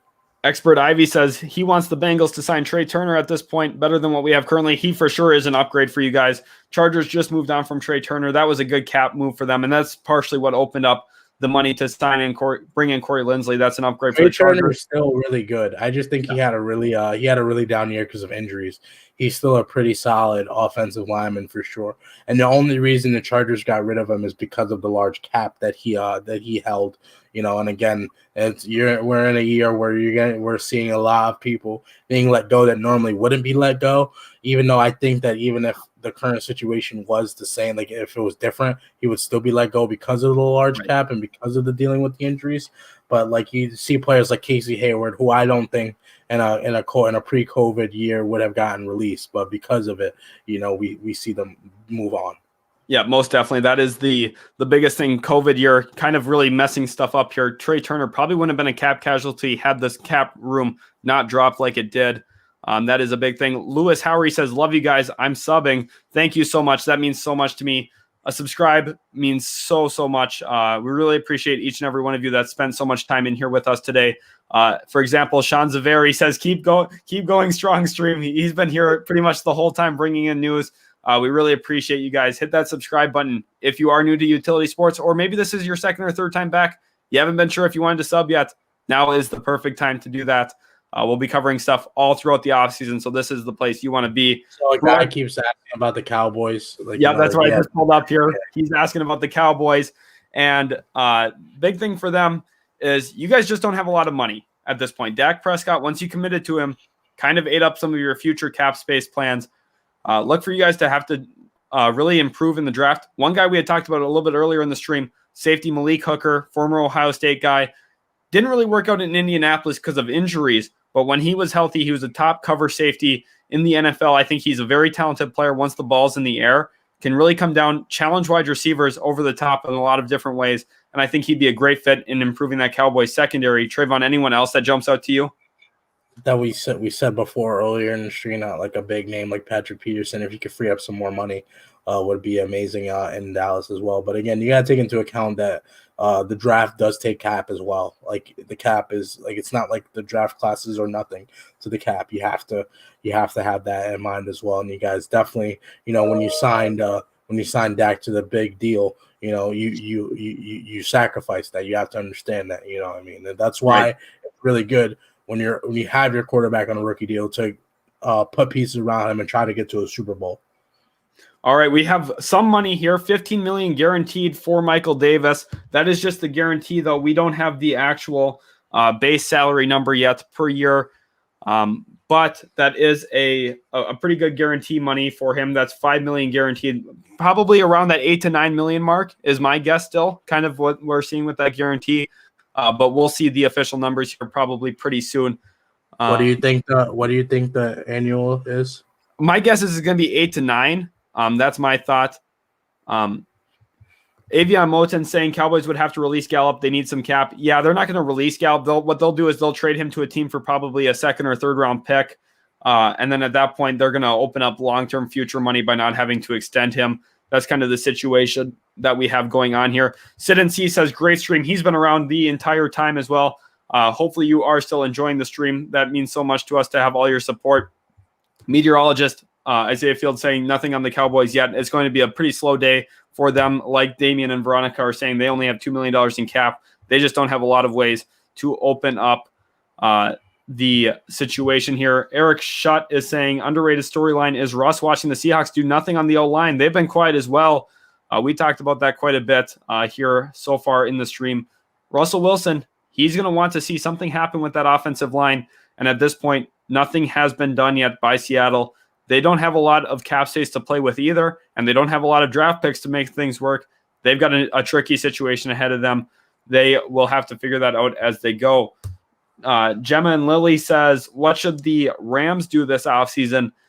And that is a good question because looking at them, they don't have their first-round pick either. They need to figure out their long-term left tackle. They also just lost safety John Johnson in free agency.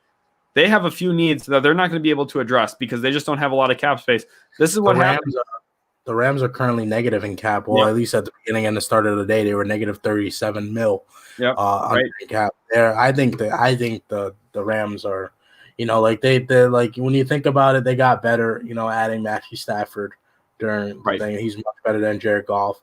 But again, like you give up your first round picks, and this is what happens, and you pay money to so many like skill positions like Jalen Ramsey and Aaron Donald. I'm not saying that you shouldn't because you definitely should. But like we're seeing the effects now of like it's hard to do things, and you're gonna have to really rebuild during the draft, and it's hard to rebuild during the draft when you don't have your first round pick. Right. So it's like counterintuitive, but Sean McVay will find a way, and that they'll have to fill it in with a whole bunch of guys on minimum level deals. They're gonna thin out their roster. That's what they've been doing for years now.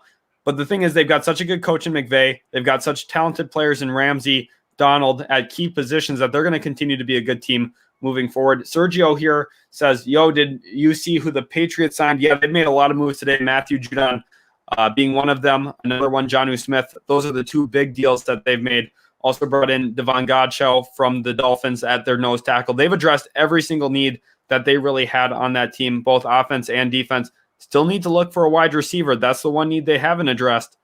But they have the NFL draft still ahead of them. Go ahead. I'm sorry. I didn't mean to interrupt you. No, you're good. And also are looking at a wide receiver right now that they're working on a deal with. Was retiring with the Raiders a shot to the Bucs by Donald Penn? No, I don't think so. I think he just probably valued his time there in Las Vegas a little bit more. Just kind of comes down to where a player really called home. It's not really a shot to Tampa Bay by Donald Penn saying, hey, I enjoyed my time with the Raiders a little bit more. I think that is just kind of how the situation played out.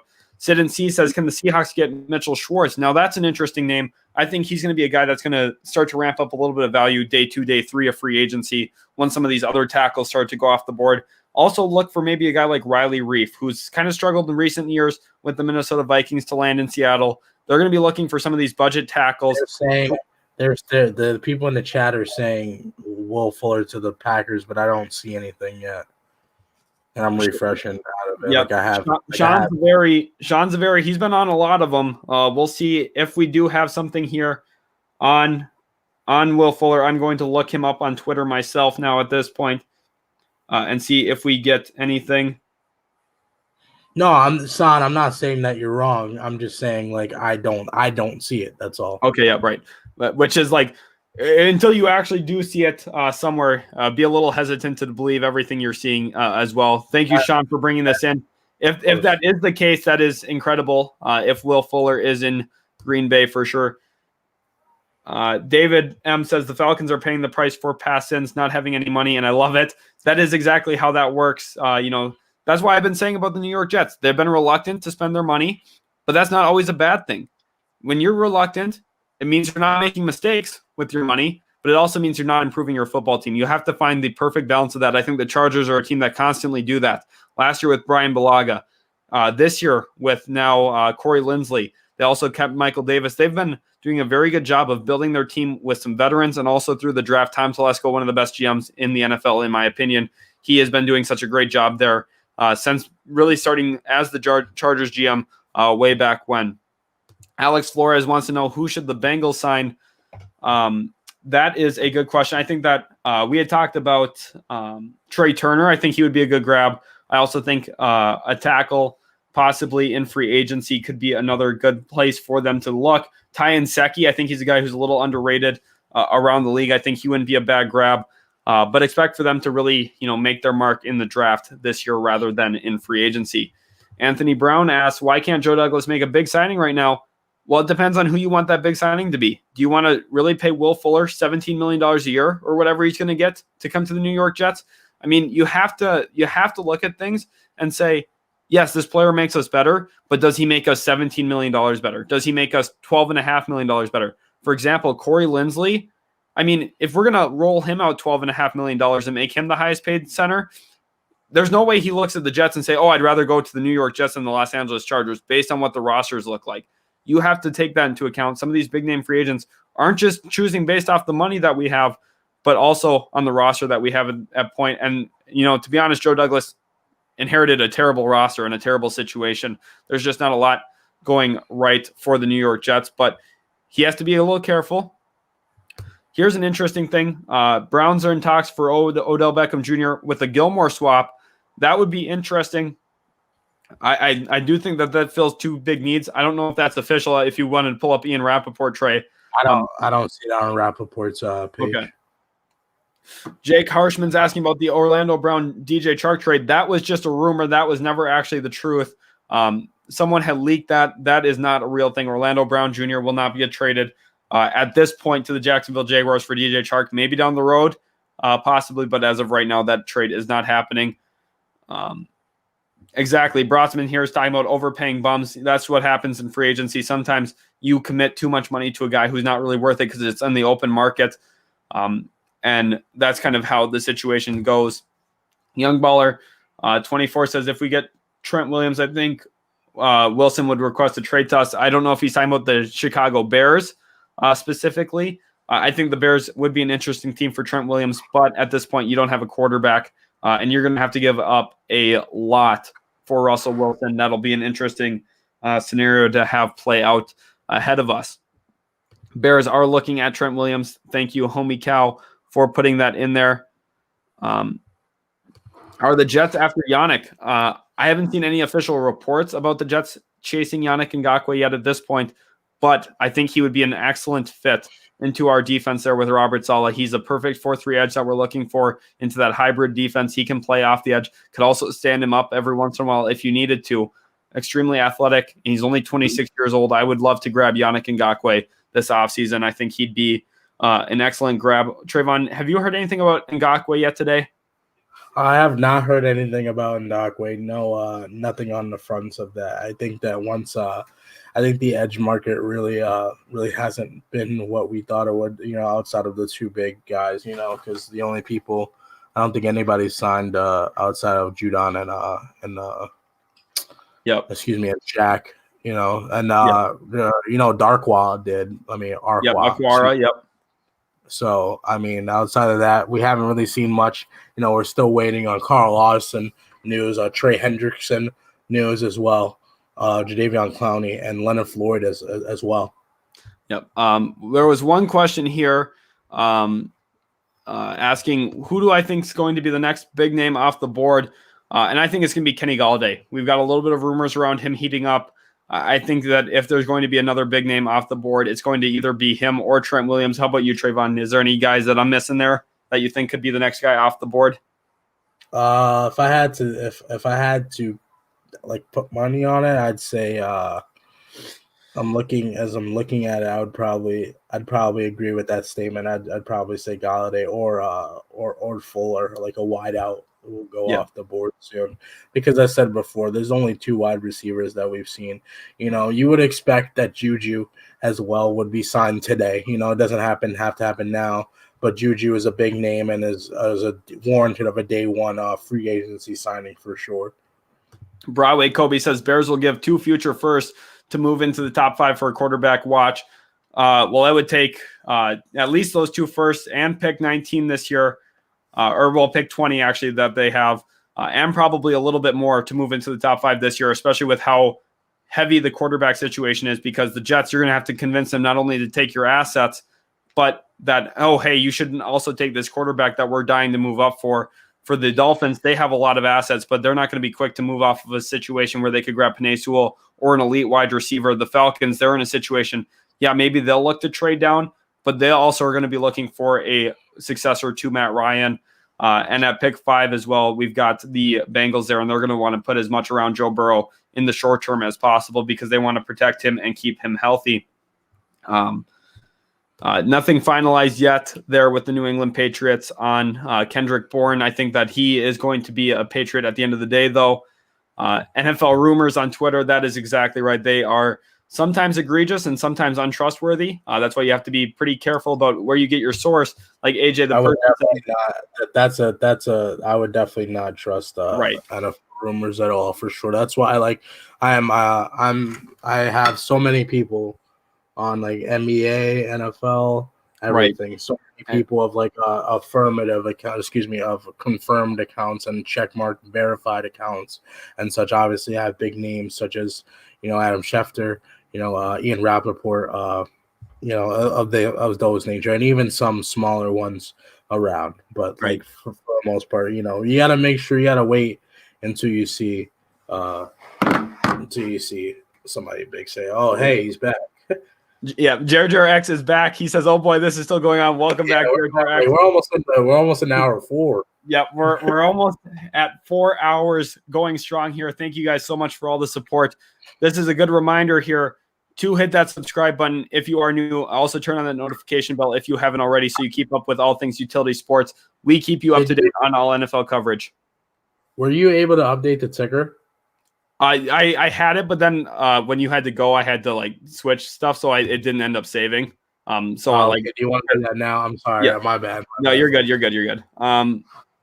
You go ahead with the I'll read. I'm going to touch on this real quick. What are your guys' Twitter accounts? In the description right now in this video, you can find Utility Sports Twitter account. You can find our Utility Sports Instagram. Also, we have a merchandise line if that's something you guys are interested in with our logo on it.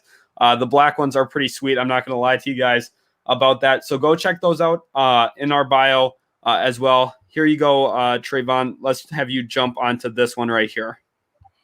If you were the Patriots, would you rather Juju or Corey Davis? Given the fact now, I think Juju's a much better receiver than Corey Davis. So I would go with Juju. If you have the cap and the money to make it work, I would definitely go with Juju over Corey Davis. I hit the subscribe button and hit the like button. Woo, thank you so much, Pats fan. I really appreciate that. Thank you so much. I need to save for next stream.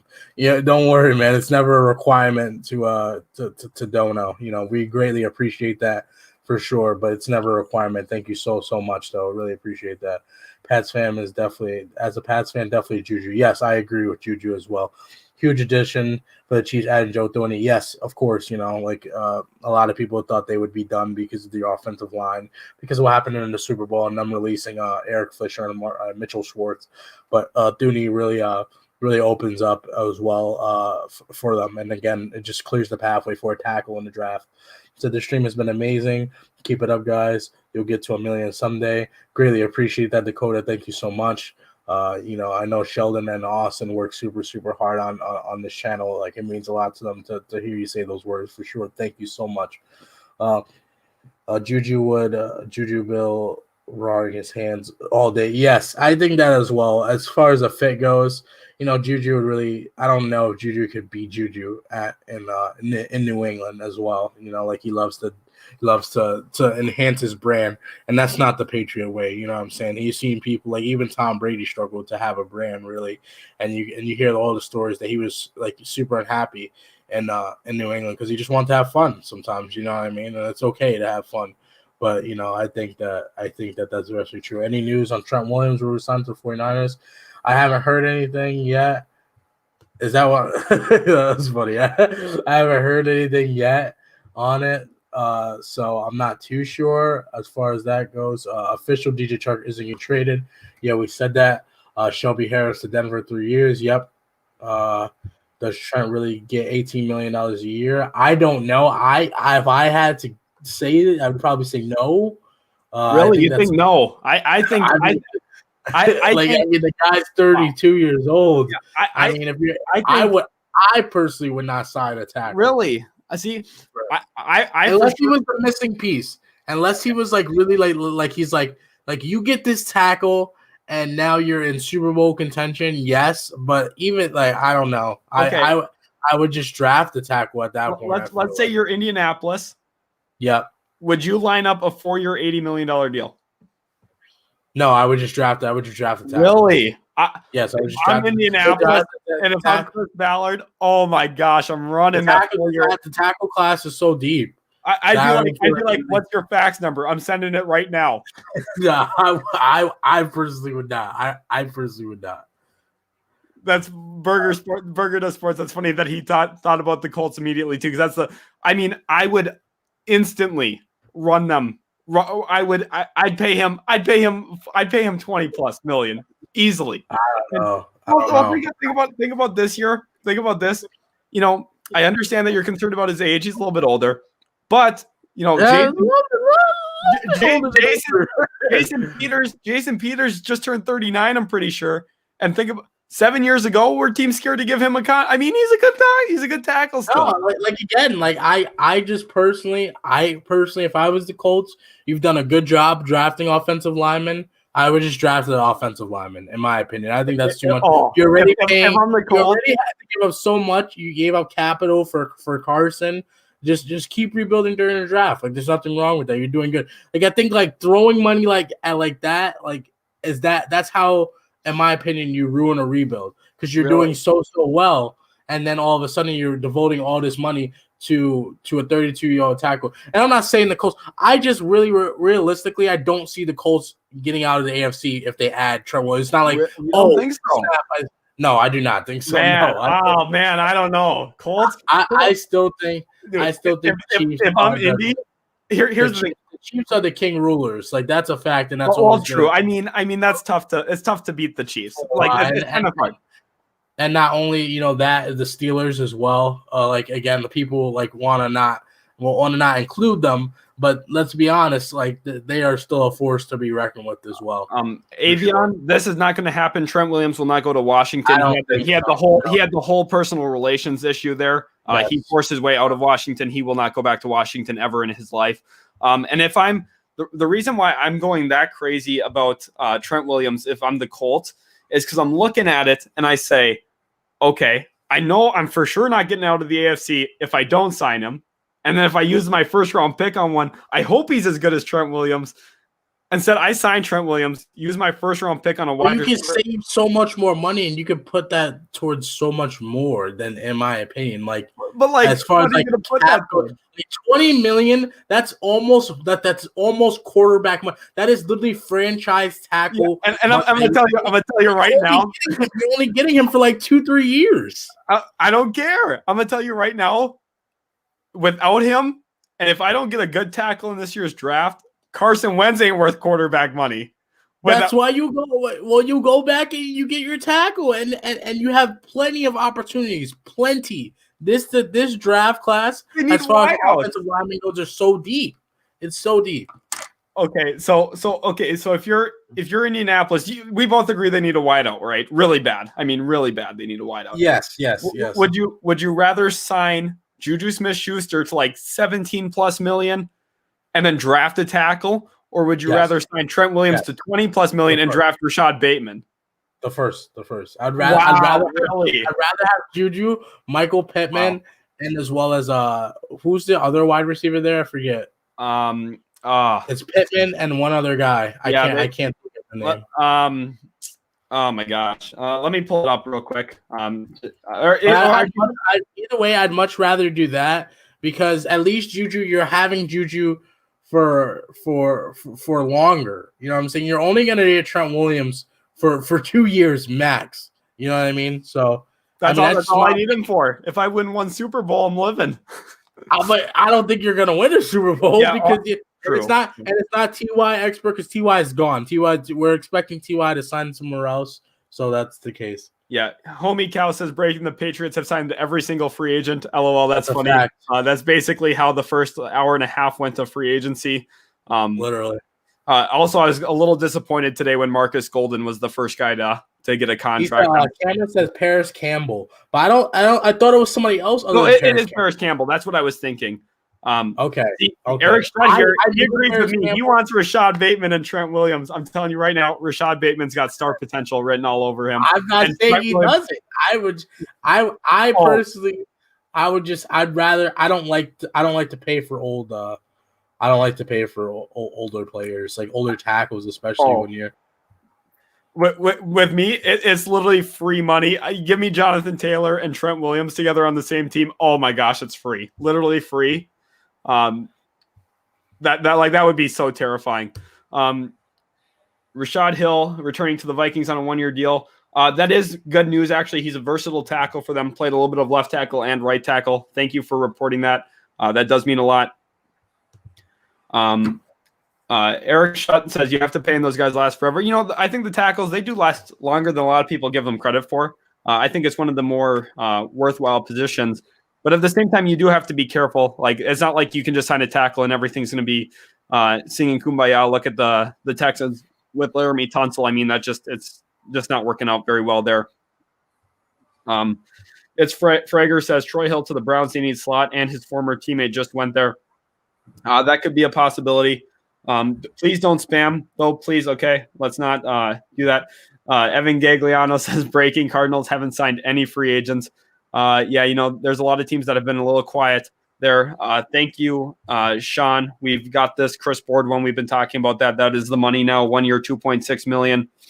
Yannick annual value. What do we think that could be? I think it's going to be north of 11 million, but south of about 16. I think right in that 11 to 15 mark is where we're probably going to see Yannick sign, and expect him to probably do what Jadeveon Clowney's done and sign probably a 1-year deal, kind of a prove-it deal for himself to have a better season before he goes into free agency again next offseason when there's a little bit more money out on the market.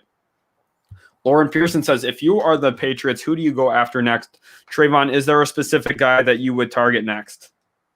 I just think, again, you want to keep improving your offense, you know, so whether that be another wide receiver or another tight end. You know, the Patriots were infamous when they were running 2 tight end sets, you know, so why not bring that back? You can go out and get a guy like Jared Cook on the low. You can get a guy, forget who, what other tight ends there are. Oh, Miko Pruitt. Miko Pruitt would be a really good option for them as well. Yep, I think Miko Pruitt is a very underrated option as well. Gerald Everett, you know, Kyle Rudolph maybe. You know, I think he's a little bit older for their liking, but you know, Apparently, here we go. Ravens are apparently close to Yannick Ngakoue is close to a deal with the Raiders. Okay, that is very interesting. We were just talking about Yannick Ngakoue, the Raiders. We had talked about that being a real fit long term, and I just think that is the best situation for both sides there. He goes to a team that badly needs a pass rush. He's one of the best pass rushers in this free agent class, and they meet in the middle there on a deal. We'll see what the numbers and the term is for that as soon as we can, and we'll get that to you guys. Very interesting here.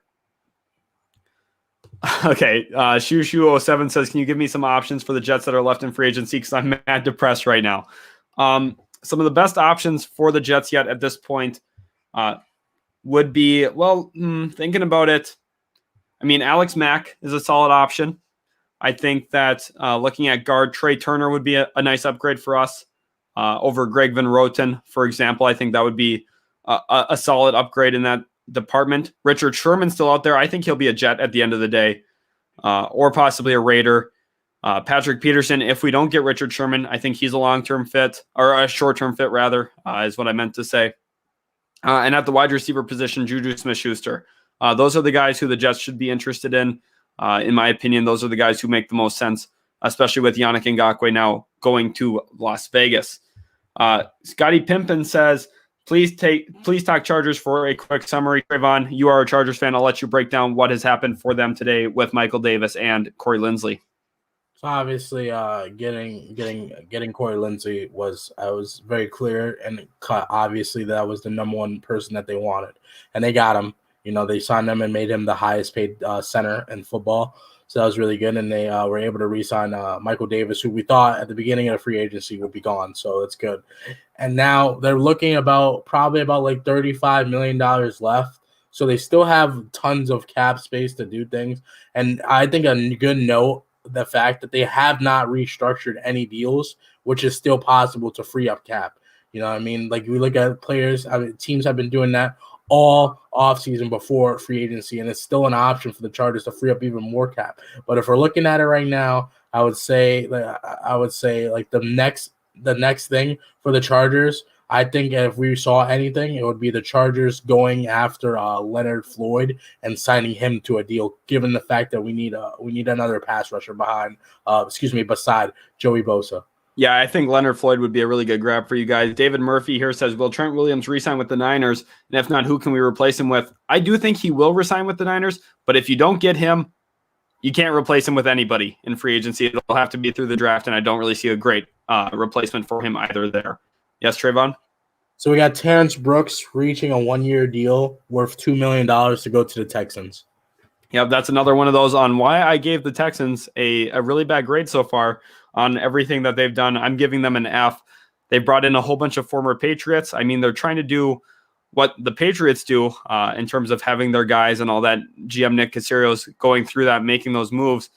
But they need to improve, and they need to improve quickly, because they need to put something around Deshaun Watson that makes him wants to stay in Houston. And I'm sorry, right now, Terrence Brooks and Kamu Grugier-Hill aren't going to be the guys that make him want to stay there with the Houston Texans. He's going to be not going to be there much longer, especially after this offseason, what we've seen.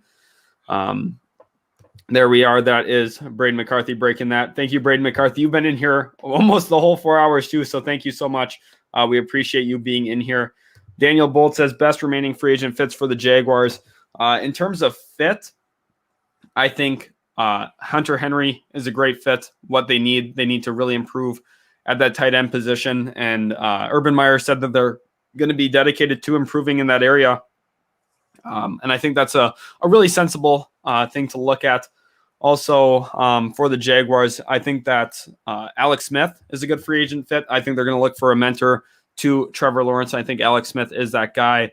As well at the wide receiver position, you've got to look at a guy like Curtis Samuel, someone who had played under Urban Meyer at Ohio State, as a legitimate fit. There's no other way about it. That is how it's going to be. But ultimately, that's the guys I look at for the Jacksonville Jaguars. Yannick to the Raiders, that is the big news. He is reuniting with Gus Bradley, his former head coach there in Jacksonville, now the defensive coordinator there in Las Vegas. And at this point, Yannick's got to be pretty excited about it. That's where he's found the most success of his career when he was playing under Gus Bradley, and now he gets to be on that defense yet again. And hopefully, I'm happy because I think Gus Bradley's trash. So yeah, I know. I'm telling you right now, Raiders, constantly underrated team. Watch out for them next year to go a mean 8-8 or 9-7. Probably miss the playoffs, but watch them be pretty mean along the way. Probably beat the Chiefs one time and have the whole world shocked for a second. Evan Gagliano saying, why haven't many wide receivers been signed? Almost no wide receivers have been signed, and that's because right now, literally only 2. There's a logjam going on. There's no need for all the wide receivers to go until one of them does. Then teams are going to start to panic and say, okay, well, shoot, we lost our other options. We need you. Come be a member of our team. And that's what's going to happen. I think they're just feeling their options right now and being like I said it earlier, Galladay was saying that he's being patient. You don't want to jump too fast. And again, it's just what Sheldon said. As soon as one person gets signed, that might reset a market. Maybe Galladay doesn't want to sign just yet. He wants to wait for Juju to sign so he can say, "Oh, well, I think that I'm more valuable than Juju, so we can work around this number." So it's pretty interesting that a wide receiver really hasn't come off the board yet. But I expect by the end of the day we will definitely have one of the big wide receivers off the board for sure. Ali Abdiaziz says, do the Patriots have the best O-line in the league? Wynn, Illuminor, Andrews, Shaq Mason, and Trent Brown now. Definitely one of the best offensive lines. I'd have to take a little bit of a closer look, especially when some of the dust settles here in free agency, at how each offensive line's looking and how they all work together. But I know the Patriots are going to be probably top 3, and I wouldn't be surprised if they do end up having the top offensive line when it all comes together. They have a lot of collaboration here. They're used to playing with each other. Trent Brown, one of the only new acquisitions into that offensive line, and he's been there before too. They understand what's expected and how they're going to play together moving forward. I think that's a good fit there in New England with him returning. Homie Cow says he thinks he's been here for the full 4 hours, so I'm going to be here all stream. That's awesome, Homie Cow. I'll be here all stream too. I'm not going anywhere. So that's awesome that you're staying around. Make sure you guys hit that subscribe button if you haven't already. I know we keep getting a whole bunch of new viewers in here. Thank you guys so much for all your support. It means so much to us here at Utility Sports. We're peaked right now at 340. That's the most that we've had us. Yes, sir. We keep going up and up, and it's all because of you guys, best viewers on the planet right now. What's up with Juszczyk? Carmelo Boreas. He signed a 5-year, $27.5 million deal, which is about $5.5 million annually for a fullback. But the big thing there is Kyle Shanahan and the 49ers do really utilize him in a lot of different ways. He's one of the best run blockers. He's also a very good utility fullback. It's a surprising amount to pay for a fullback and a really long-term deal, but he's worth it there. He's basically a running back, basically, right, when you really think about it. Like he's a gadget player, really. Like, I think that he really revolutionized the fullback position, really, when you really think about it. Like they utilize him, he's worth that $5 million is just running back money. That's just how they look at him. That's how they view him. Scotty Pippen says, I can't believe Bucks got Barrett. And this is another team that's a real big winner this offseason so far. Tom Brady renegotiated his contract, added those avoidable years to give them some cap hit relief, and it's all worth it now. They're keeping all of their players back. They're going to try and compete for another Super Bowl. Tom's in pursuit of Super Bowl 8, and the best way to get there is keeping the guys that got you there the first time, and Shaq Barrett's the big reason why. He didn't even have as great of a year last year as he's capable of. Expect him to have an even better season this next year back in Tampa. Pat's fan says he's been here for 3 hours. Yes, you have been. You've been asking some great comments as well. Really putting some good comments in there. So we really appreciate you sticking around. Also, Scotty Pimpin says he's liked and subscribed. Thank you so much. That means so much to us here at Utility Sports. Deadly Content, who's also been here for a long, long time, says he's heard Alex Mack on the mind of the Seattle Seahawks. I think that would be a good grab. The one thing that they've really missed over the last few years is Max Unger. They traded him away in that Jimmy Garoppolo deal to the New Orleans Saints, and they've missed that center presence in front of Russell Wilson. And I think Alex Mack would be a very good acquisition back in front for that offensive line. What say you, Trey? I think he fits them extremely well. Yeah. I think I could see it. This other Patriots fan says that you look like Isaiah Wynn, Trevon. To be honest, guys, looks like that's funny. I think that's I don't know. That's pretty silly. I get told I look like Luka Doncic when my hair isn't curly, so that's how it goes here on Utility Sports. I don't know. People just say that all the time. What? Brian Cruz, who has a Lakers logo, says he's an Eagles fan. That is awesome. Scotty Pimpin with a dono. Thank you so much. $5 from Scotty Pimpin saying great show. Hey guys, we appreciate it so much. I didn't expect to ever get any donations here while we're doing this, but you guys have been absolutely killing it. Thank you so much. We are honestly so thankful. There's no other way to really say it other than thank you guys so much. I'm trying to thank you guys as much as possible because I really, really do mean it. It means a lot to me. So I really appreciate it. Noel Laverne here says, what do the Ravens need to do? And that is look for a pass rusher now. They need to find a way to replace one of their edges. And the biggest look like Jack Harlow.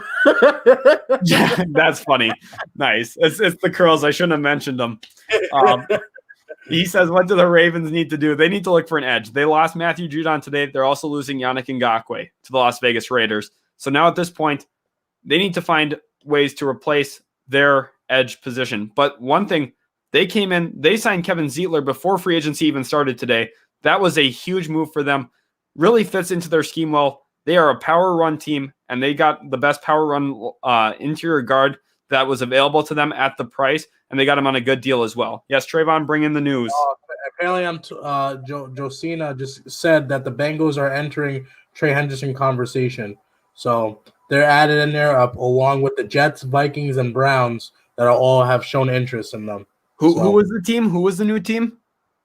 The Bengals. The Bengals is the Bengals are in on. Okay, interesting. Like I've said on this stream, I think Trey Hendrickson's probably going to get overpaid today. I'm hoping to not see the New York Jets be the team that signs him. I know a lot of Jets fans in here are saying that they want to see some moves. I get it, but Trey Hendrickson's going to be one of those where I don't think it's a good move if he's getting north of $10 million, in my opinion. Scotty Snags, do you think the Eagles sign a receiver? And which one? Could you pull up the Eagles cap space situation? I think theirs is a little bit more complicated than some of these other teams that are in the running for some of these top wide receivers.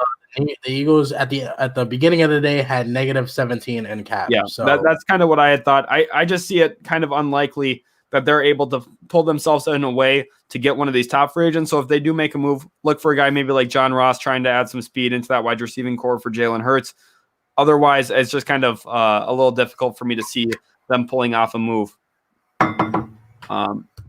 What do you think about the Cowboys signing Keanu Neal? Keanu Neal, he's going under the radar actually in a lot of this. Is he a free agent? I did not know that. Yeah, he is. He's been really under the radar because I want the Chargers. Yeah, I know you want the Chargers to get him. I wouldn't mind the Jets going out and getting him either, to be honest. He's a good hybrid safety, can play up in the box, can also play back in coverage a little bit. And, he's been injury prone the last couple of years. But when he's healthy, he's a very good safety. And I think that the Cowboys would make a lot of sense. What is that? He's only 25. Yeah, he's young. That's why Cowboys, I think, is going to be between Keanu Neal and Malik Hooker if they do make a move for a Anthony safety. Harris is also a free agent. I did not know that as well. Yeah, I think Anthony Harris is probably going to be a little bit more expensive. I think he'll probably be around $7 to $8 million, whereas a guy like Keanu Neal is probably going to be about $5 million, and I think Malik Hooker's around $4 million. But we'll see how that was a Niner, was he not? Yep, Jaquiski Tart was a Niner, yes. Okay. Carl Joseph's out there. Kenny Vaccaro, he's 30. I don't want that man. Ventura is also 30. Ventura Martinez Del Rio asks, what else do you see the Chargers doing? And Trayvon's talked about this a couple times, so I'll just jump in and kind of reiterate what he said here on the stream, talking about Leonard Floyd, the edge from the Rams. He sees him staying in Los Angeles, but this time switching to the Chargers locker room there in SoFi Stadium. I think that fit with Brandon Staley makes the most sense as well. He's talked about that, how Brandon Staley's really opened up Leonard Floyd as a pass rusher, and coming over to the Los Angeles Chargers is the best way for him to stay successful. Aaron B's asking about Hassan Reddick. I know you're a Cardinals fan, Aaron, but if you guys lose Hassan Reddick like I'm expecting you to, do not be disappointed. Almost half of his production this year in terms of sack came in one game when he had that 5-sack game.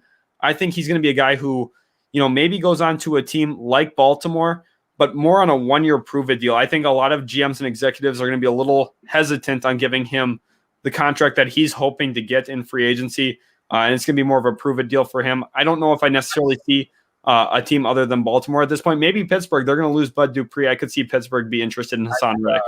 I could see him coming to LA as well. Really, he's really versatile, and that's what Brandon Staley loves, is versatility. Like, that's what he always wants all his players to do. He doesn't want you to be one-dimensional. He wants you to be able to do multiple things. That's why I could definitely see him as well. Yep. Matthews here asked, realistic landing spots for Antonio Brown if the Bucs do not bring him back, and this is going to be a really limited list. It's going to be the Seattle Seahawks. That's the only other team I see as a possibility because they have that infrastructure. Russell Wilson's a great leader. Pete Carroll's a great head coach. I think that they could kind of withstand what his situation is. But other than that, I just don't really see any other teams really looking into it. Seattle and Tampa Bay are really the only two I think that will mess around with Antonio Brown. And ultimately, I do think it comes down to Tampa Bay, whether or not they want him back. We had a question here asking if we saw the Niners going after Juju Smith-Schuster. I don't.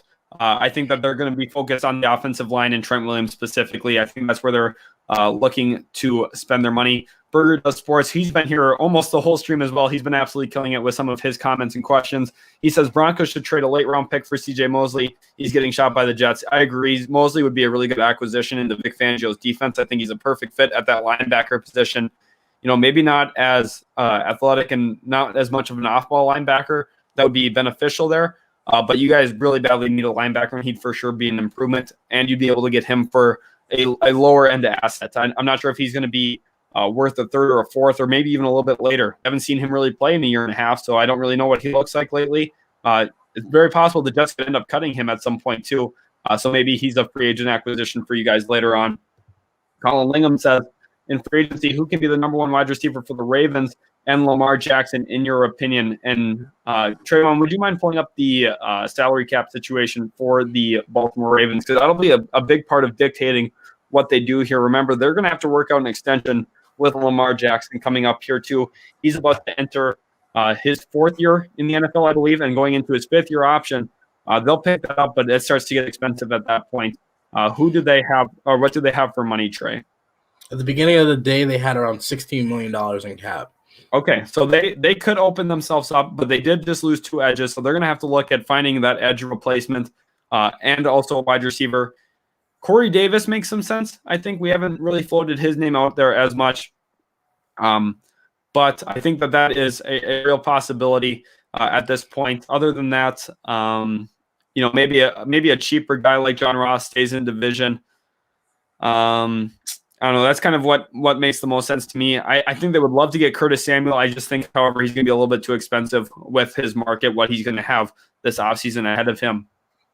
Brandon Kesey said, okay, guys, I have to drive home. Any news on the Jaguars? Jaguars haven't been really quiet today, actually. Roy Robertson Harris was their signing. Then they brought in Agnew at wide receiver. Other than that, though, they haven't done anything else up to this point. We got another dono. Okay. We will get to that here right after this question. Joe Douglas is for real going to miss out on everyone today. He is, but some of these contracts aren't going to age very well. I'm going to tell you that right now. And that's going to be the truth of the matter. Kerry Williamson, Washington football team, popping them Heineke's back-to-back. That's hilarious. Taylor Heineke, I love watching him. I had actually seen him a little bit in Minnesota myself, so it was a lot of fun getting to see him in the playoff game. Go ahead, Trevon, and jump in here. Apparently, Josina has got it off the phone, and the Rams are talking with Leonard Floyd, and it's going well so far. So Leonard Floyd might, between 2 different LA teams here, part of the Rams are probably going to want to keep together that core that they had with Brandon Staley and try and find success there. Otherwise, the Chargers are going to be in on the running for him. Meteorologist Isaiah Fields says Corey Davis to the Ravens makes sense for sure. I definitely think so. Daniel Bolt says, I slept hours ago. Y'all think Bud Dupree is a fit with Urban's new defensive system and coordinator? Not sure if Dupree is an outside linebacker or DN, but we could use both. I definitely think he is, actually. I think Bud Dupree is a perfect fit. I think he fits in as an outside linebacker. My opinion, what you do with him there is you put Josh Allen in as your D end. At that point, you play Bud Dupree and Caleb Von Chason as your outside linebackers. Both of them are versatile athletes, can do a lot of different things, and you have real pass rush threat then at that point, Josh Allen a little bit more of a guy who's ready to put his hand in the dirt if you need him to represent your team. We appreciate it. Obviously, we'll definitely get to you. Just please don't spam. Thank you so much. Please don't spam. What's good? What do you think is a good move for the Giants? We were talking about it earlier. A lot of people want the Giants to sign Galladay, but I don't know if they necessarily want to or have the cap to. Let me pull up. They only have $2 million in cap at the beginning of the day today, so I don't really know what they can possibly do with that. They'd have to free up a lot of money elsewhere. I would expect them to do a lot of their damage in the draft, and I think that's where they should. Yeah, definitely. That's where they're going to have to go. And if they're going to sign a wide receiver, I think Juju Smith-Schuster does make more sense than Kenny Galladay in a lot of ways. Thank you for the question there, Tom. We really do appreciate that.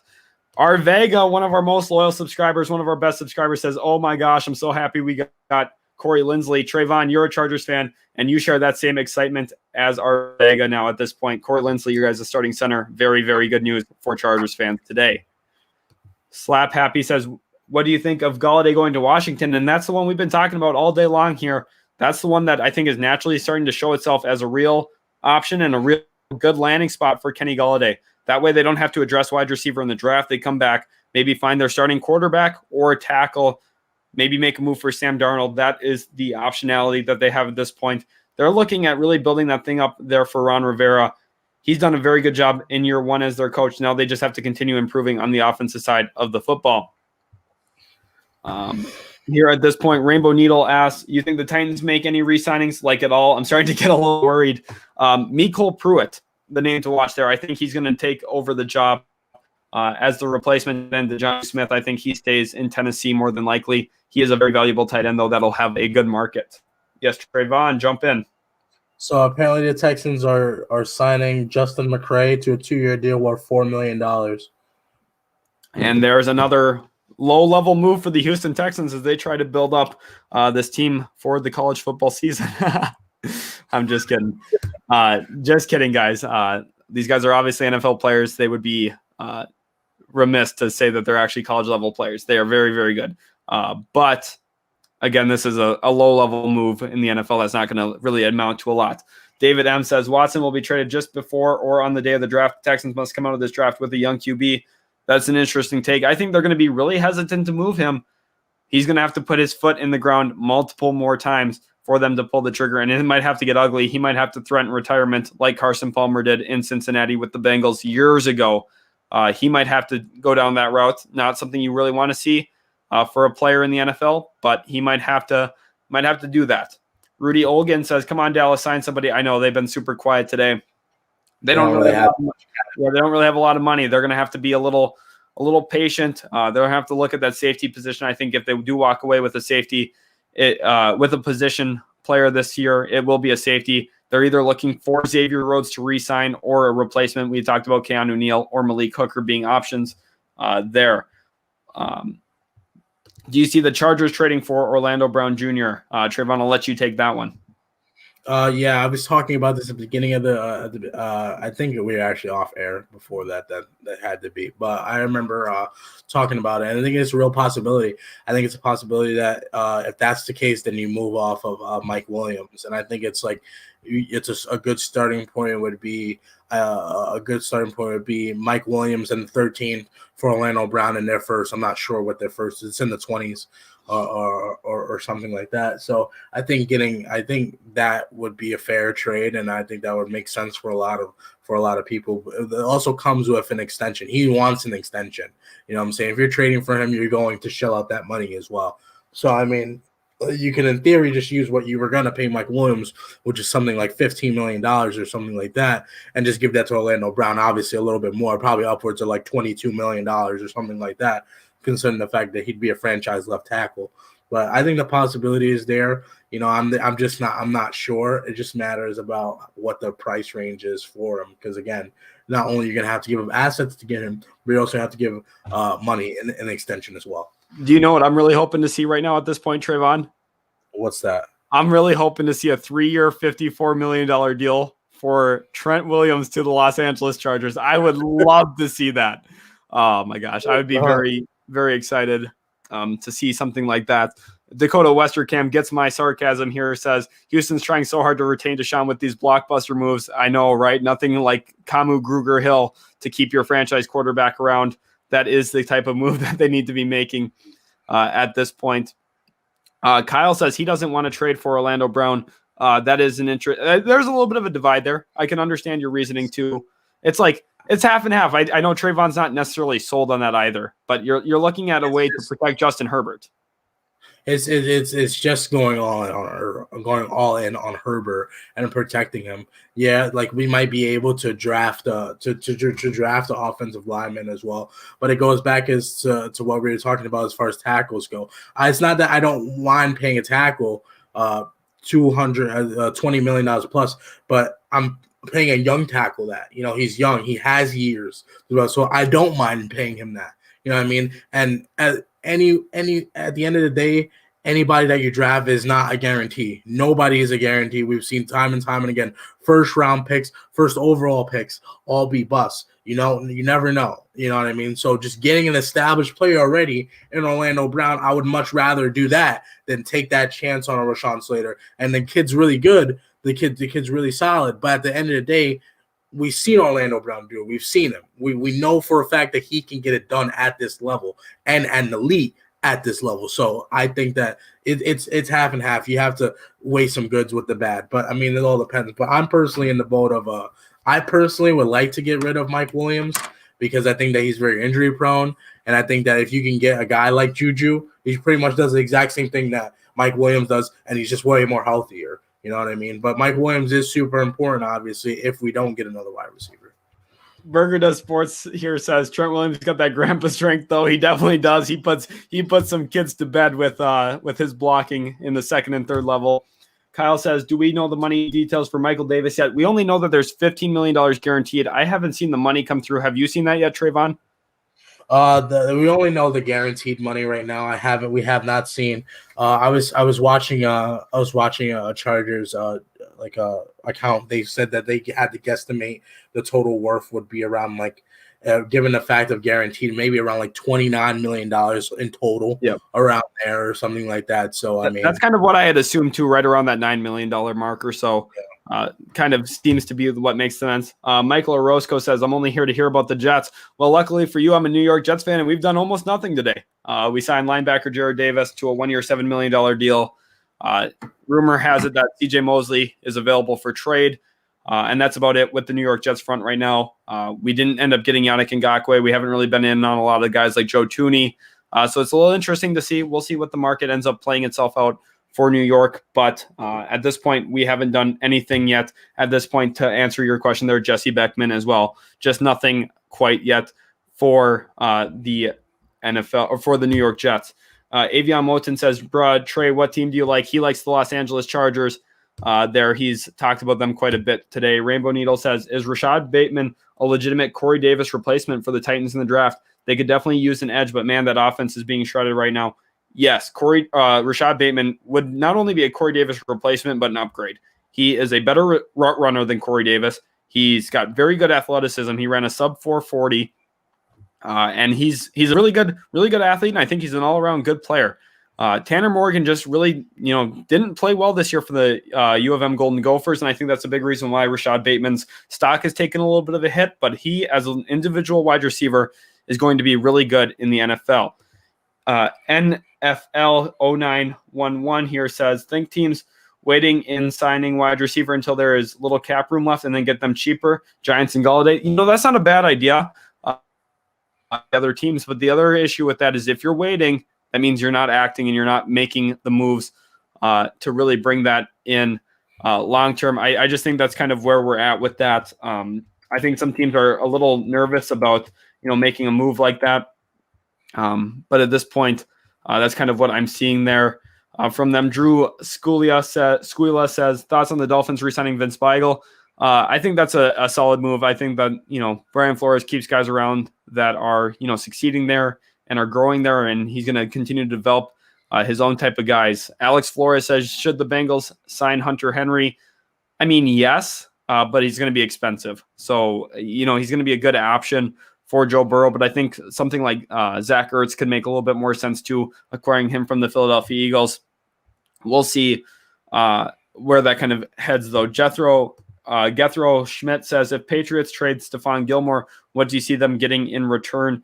And I see them getting a second-round pick and probably a fourth or fifth-round pick in addition to that second. That's kind of what I think the market will be for Gilmore, just considering his age, what his cap hit looks like, and all that. Trubisky to Washington, a thing Richard Motley wants to know. Possibly, but that'll happen a little bit later in free agency. That's not something worth really worrying about at this point. Destin Cifuentes says, what do you think is a good move for the Arizona Cardinals? And that's going to be trying to find a cornerback option for the short term.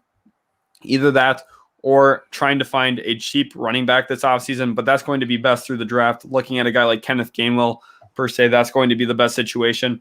Hot Sauce Junkie says he's heard T.Y. Hilton possibly to Arizona. I haven't heard that quite yet myself. I don't think T.Y. Hilton would be a bad fit there. I just don't necessarily see that as their top priority. Edgar V is very happy about Yannick to the Raiders. I think that's a very good move as well and is official. Trayvon, what is the news on that?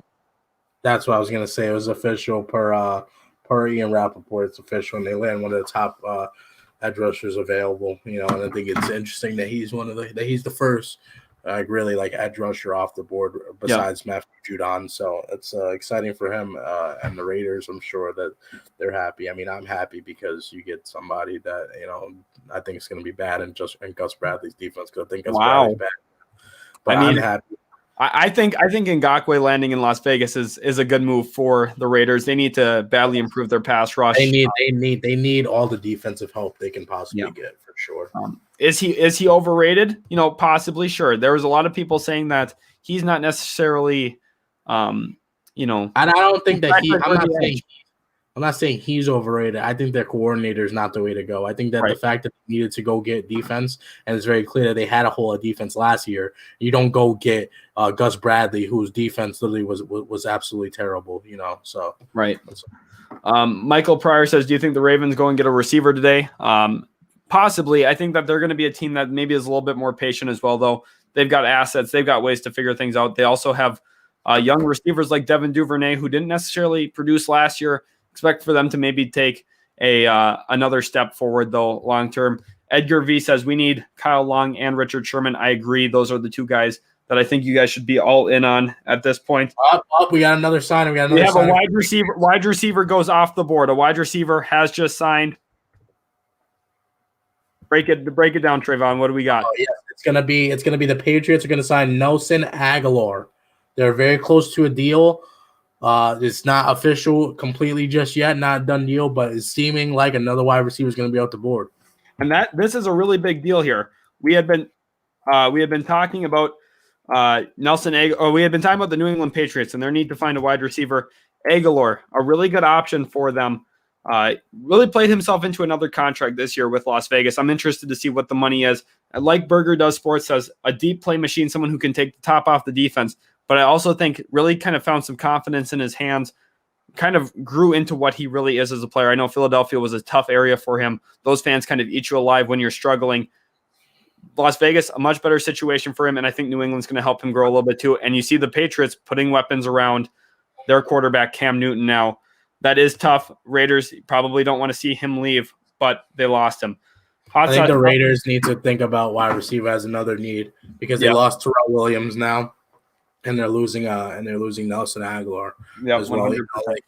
For sure. Like it's definitely a need. I didn't think that they had a true number one to begin with at the end of the day. Like, I mean, Ruggs is good, but I think Ruggs is more of like a slot receiver, take the top off kind of guy. And he's not like a take the top off kind of do it all like Tyreek Hill. Like he can run routes, catch really well. You know what I'm saying? He's just there to, I'm going to go straight line speed, and I'm going to take that top off. You know what I'm saying? So I really think that they have a need at wide receiver for sure.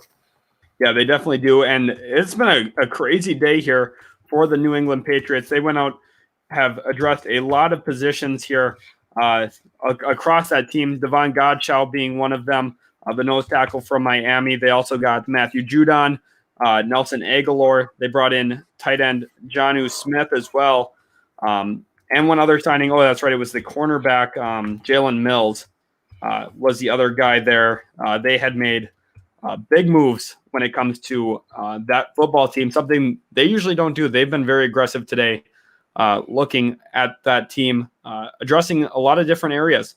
They addressed 2 defensive line positions, a cornerback in their secondary, and then 2 offensive pass catchers in Jonnu Smith and now Nelson Aguilar.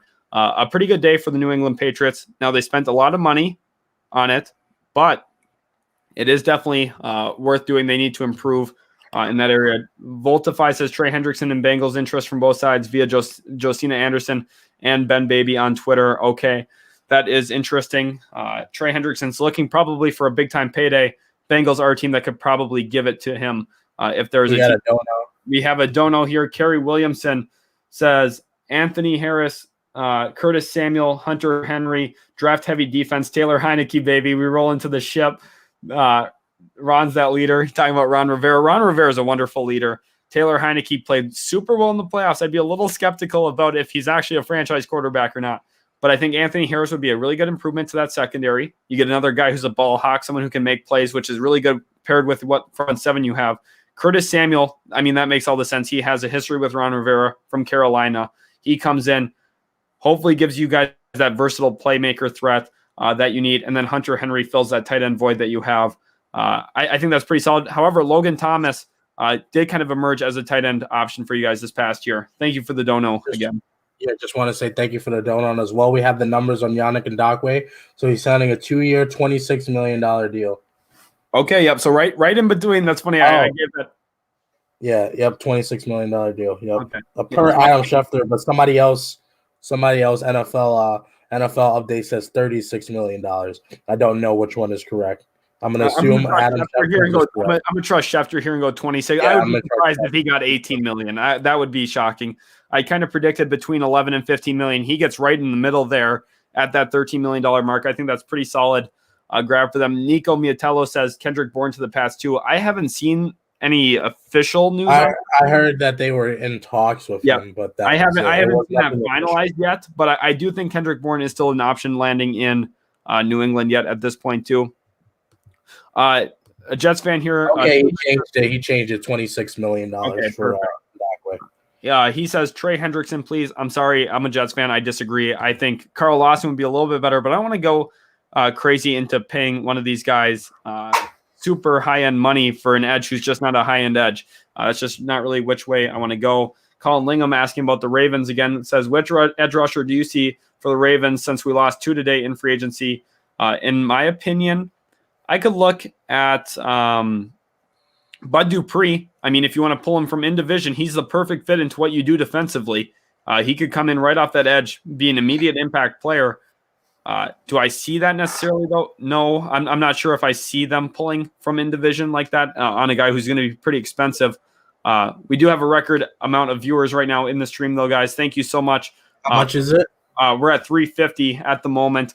Thank you guys so much. You guys have been killing it. I'm going to urge you guys right now, each and every one of you, hit that subscribe button if you haven't already. It would mean so much to us at Utility Sports to get a huge growth today on the channel. We're just over 2,000 subscribers, and a little bit of an incentive here. We're doing a jersey giveaway on the channel, a Trevor Lawrence black Jacksonville Jaguars jersey.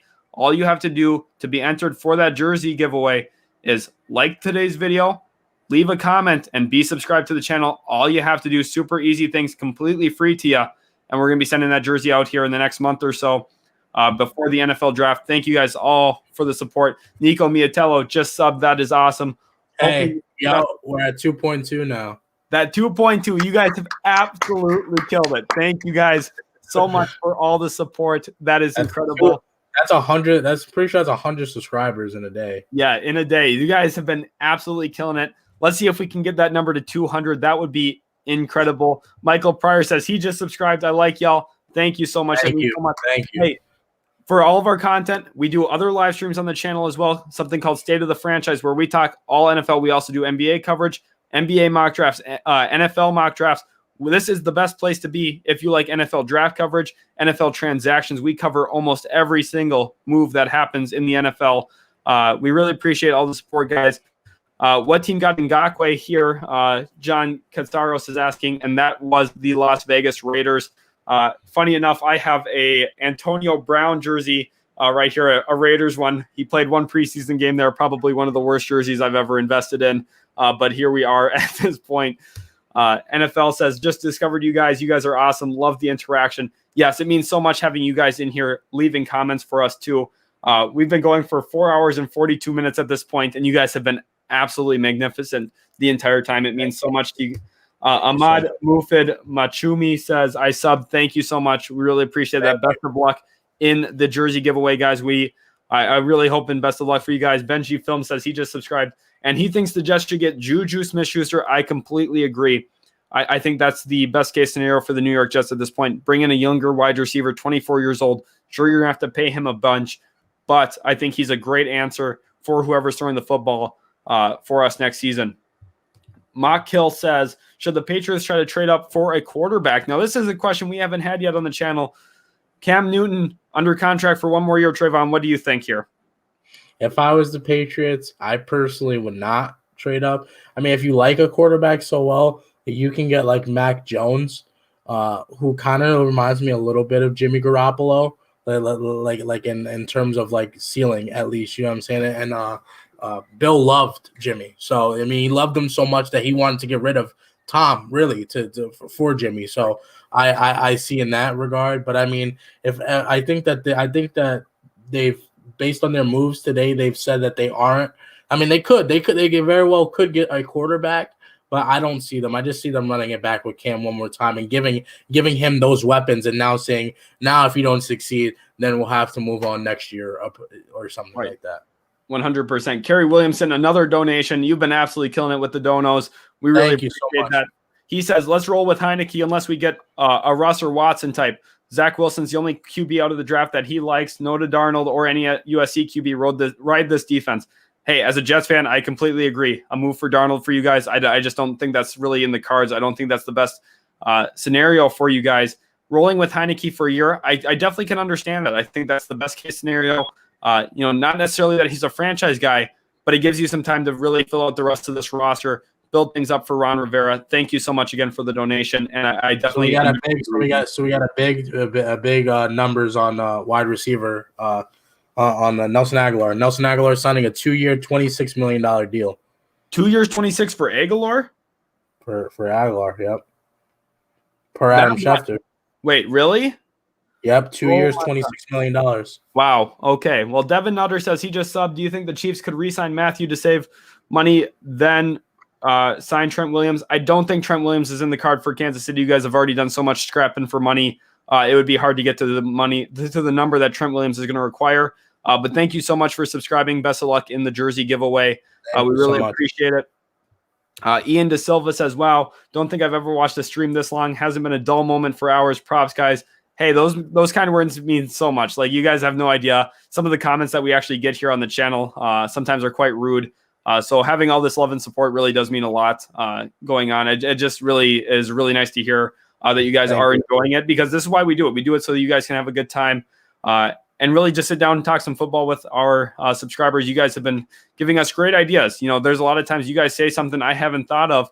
I'm like, that's a great fit, or that's a great idea. I haven't thought about that. So it really, really means a lot to us. Jay Mouse asked if there's any update on Trent Williams staying with San Francisco. Not quite yet, but I'm still leaning in that way that I think he will be back with the 49ers. Yeah, somebody, that Nelson Aguilar signing really goes a long way. It goes back to what we were saying as far as a wide receiver signing. None of the big wide receivers want to sign just yet, and I think this is the reason why. Because if Nelson Aguilar is getting $13 million as Juju Smith-Schuster, I might be asking for 20.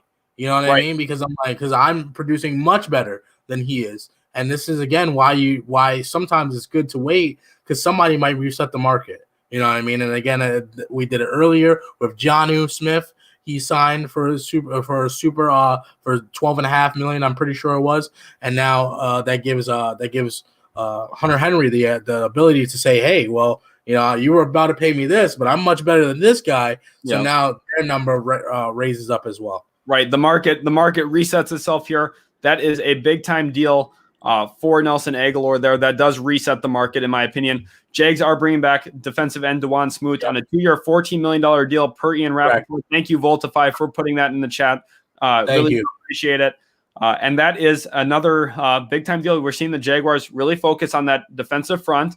They brought in Roy Robertson Harris earlier on a pretty good deal, and now they come back, get Dewan Smoot. They're going to be very, very motivated to slowing down the run game. When you have to deal with Derrick Henry twice a year, that's what you have to do. They're bringing back the pieces that you need. Now look for them to be aggressive, trying to figure out a piece or two in that secondary, whether that's cornerback, safety, or also looking at the offensive side of the football, finding a wide receiver or tight end. I think those are the two routes that the Jaguars really have to look at this point. Thank you so much for subbing. Who do you guys think the Bills are going to pick up? They are very tight on the salary cap at this point. They don't have a lot of options when it comes to who they can really make a move for. Trevon, anyone jump out to you there in Buffalo on who they would maybe want to bring in? I think that just you look at I think that there's somewhere in the okay, give me 1 second. Leonard Williams just signed a deal with the Rams. Apparently, it's done. Leonard Williams or Leonard Floyd? Leonard Floyd, excuse me. Okay. Floyd. I was like, what the heck happened? Leonard Floyd to the Rams, apparently done. But to get back to what the Bills, so I think that they're probably in the running for a wide receiver, given the fact that they released Sean Brown, and you want somebody cheaper. You look at a guy like Marvin Jones, who's not going to hopefully command a lot of money. I don't know now. Apparently, with Nelson Aguilar getting $13 million, who knows? You know what I mean? So I don't know. I don't think that you guys are going to be very big players in free agency. I think that you guys are going to be big players in the draft and look to rebuild there because of the and the biggest thing too, Sean McDermott, one of the best head coaches in football. He's really focused on a lot of internal development there.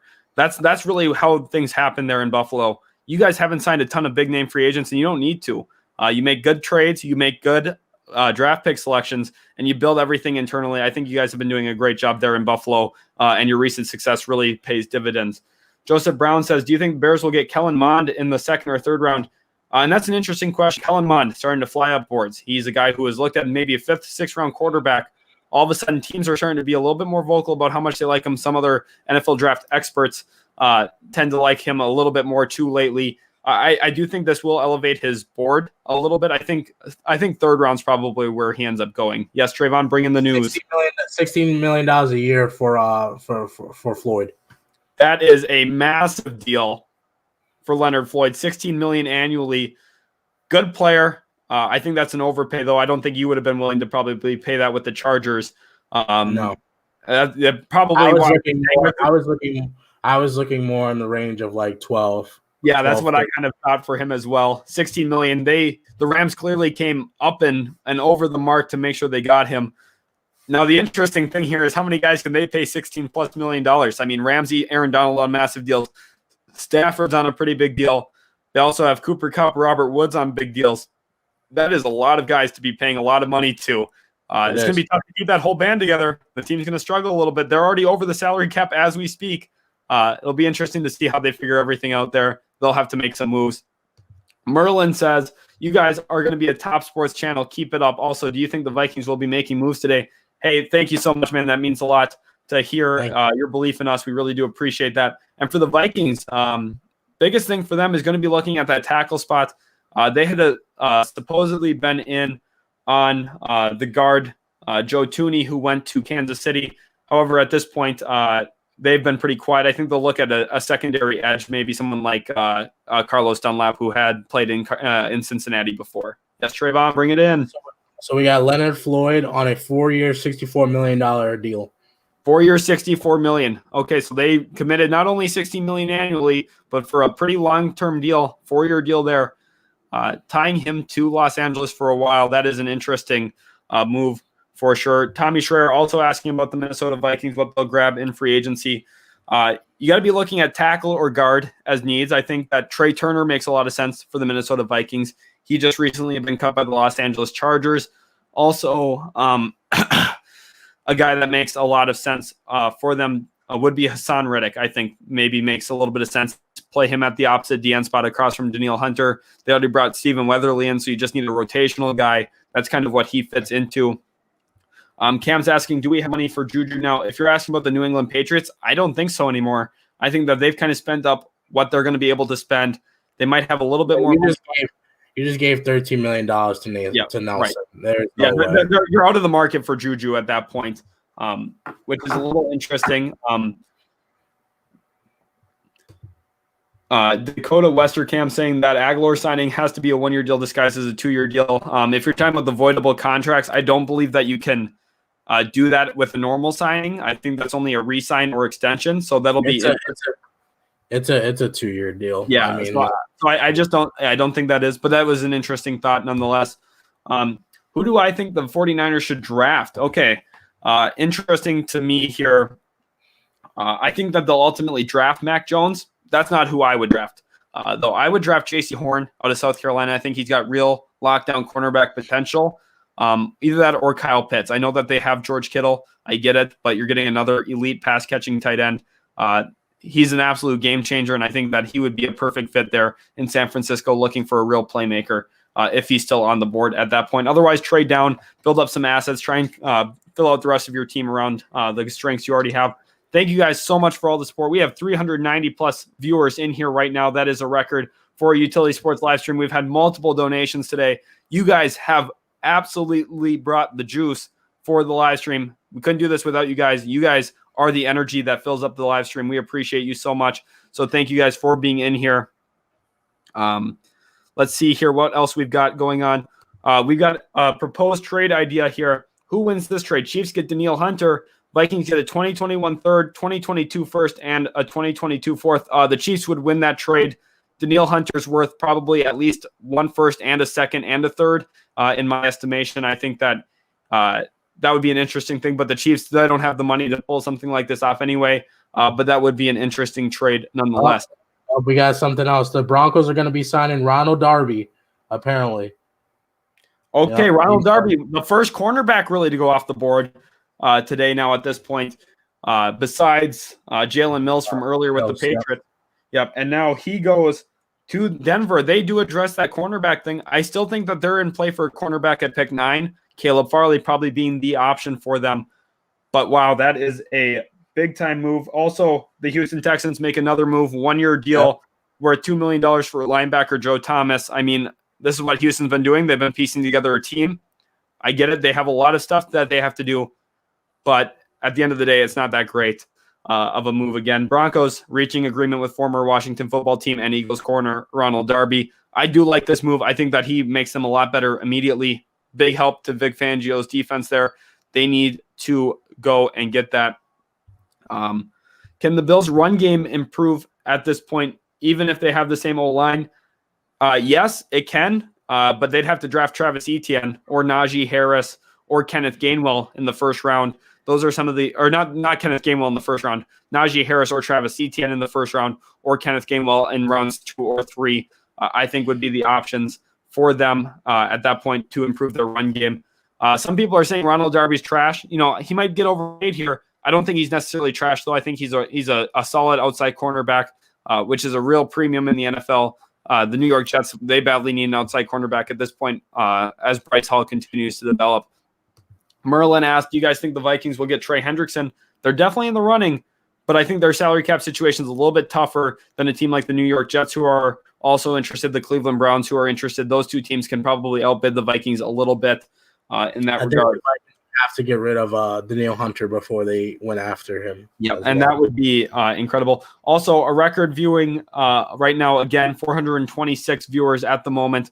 Guys, thank you so much for coming into the live stream. I want to urge each and every one of you to hit that subscribe button. We have a jersey giveaway on the channel. Trevor Lawrence, Jacksonville Jaguars, black jersey giveaway. Absolutely free. All you have to do, like, subscribe, comment on today's video.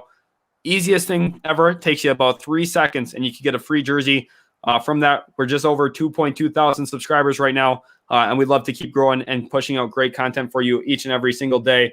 Rob Gronkowski is going back to the Bucs for a deal worth $10 million 1 year. 1 year, $10 million there on the contract with the Tampa Bay Buccaneers for Rob Gronkowski. Love to see that. Need to get a good signing there back for them. Now, is Gronkowski worth $10 million a year? No, but when he scored 2 touchdowns in the Super Bowl, I mean, you come into the negotiation saying I'm worth $10 million. So we got numbers on Ronald Darby. So it's going to be 3 years, $30 million. That's a little bit of an overpay. He's not a $10 million corner. I think he's more of about a $7 million, $8 million corner. But I agree. When you're out, I'm going to point out, if the Chargers paid less than $10 million for Michael Davis, that is a absolute utter steal. Then the fact that Ronald Darby's getting 10, he got a higher guarantee too at $19.5 million.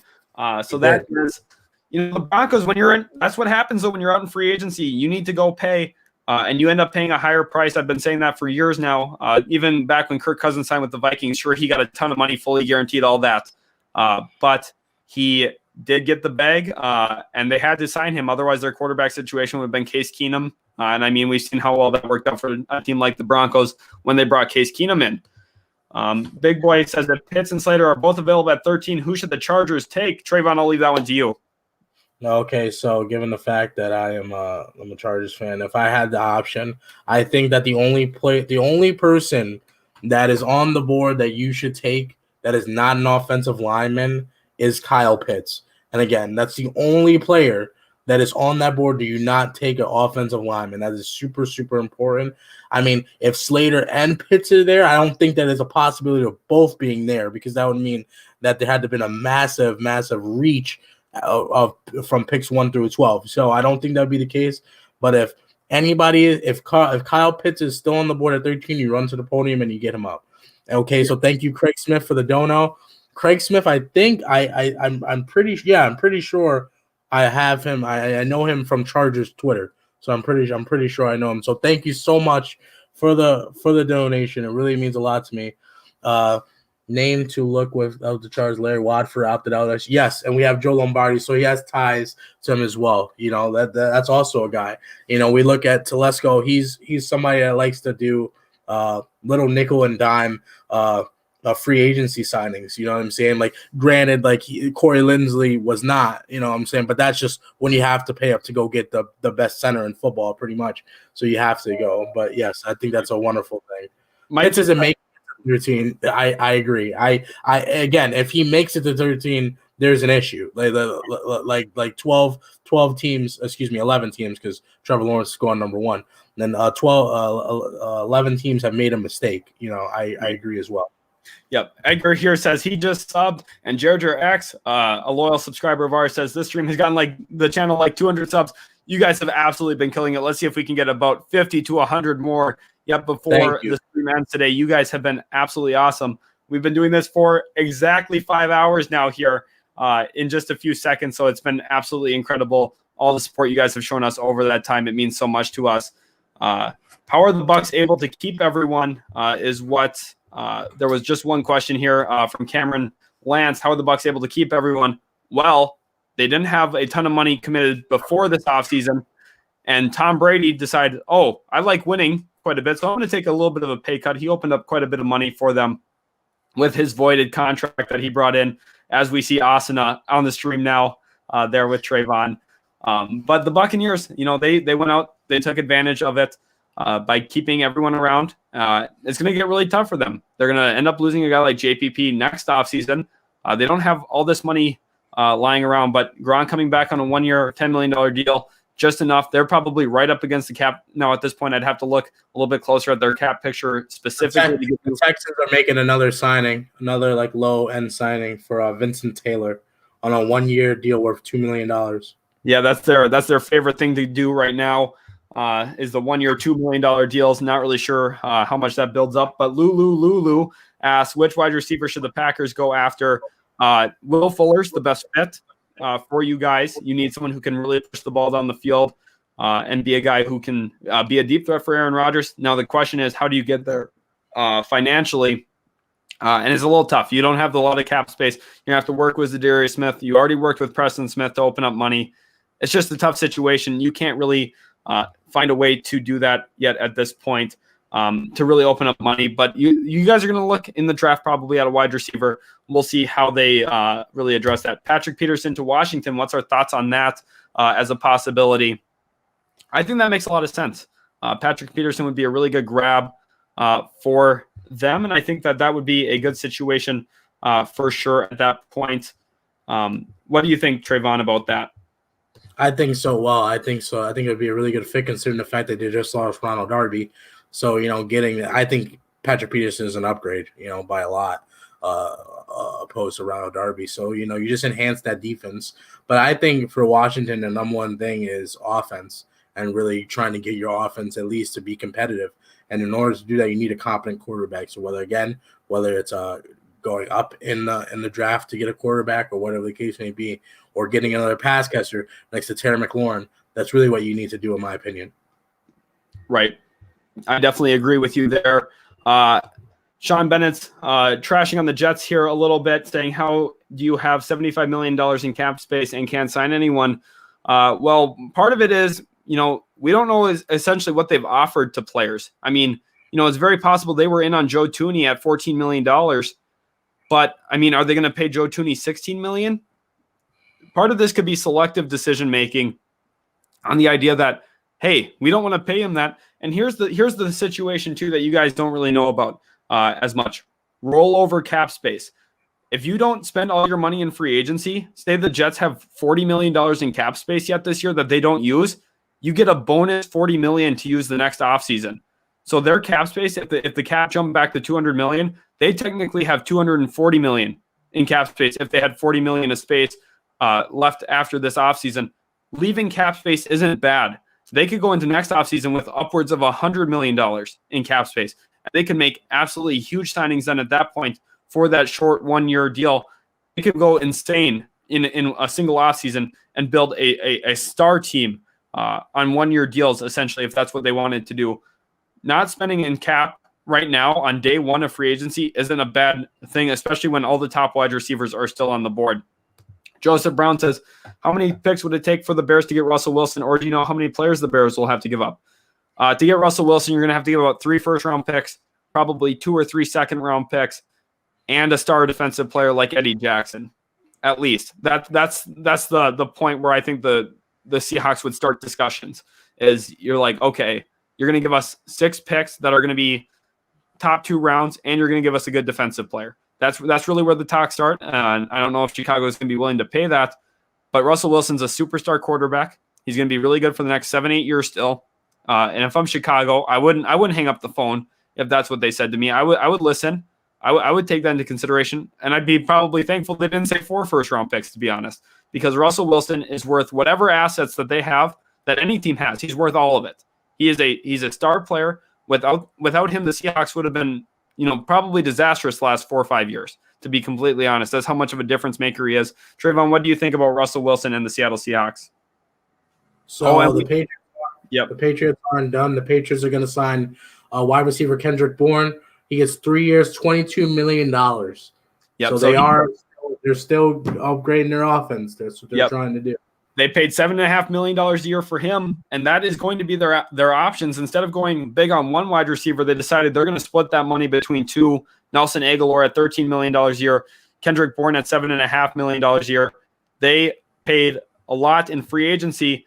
They brought in some key guys. Michael Pryor here has the news on it as well, so you guys can actually see it as well as hearing it. And it's been a busy offseason already for the New England Patriots. They also have pick 15 in the draft. They're going to be aggressive trying to improve this team around Cam Newton. That's what I said right at the start of the day today. And that's what they've been doing. They went with the wide receiver duo now in Nelson Aguilar and Kendrick Bourne. They're much better today than they were yesterday, but they dedicated a ton of money in free agency to doing it. Are they a playoff team? I'm not even sure if I'm sold on that yet. What do you think, Trevon? I'm not sure. I could see it, though. You know what I mean? When you have Bill Belichick as your coach, you're always going to have a chance. And they're getting a lot of people back from opt-outs as well, so that's super, super important. Their offensive line is improved as well. So I wouldn't put it past it at all. Yeah, definitely.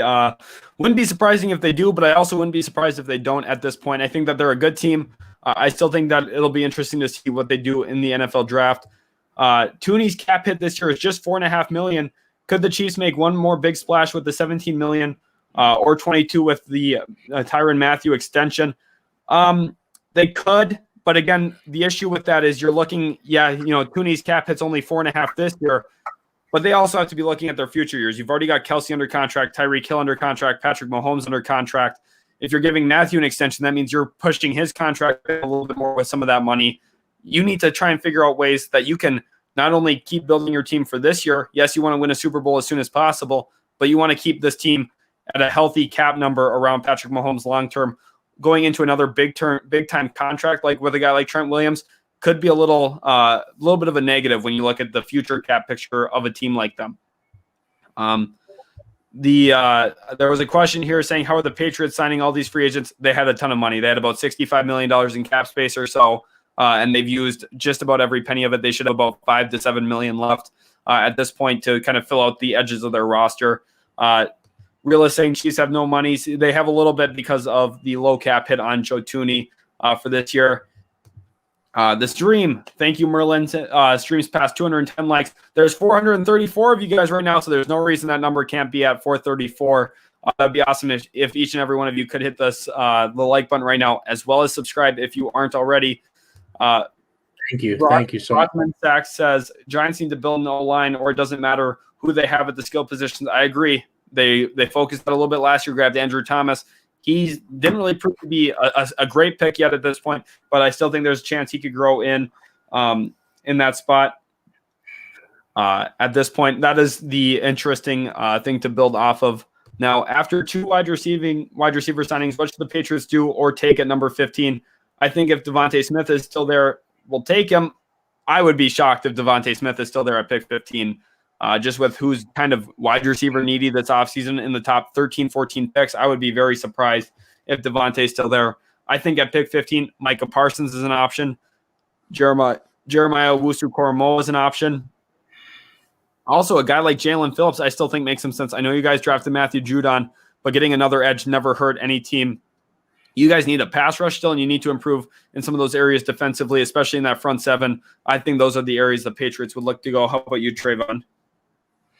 I think that as well. I think that you guys have done a lot. I would think with 15, the option is always you can go again. You could draft a quarterback still. You know what I mean? Like you could add competition and light a fire under Cam Newton by drafting a guy like Mac Jones and really putting the pressure on Cam. And if it doesn't work out with Cam, you always have that option to go to Jones mid-season.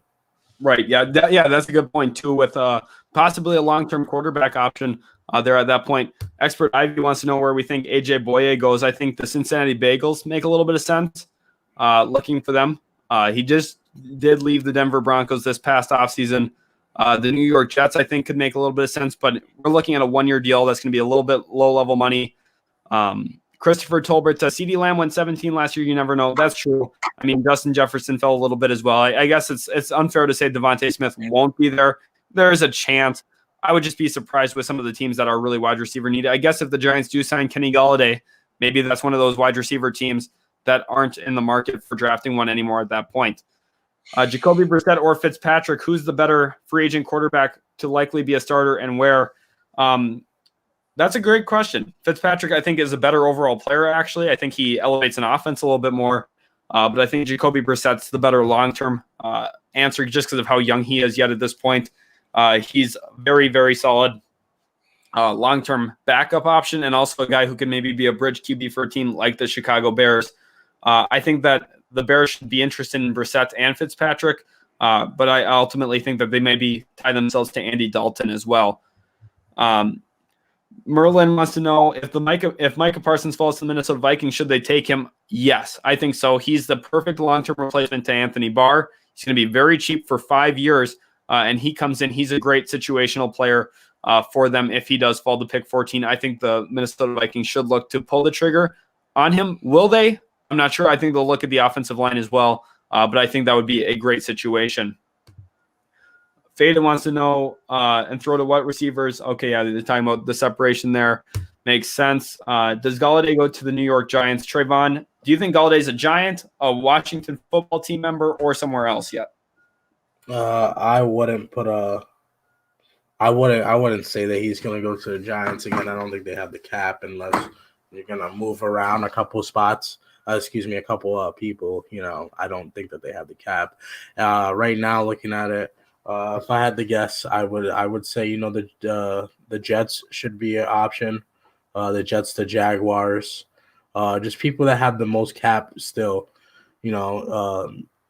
Washington as well. I think it's people like that are really in the running for a wide receiver that will most likely get that.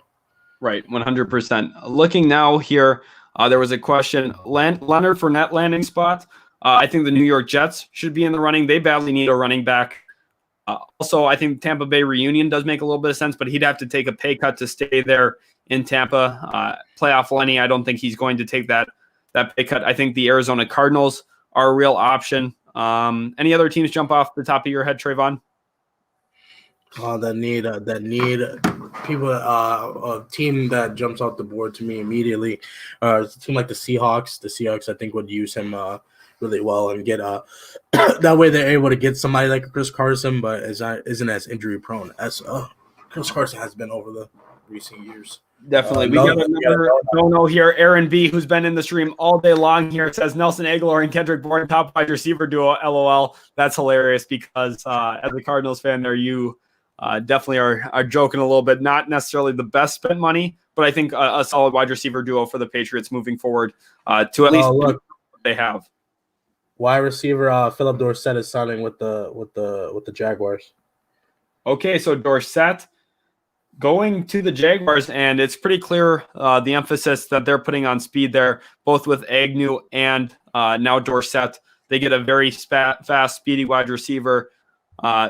Paul Tappe says, good job, guys. I'm happy to be a subscriber. That means so much. Thank you so much for all the support.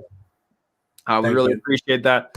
Christopher Dominguez says, who's number one free agent they should go after right now? The best player in general in free agency yet at this point is Trent Williams. He is the top dog. He was the top dog before free agency started.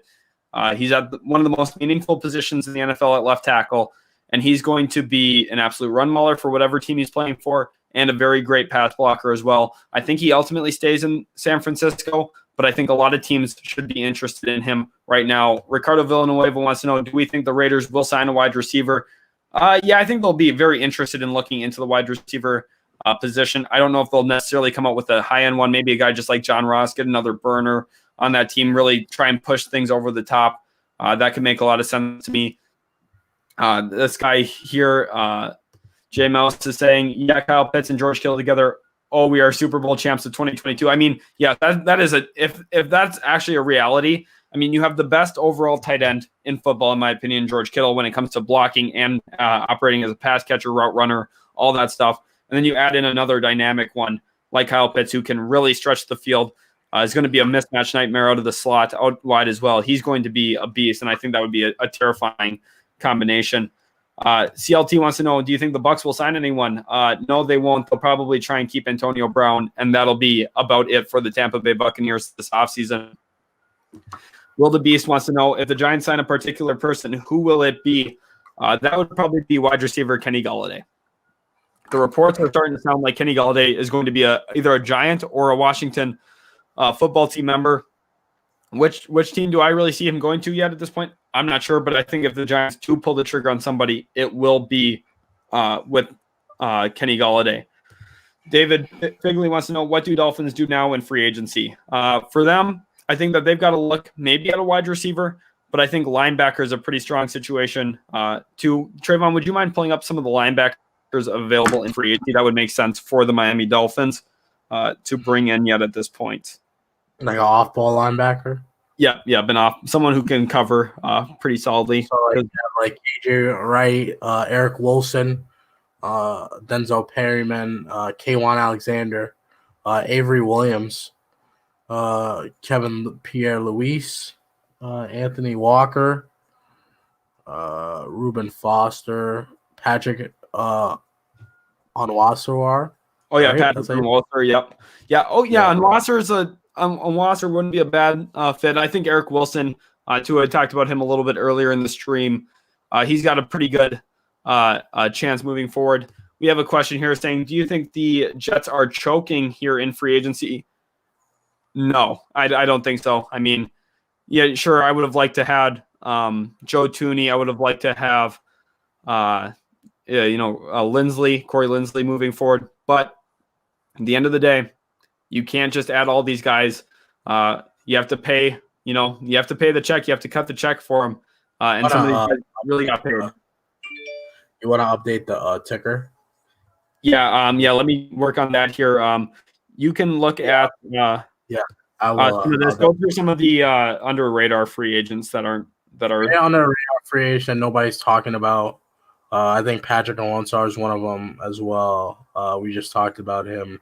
Under the radar,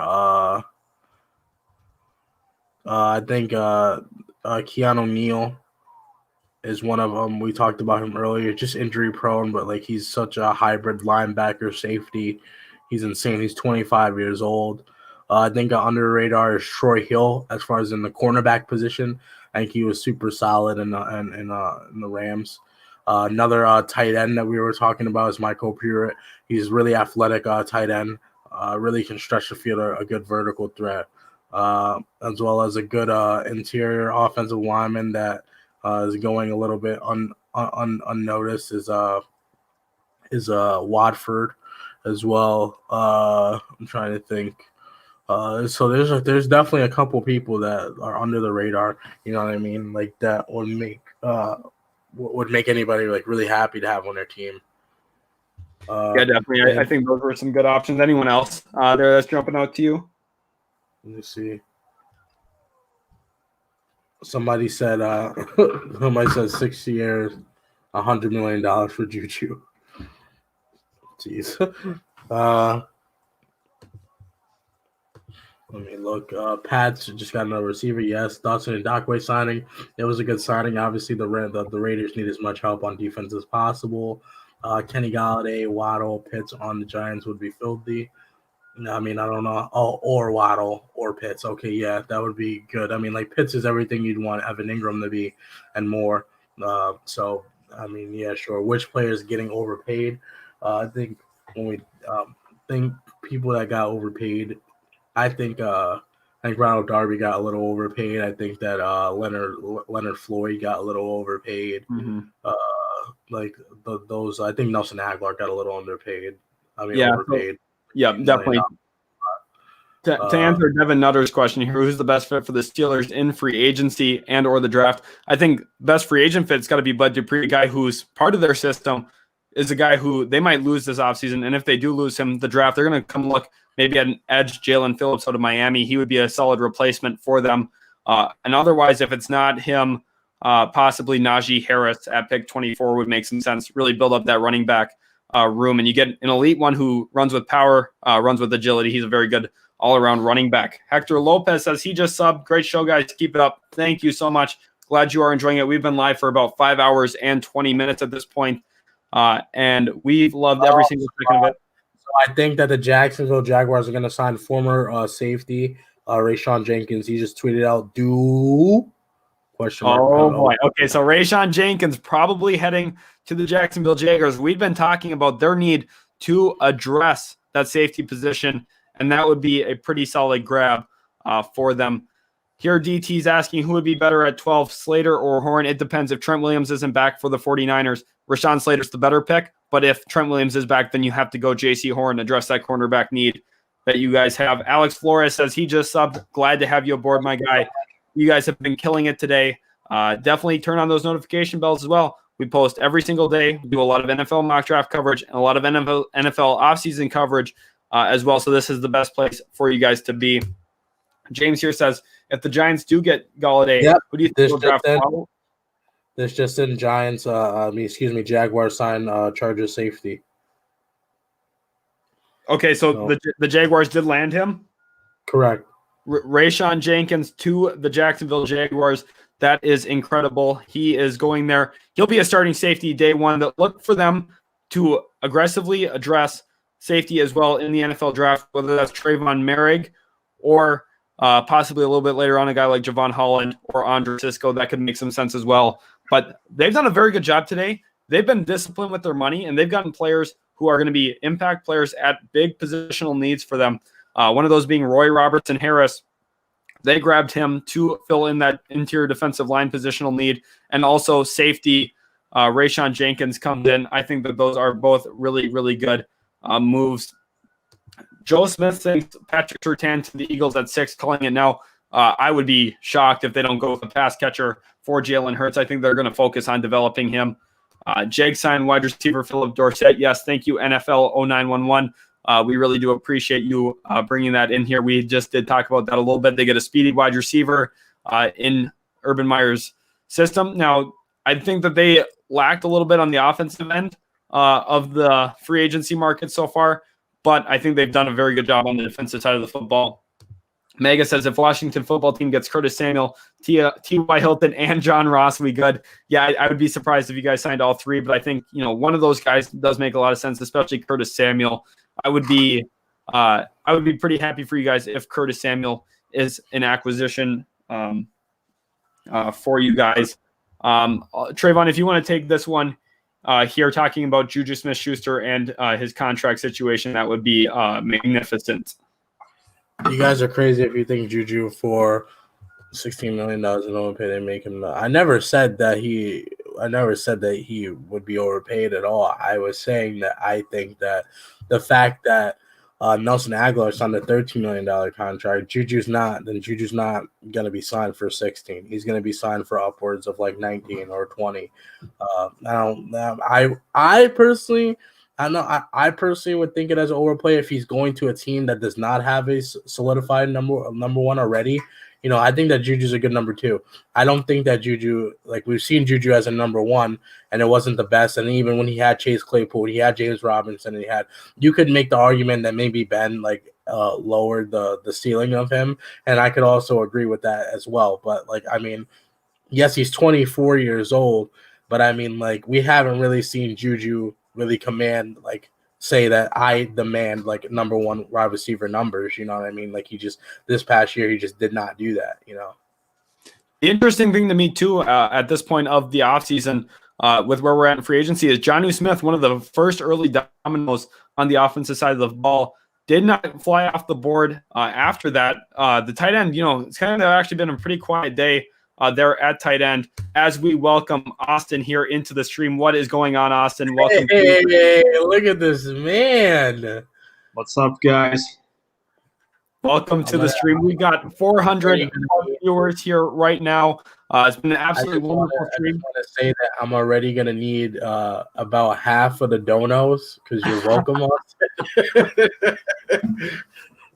Yeah, we've had a pretty crazy dono day. Jar X hit us with a couple $25 and a few others as well. Some of the best subscribers we've got in the planet right now. If you guys aren't subscribed, hit that subscribe button right now. This is the place to be for all NFL coverage, whether that's NFL draft. We've got our NFL draft expert in here now, Austin, host. Welcome here, Austin. How was work today? Absolutely awesome. It was really hard to keep up with everything. I tuned into the stream a couple of times, but just crazy stuff going on. If there's any Jacksonville fans out there, I'm sorry. That was a brutal day from us. We signed a punt returner for $7 million a year. You just got Rayshawn Jenkins. Did we? Yeah. Okay. Rayshawn Jenkins. So there's your safety filled out. And I did really like the Roy Robertson Harris signing for you guys. I'm gonna say that. Yeah, that's something to be really excited about here, as we were hoping for a combination of a Hunter Henry and possibly a Kenny Golladay pairing in free agency today, but we came out with Jamal Agnew, so I'm pumped about that. I'm ready to go. So yeah, let's go ahead. He's actually signing a 4-year deal with Jacksonville. Rayshawn Jenkins is. Yep. Correct. Do we have any money on that yet? No money yet. No money on that yet. Austin, are you able to click the comments as well? I just want to make sure that's working for you. I am not at the moment. No. Okay. That is interesting. Let me see if I can figure that out here. What is he? What can he see? He can't click he has the same thing about clicking the comments as you. I couldn't do it either. I think it's only you because you're hosting it. Okay, that makes sense. Philip Dorsett also signed too. I did see that. Urban Meyer said he is looking to add some speed receivers. Obviously, they were looking at Curtis Samuel early on with the whole Ohio State connection, possibly, which I won't be surprised if we're Jacksonville Buckeyes before you know it. But we will see moving forward. Everybody, thank you again for tuning into the stream. I know Sheldon and Trevon have been on for almost 5.5 hours. Insane. Yeah, you guys have been grinding today. So let's go ahead and get to some of the comments here. I would like to respond to a few myself. Thanks everybody for tuning in once again, though. I'm getting hungry. I'm starving. Let's see here. James says, do you think the Giants should draft Rashawn Slater? Austin, you're the NFL draft expert here at Utility Sports. What's your thoughts on Rashawn Slater and the Giants? Yeah, I think the New York Giants really like a guy like Matthew Pert currently on their roster. I'm not exactly sure because they have Andrew Thomas at left tackle. They'll have Pert at the right tackle spot. I think that it's a possibility, but I do think they do like Pert moving forward. So I'm not exactly sure. I wouldn't hate the selection. I really wouldn't because I like Slater a lot. I think he's a borderline top 10 talent in the class. However, I think they will look to address, getting a weapon possibly in Jalen Waddle, Devontae Smith, one of the receivers that are up at that 11 range. Right, 100%. I agree there. And then another question that we've kind of filtered in and out of a little bit today, Austin.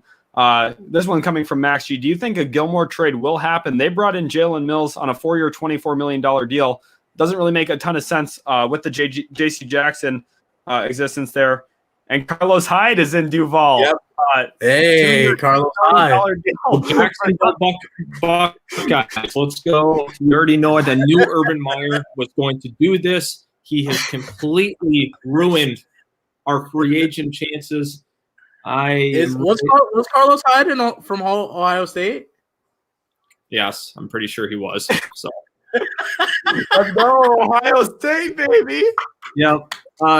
Can we get a rip in the chat for all Jags fans? If you are out there, or if you're a fan of any other team, get a rip in the chat for Jacksonville. Brutal.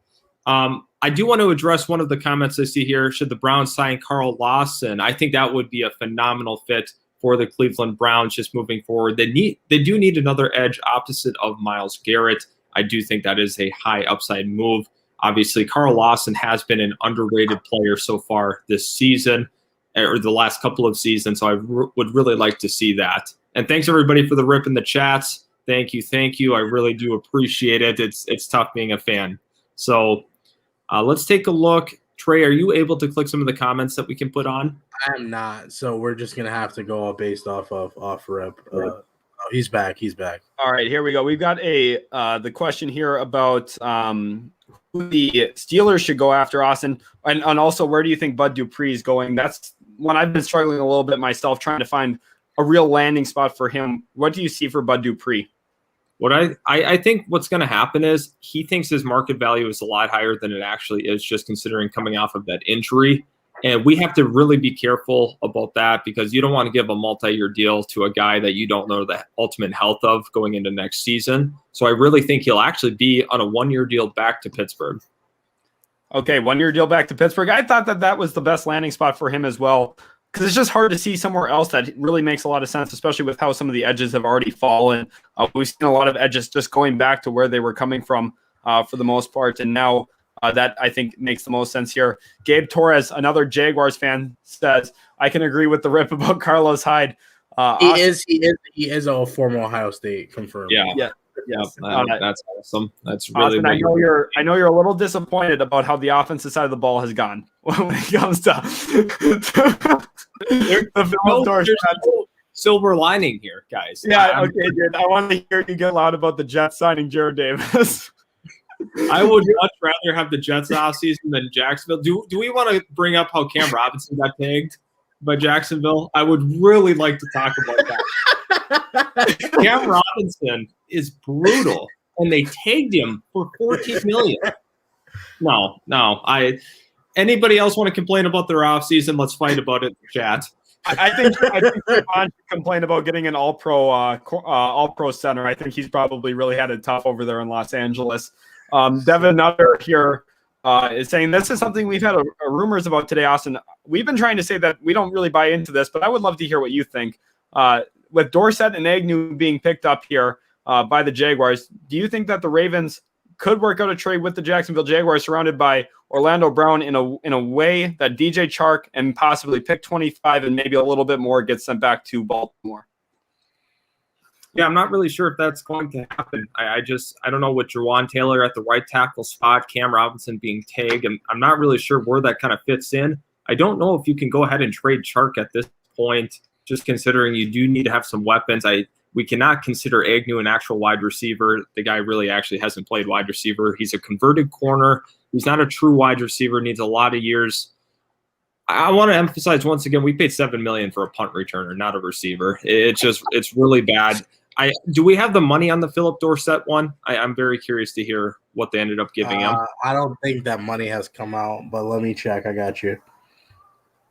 Man, I mean, Jamal Agnew better be able to walk on water if he wants to be worth that contract. That is a classic line there. Nick Travato wants to know, if the Packers make a move, who would it be for? Austin, we had talked about Will Fuller and the mutual interest there and the fit that would provide to Aaron Rodgers in that offense. However, the money is the difficult part there. Do you see anyone else, or do you think Will Fuller is their dream scenario?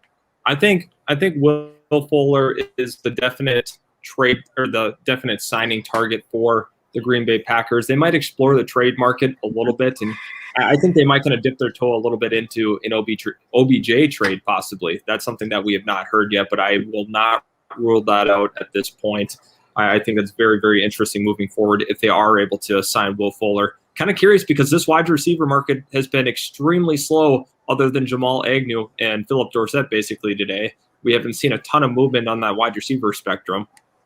Yeah, that's really the one that's kind of slowed down in a lot of ways. Cornerback 2 has been pretty quiet. Guys like Shaquille Griffin still out there. Will Jackson III, another guy who's still available on the market. The outside positions are not getting valued nearly as high as I thought they would have been. I thought there was going to be a run early on those. Also, tight end's been a little quiet. I know Jonnu Smith flew off the board early. I thought, wow, Hunter Henry's going to be right in line. He's going to get a big deal next.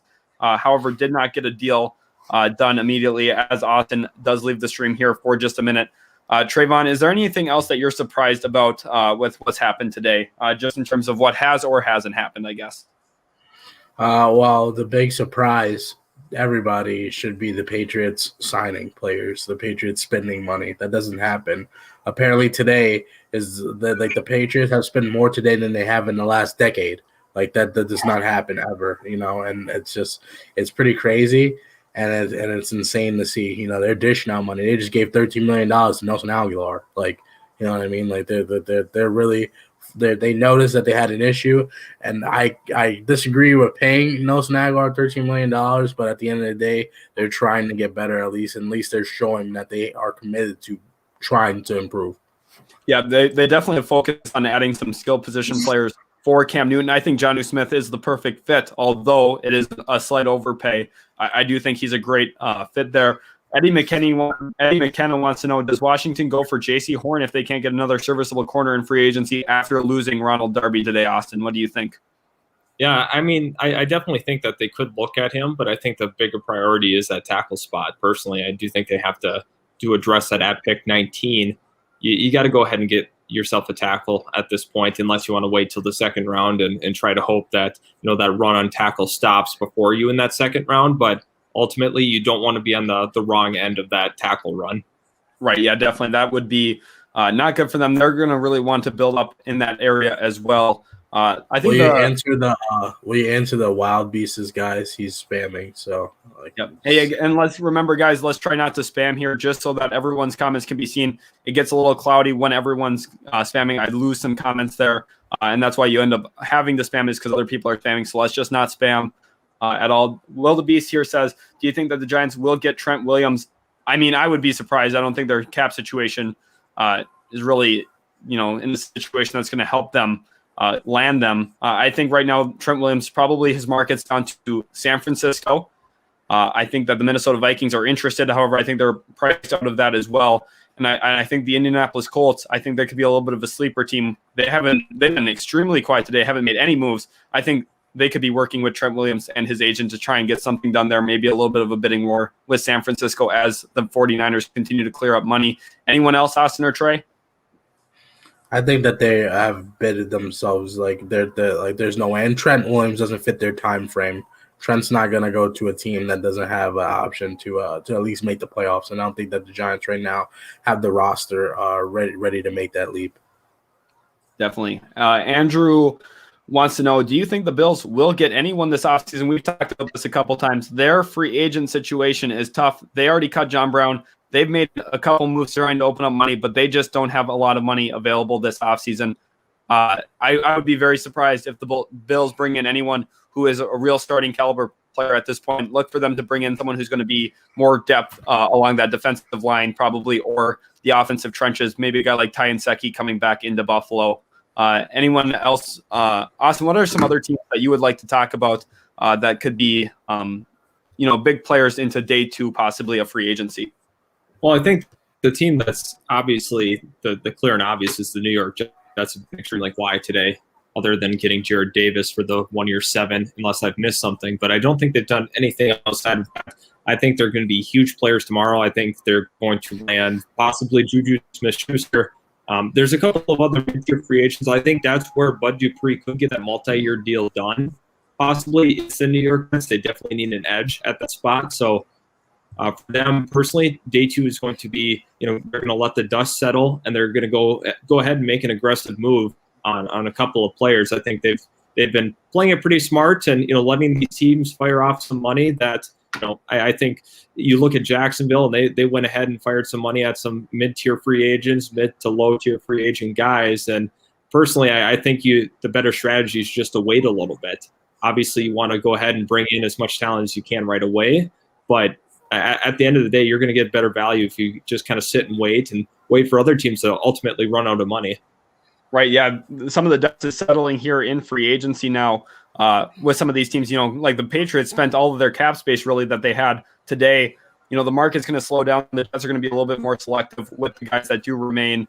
One team that's been, somewhat active was the Cleveland Browns. They brought in John Johnson on what was a very good deal for them, 3 year, $33 million. They got a real quality starting safety, at a position of need. They really needed to address that position. Another one that they need to improve at is that other edge rusher position across from Myles Garrett. Austin, is there anyone on the market that jumps out to you as an option for Cleveland? Yeah, so once again, we have to kind of go back to Trey Hendrickson and also Bud Dupree. I think those are the best options that are currently available. I think they're going to strongly consider both. I think Hendrickson does fit in a little better with Cleveland. I definitely think he is. I did see actually something where they thought that Shaq Barrett's path was very, very similar to Hendrickson. So I think that's kind of an interesting comp. I don't think that obviously Hendrickson will reach that same level as the Shaq Barrett, but I do like his career trajectory to this point. Okay, interesting. One other thing here that I would like to ask about is the Cincinnati Bengals. Austin, I know you have a pretty big interest in them and their team progression around Joe Burrow. Right now, they're in a position to lose possibly Carl Lawson. Do you think that they end up trying to find a way to keep him in free agency? Do you think Trey Hendrickson could be on his way to Cincinnati? And how do they improve this offense around Mr. Joe Burrow? Yeah, right. So to first address that first part of that kind of question was, do you bring back Carl Lawson? I think absolutely. I think Cleveland needs to, continue to build that team, and Carl Lawson to me is a building block for them. So I think you have to go ahead and bring in a guy that's already familiar with your system in Carl Lawson. And then, going to the offensive, side of the ball, it's a little tough for Cincinnati. I think they could really do themselves a lot of good by signing a guy like Hunter Henry at that tight end spot. I don't think their current tight end room is at all formidable for Joe Burrow. But for me personally, you got to address that tight end spot. And obviously, I think in the NFL draft, they are going to address that tackle spot. Yeah, definitely. You got to protect Joe Burrow. You also have to give him some targets to throw the football to. Trevon, you had talked about, you're surprised with New England. What team hasn't done enough today that they really need to make moves where they're maybe on the cusp of being a playoff team or a team that, kind of let themselves down with some of the guys they lost this today in free agency? Well, I don't think it's I don't think the team that I'm going to name as much as lost people, just as much of they're on the fringe and they should be making some types of moves. The Dolphins, The Dolphins had a pretty solid amount of cap, and they haven't done anything today. Maybe they just aren't interested in the top free agents, and that's fine. You know what I mean? But we've seen a lot of day one normally free agents come off the board here. So, I mean, I would say that they are a fringe playoff team, and they're really trying to work towards making that push and being more competitive. And they did that last year. They were a lot more competitive. But I would have thought to come off the board and see them maybe get some offensive linemen to help with Tua, or maybe another weapon to help with Tua as well, which is still an option. There have not been that many wide receivers off the board, and really all the top options are still there when you really think about it. Right, yeah. The Miami Dolphins do have those options still yet at that wide receiver position. Maybe they're in talks with one of those guys right now.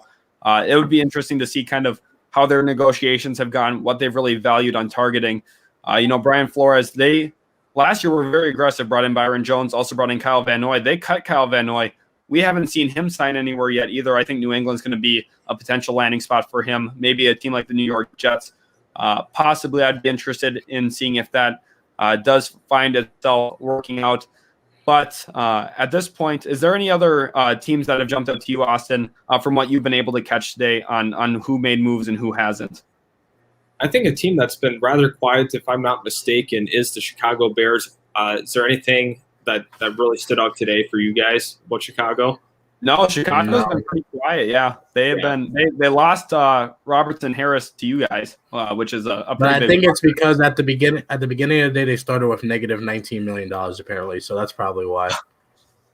Yeah, I definitely think so. I was kind of expecting Chicago to kind of make some moves here, and ultimately they do want to acquire Russell Wilson, and I'm sure you guys already talked about Russell Wilson being, that's not going to happen. I'm sorry, he's not going to get moved this offseason. I really don't see it unless there's an ultimate mega package that Chicago is willing to put out there, but I don't really see that kind of trade happening. But I thought they were going to do a little more, cap clearing moves before free agency hit, so they were able to kind of do a couple of things in that very, very competitive NFC North. But at this point, I don't see, Chicago hasn't done enough, in my opinion, to move forward. I think Chicago kind of needed to take advantage of the situation a little bit more. And one other team, too, that's been a little interesting is Vegas. They had made a lot of moves leading up to the free agent period. They traded Trent Brown, cut both of their starting guards, and Richie Incognito, Gabe Jackson. They had a lot of holes defensively. They went out and got Yannick Ngakoue today. But outside of that, they've been pretty quiet. They also cut LaMarcus Joyner before free agency. They have a lot of needs defensively. They have a lot of needs now on that offensive line after some of their recent moves. They could use a wide receiver as well after losing Nelson Aguilar. What do you kind of see in the cards for Las Vegas, Austin? Yeah, so Las Vegas, I really like the move of Yannick Ngakoue. I think that's a really high upside move. Obviously, he had some tremendous struggles against the run this season, was mainly utilized as a pass rusher, but in the run game, he was atrocious, absolutely getting blown off the line of scrimmage. However, I mean, Las Vegas really needs to kind of look at themselves in the mirror and realize that they do need to continue to add to that defense. Obviously, the offensive line needs to get reworked. It's kind of a weird offseason for them. I don't really understand some of the moves that they've made, and especially along that offensive line, because, I mean, it was pretty good last year as a whole unit. Was not obviously a top 5 offensive line, but they were pretty good. The Titans are going to sign former Colts defensive tackle Denico Achari to a 3-year deal worth $21 million. Okay, so what we're kind of seeing here, real quick, if you don't mind me highlighting, some of these mid-tier players or mid to low-tier players are getting that 3-year 2021, 3-year 24. So that's kind of interesting to me to see. This is what I'm talking about when you are ultimately paying top dollar right away at the start of free agency for some of these guys, when you can really kind of wait it out and ultimately not spend that kind of money until all these other teams run out of cash. So I'm not a big fan of those kind of moves personally, because people are worried that they're going to lose out. But there's a lot of these mid-tier free agents that hang around until all the way to training camp. Yeah, definitely. I agree. Really the kind of thing that you're talking about with your own Jacksonville Jaguars too, that's what you guys have been aggressive in today on the offensive side of the football, making some of these moves for mid-tier players. And sure, it improves your roster, but at the same time, you kind of close yourself off to some of the top end free agents when you're sitting there taking time to negotiate with some of these other guys and also committing money to players of that caliber, like Nico Autry there for the Tennessee Titans, like you had mentioned, Trevon. And just a reminder here for all of those watching, we have a Trevor Lawrence Jacksonville Jaguars jersey giveaway on the channel. It is a black jersey. All you have to do to be entered, like the video, hit subscribe, and comment, and you're entered there. Absolutely free jersey. All you have to do are those 3 things that I had said. Super easy. You guys have absolutely killed it today. At this point, I think we are going to end the broadcast with where we're at. You guys have been absolutely killing it. I've been going for about 6 hours here now, almost. Trevon as well. Austin, thank you so much again for jumping on to after work. You've had you put in a whole 9 to 5 today. You guys can go ahead and get off. I will stay on with some of our subs here, and I will interact with some of them that do want to hang around here. Okay, perfect. Are you able to end the broadcast? I'm not sure, but if you guys both leave, we'll see if it kicks me out. Okay. I don't. All right, perfect. Did he do it? Can I? Yeah. Does that mean then I can? Yeah, I think you should be able to. It should be able to just kind of leave me here. You go ahead, Sheldon, and see. If I leave? Let me see. Yeah, so he's entering. That's good to see that you subbed, entered. That's awesome. Merlin, I saw that you had texted me a question. Let's kind of see if I can locate that again, because I did actually see that earlier while other people were talking. I would like to. All right. What you I'll said. see you, Austin. Yeah, thank you, Dreamer. I appreciate it. No, I appreciate it, man. It's great having you, like always. Thank you. Yeah, so everybody that's still here, let's go ahead and talk some more football. Slow free agent period for the receivers. I agree completely. And I think a lot of people have some trust in the middle round receivers as well. So at that point, you're kind of looking at it as you don't want to pay top tier money for some of these free agents when you know you can get some better guys possibly in the draft or not have to pay premium. Villanueva to the Chargers, I would really like to see that. I think that the Chargers will go ahead and maybe sign one of those guys like a Villanueva, or they're going to have to go ahead and draft one possibly with their first round pick or their second round pick.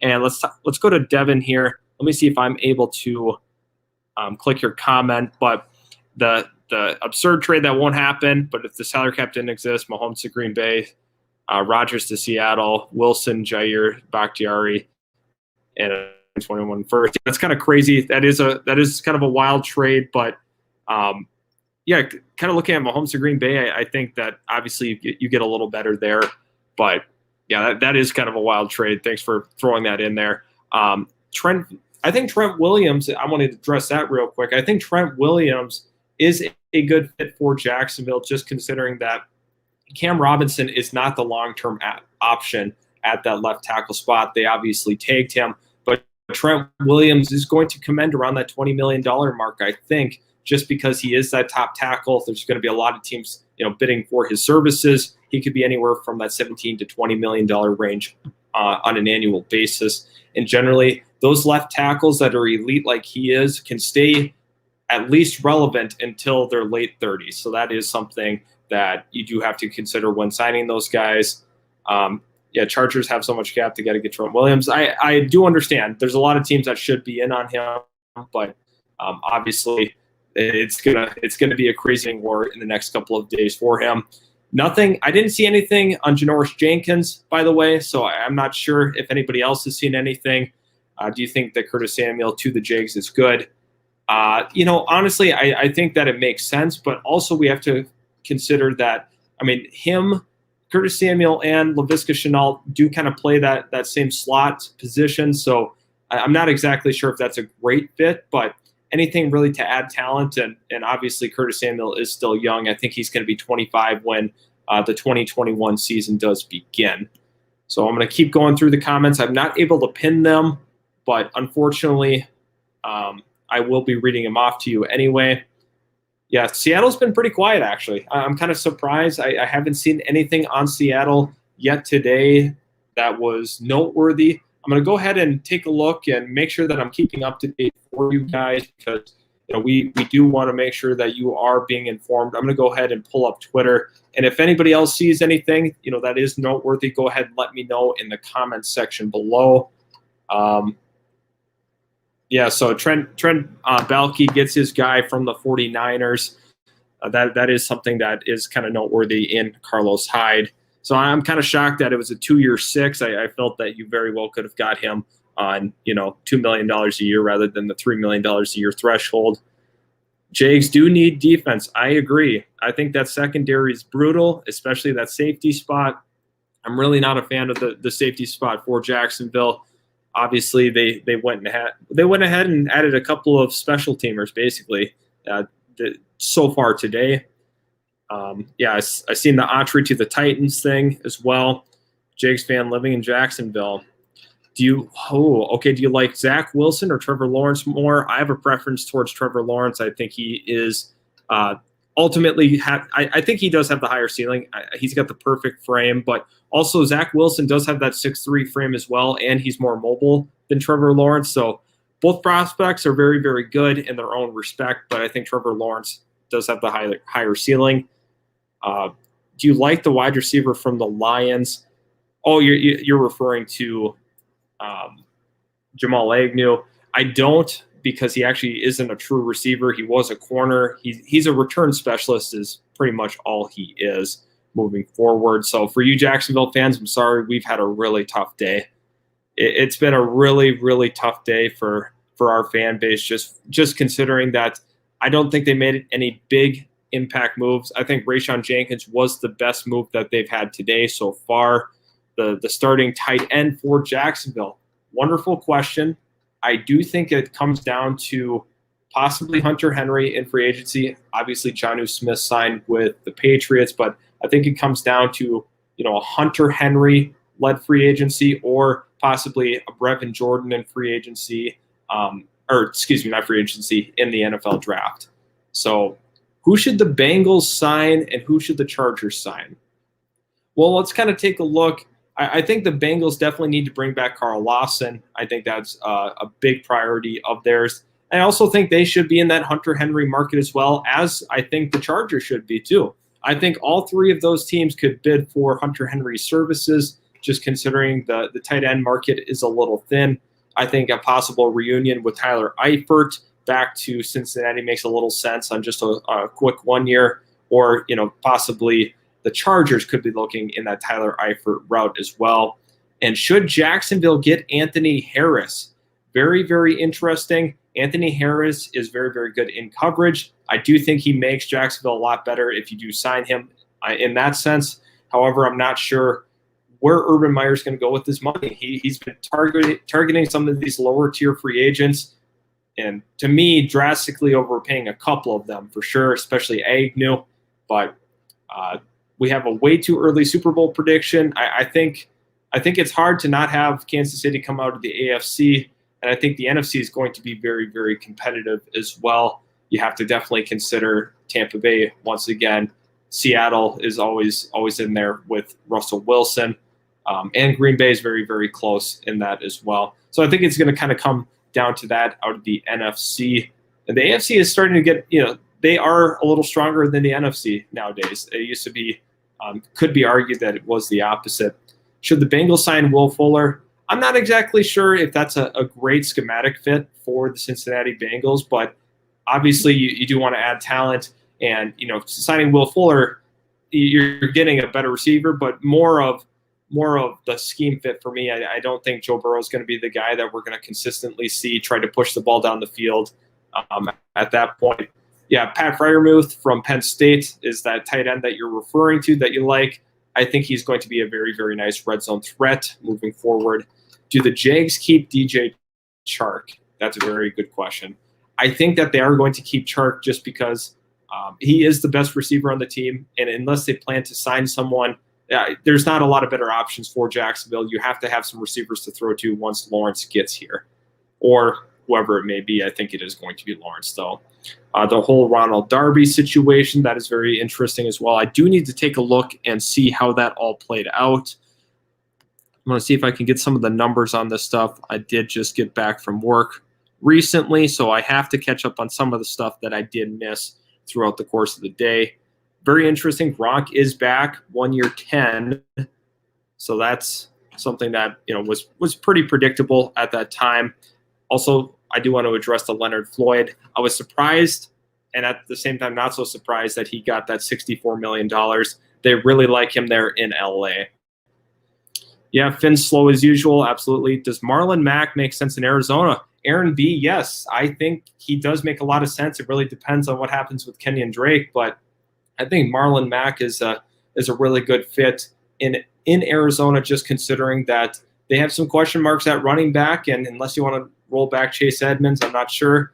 But I think ultimately it makes a lot of sense for them to go ahead and get a guy like Marlon Mack. Do the Chargers trade for Orlando Brown? I would say yes. And for that reason, hold on one second here. Yeah, for that reason, I do think that they can go ahead and try trading a second or possibly a second and fourth round pick for Orlando Brown. I'm not sure if they're necessarily willing to give up that first round pick in an Orlando Brown deal. Is A-Rob staying on the Bears? Good. Well, kind of interesting because he didn't sign that franchise tag yet. So I'm kind of interested to see where that goes from there. Do you think that Gardner Minshew will be traded? That's a tough one. I think they are going to be shopping Gardner Minshew. I think they probably have been shopping Gardner Minshew, but with Doug Marrone ultimately playing quarterback carousel all year long, I don't think they're going to get the proper value for Minshew. I mean, Minshew did not play that terribly in the games this season. Obviously, I think Mike Glennon was a lot worse. Jake Luton was really bad too. So could you see Kyle Pitts fall to Arizona at 16? No. I don't think that's going to happen. I think New England, well, actually not New England's tight end situation's figured out. Maybe Minnesota would dip their toe in a Kyle Pitts, but I don't see him really getting to 16. But I think Arizona could possibly look at trading up for him. Do the Chargers cut Mike Williams? Okay, for Ventura M, I think that Mike Williams, they will let him walk next year and they'll collect a comp pick. I think that's what's going to ultimately happen with Mike Williams. You'll probably see a third or fourth round comp pick for his services.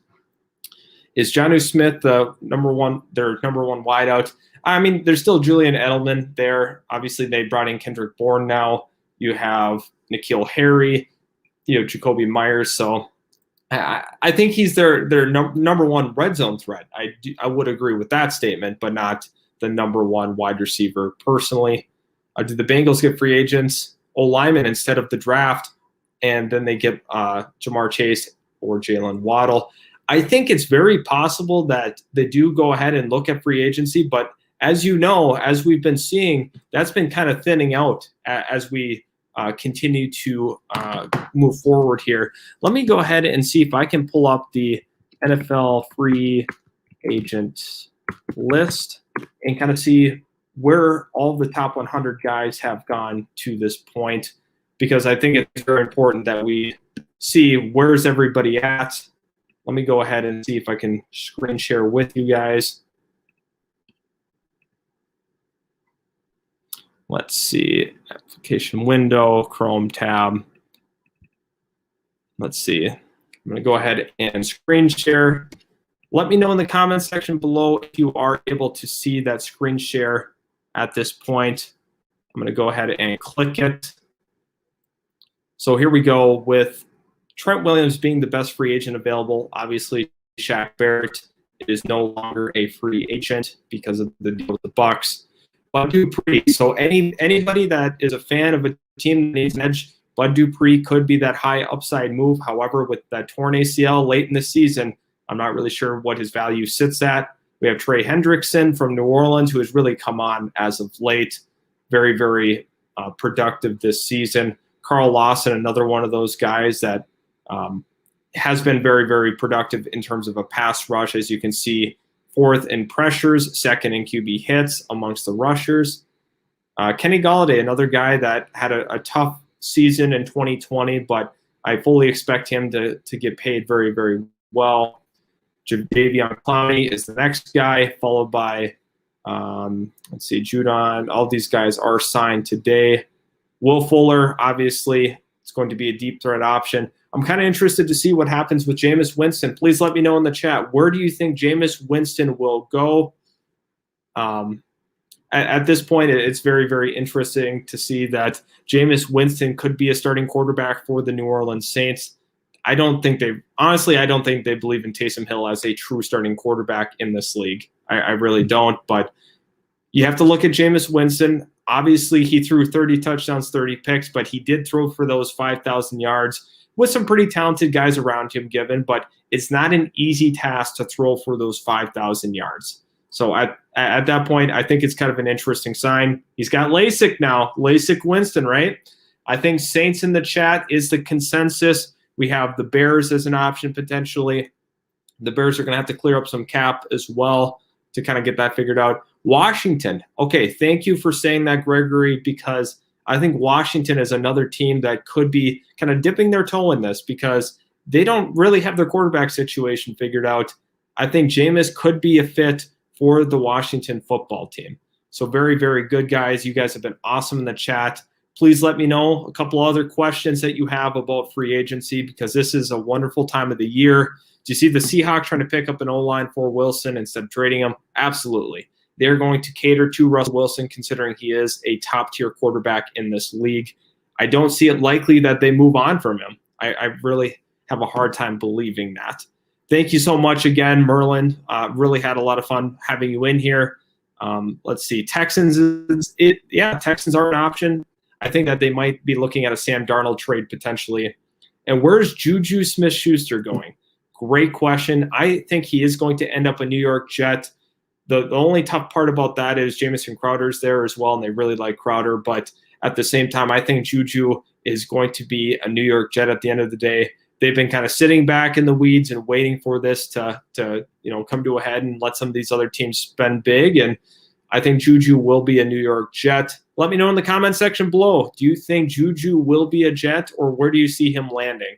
I see Devin says the Ravens. That could be a possibility. Could Miami trade number 3 for Jerry Jeudy and 9 and then draft Slater? I don't think that they would trade that. I think that's I just don't see that actually taking place. I think Jerry Jeudy is staying put in Denver. Kenny Golladay, absolutely. So could be the Niners as well. Yeah, I'm kind of interested to see where the Niners go from here. They've been pretty active today as well. So no Juju to the Jets. He's overrated, says AJ Miller. Very, very. There's a lot of different perspectives on Juju Smith-Schuster. Why is that? Well, obviously his TikTok fanatics, pre-game really rub people the wrong way. But obviously I think Juju is still a talented receiver. Do I believe he gets overrated at times? You can make that argument. You very well could. If you do have any final questions here as I wrap up the stream, I am happy to answer them. Do the best you can to get those last couple of questions answered. Also, if you haven't subscribed already, please go ahead and do so. We'd love having you guys come back and react with some of our other videos. We produce a lot of content all week long. We try to post daily, sometimes twice a day. So we would really appreciate if you go ahead and hit that subscribe button because I like having all this football interactions. There's not a lot of people that love to talk football, but you guys are a great group. I'm super, super excited for that. What's the general consensus on Ethereum? Jags not spending money. They have spent money, but just not correctly, in my opinion. Not at all. Mr. Therapist says that he wants Juju to be a Niner. Who will the Patriots take at 15? I think that Mac Jones is a definite option at 15. Maybe they'll have him sit behind Cam Newton. I'm not exactly sure. Maybe they go ahead and leverage a trade up for a guy like Trey Lance. So that could be an option as well. Biggest steal of free agency so far. That's kind of tough because there's been a lot of guys moving. I think depending on the money, I think Yannick Ngakoue could be that potential steal for the Raiders. That is something that went a little under the radar so far. Let me take a look at the comments again. Colts need to sign Corey Davis. That's kind of an interesting pick because you go ahead and pick from your rival, and at the same time, I think that makes a lot of sense for the Colts to go ahead and do so.